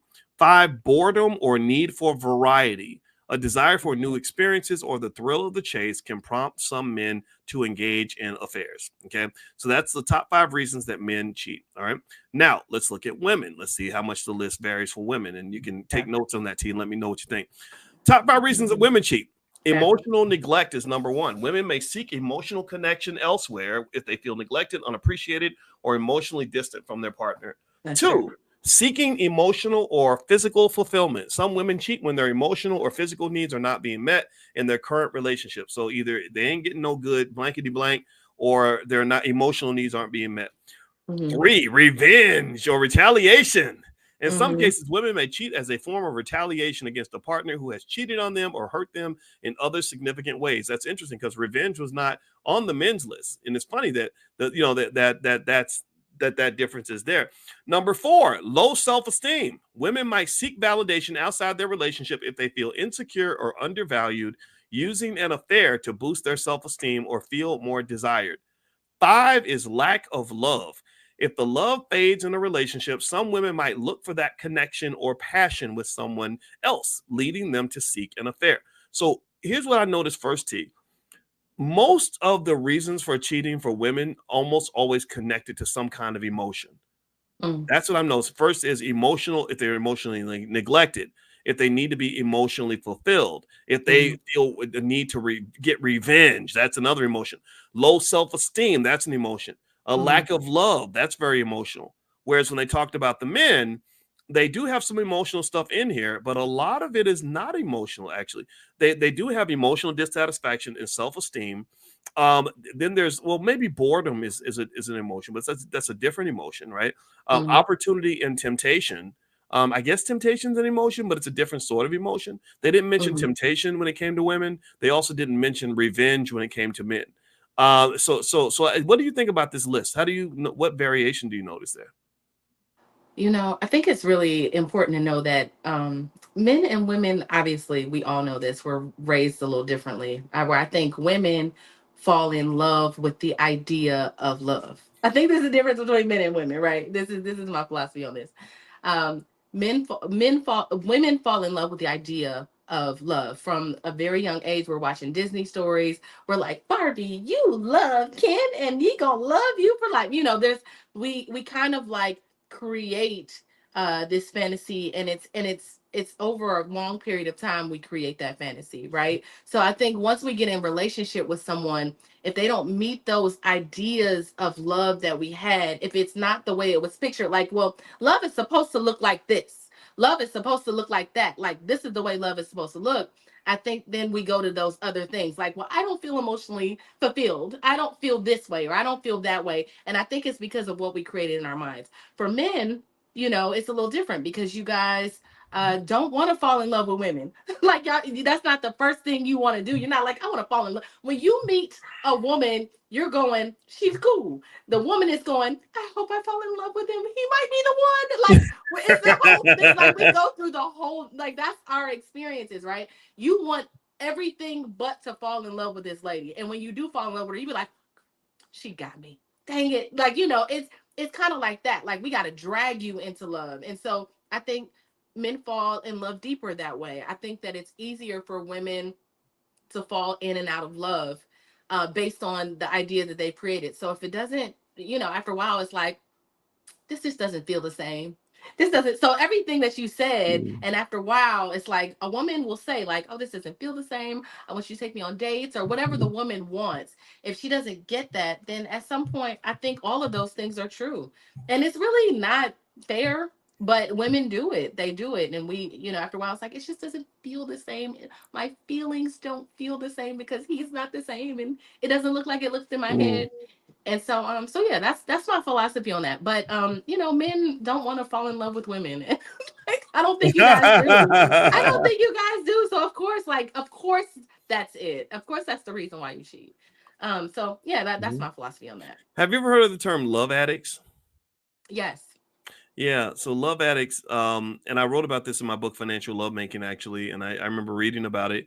And I gathered some stuff here. It says love addicts are individuals who experience an unhealthy attachment to the feeling of being in love, often confusing emotional intensity for intimacy.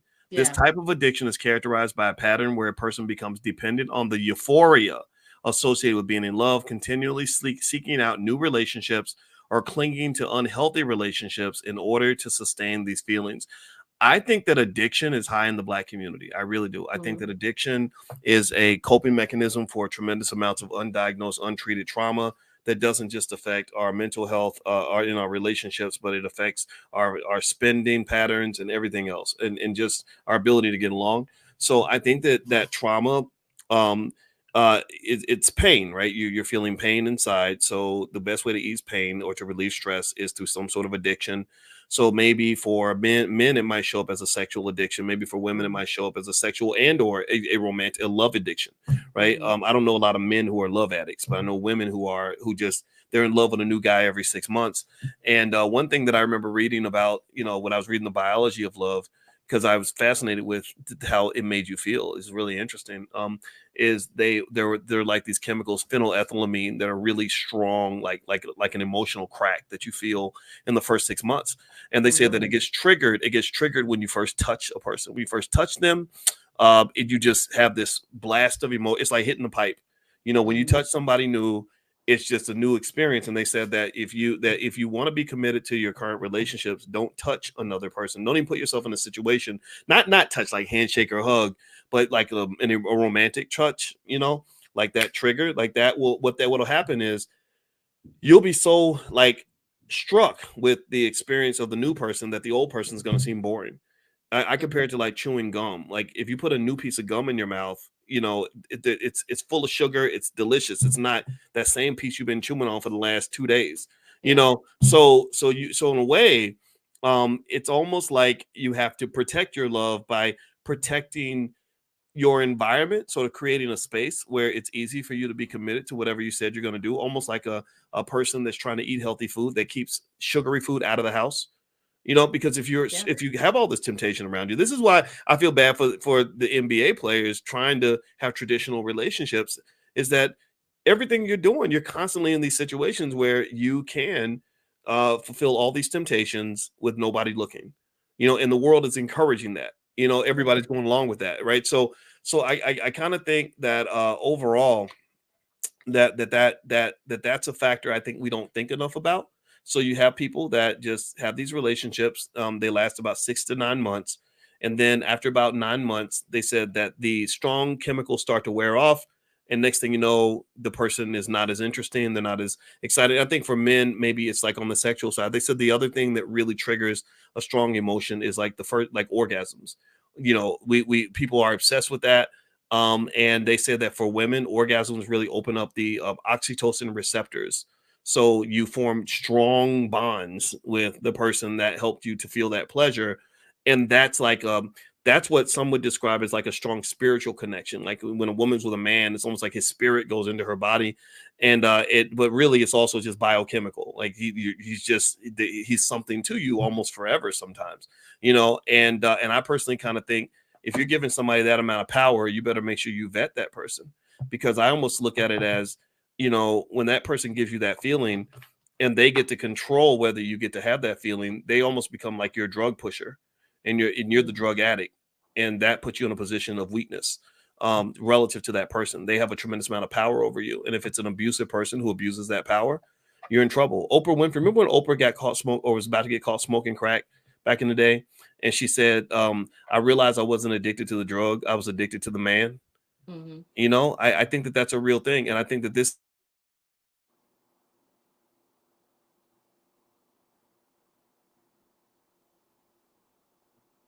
I don't know where Boyce just went. Literally, can you hear me, T? Yeah, I couldn't hear you. I was like, where did Boyce just go? Yeah, I did. Maybe my Wi-Fi went out for a minute. Maybe that's my cue that I need to stop talking so much.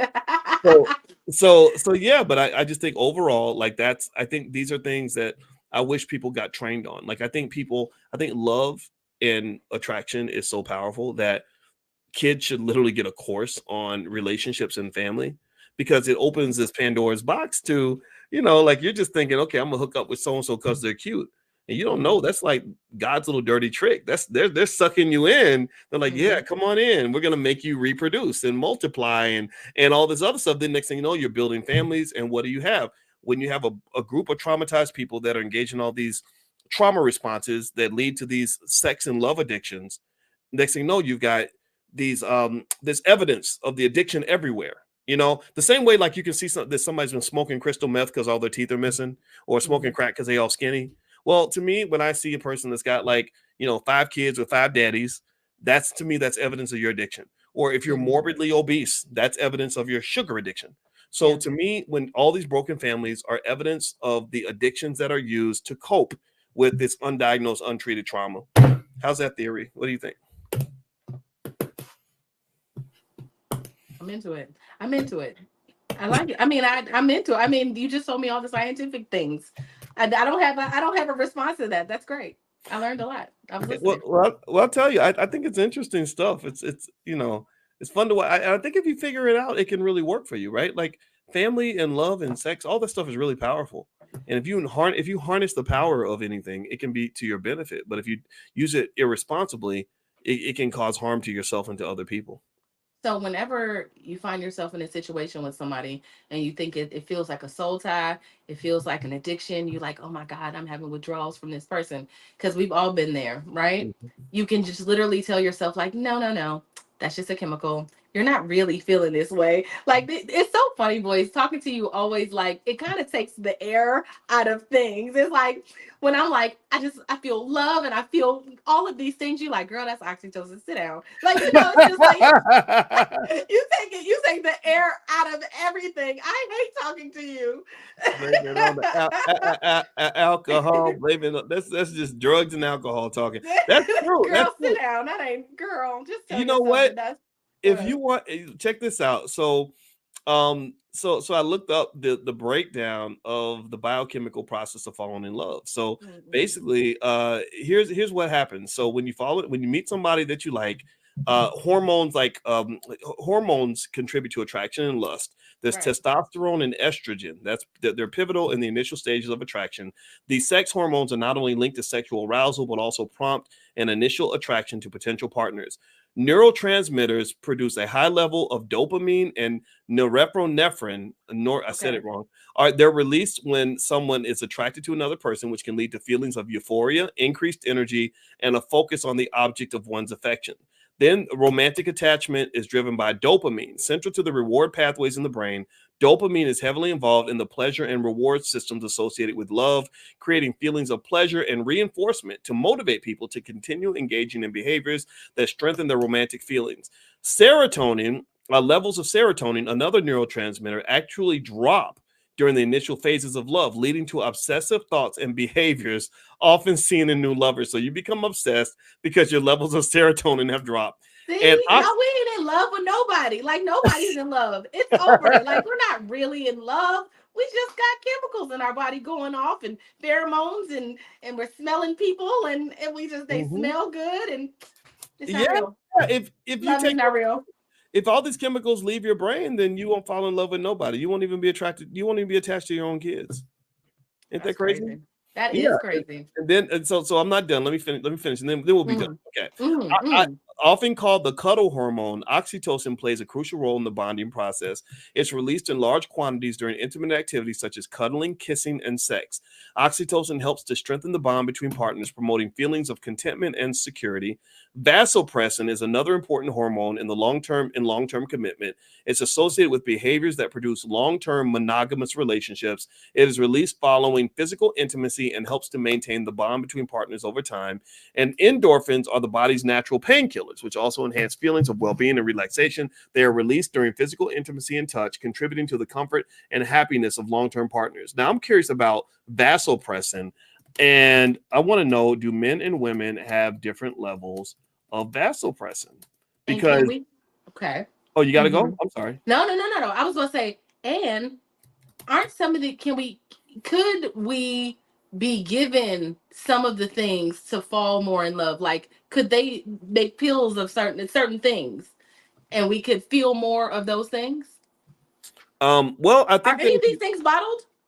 I guess is my question. You mean like a pill? You get like an oxytocin pill? Yeah, or like are there oxytocin pills? Are there like because there's drugs, right? Or is there serotonin exists, right?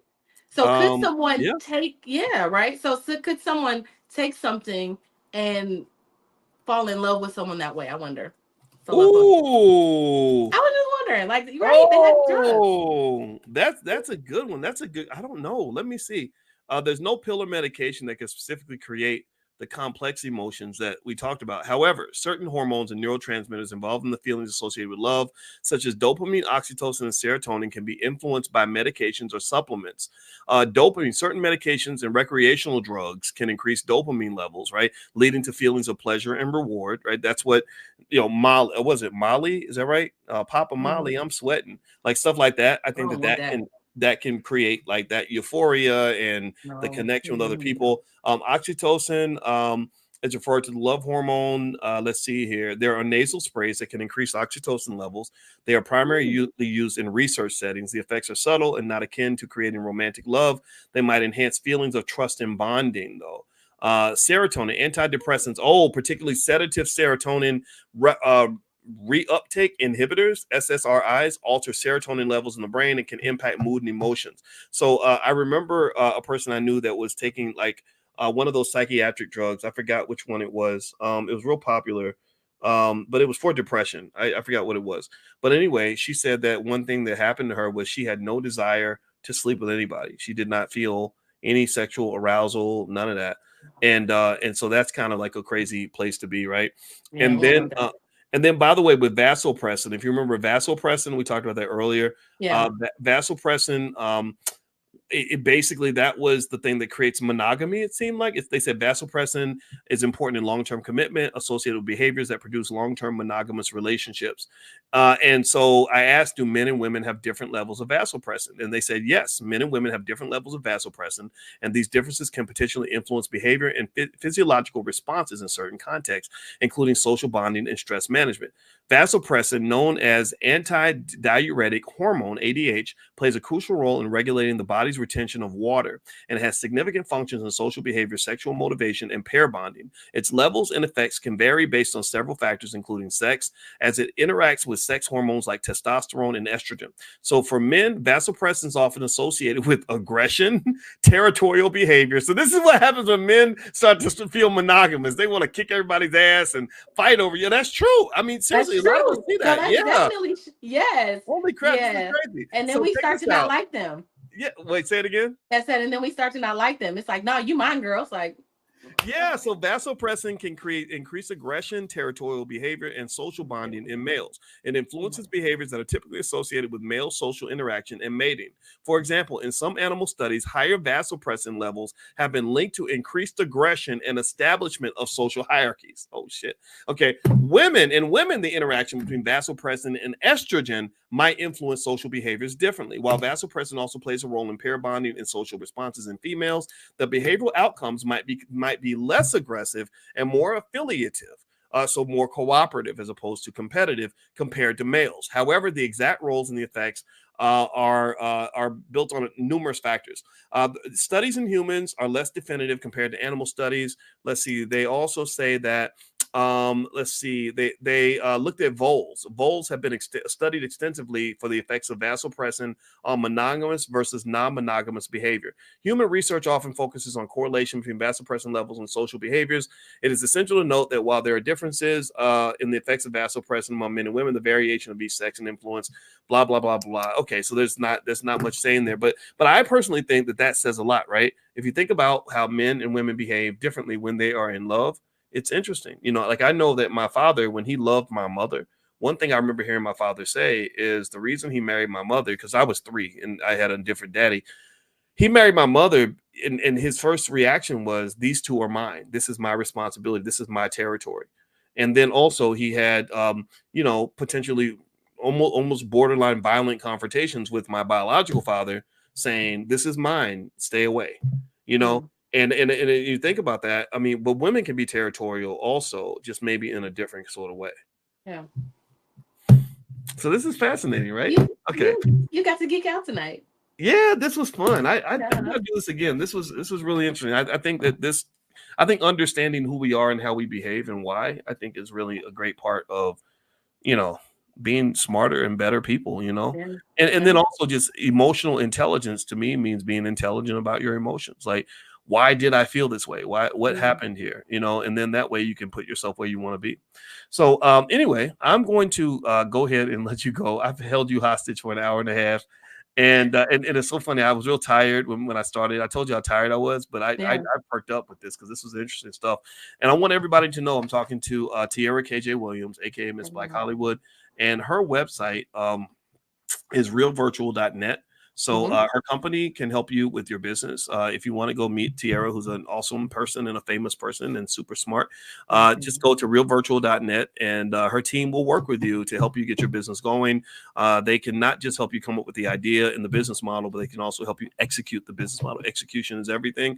And I know a lot of you are trying to look for the next level. And also, speaking of another aspect of the next level, I have a training called How to Make Money Without Working, and it basically leans on the ability to make money with stock options. A lot of people don't know that you can generate a lot of income by selling stock options, and we talk about that on a regular basis. So if you'd like to get that free training, How to Make Money Without Working, just text the word money to the number 87948. Text money to 87948. I will send you that. I'll also send you some stocks that I like, stuff like that, because I want to see you wealthier. I want to see you happier. I want to see you live a better life. That's the goal of this platform. And also make sure you follow us on Spotify. Just look for my name on Spotify. You can find my podcast there as well. So thank you all very, very much for hanging out. Hit the thumbs up button. Thank you very much, Tiara KJ Williams. I appreciate your time. Great time. And yes, ma'am. And we will see you all soon. Take care. Bye-bye. Bye.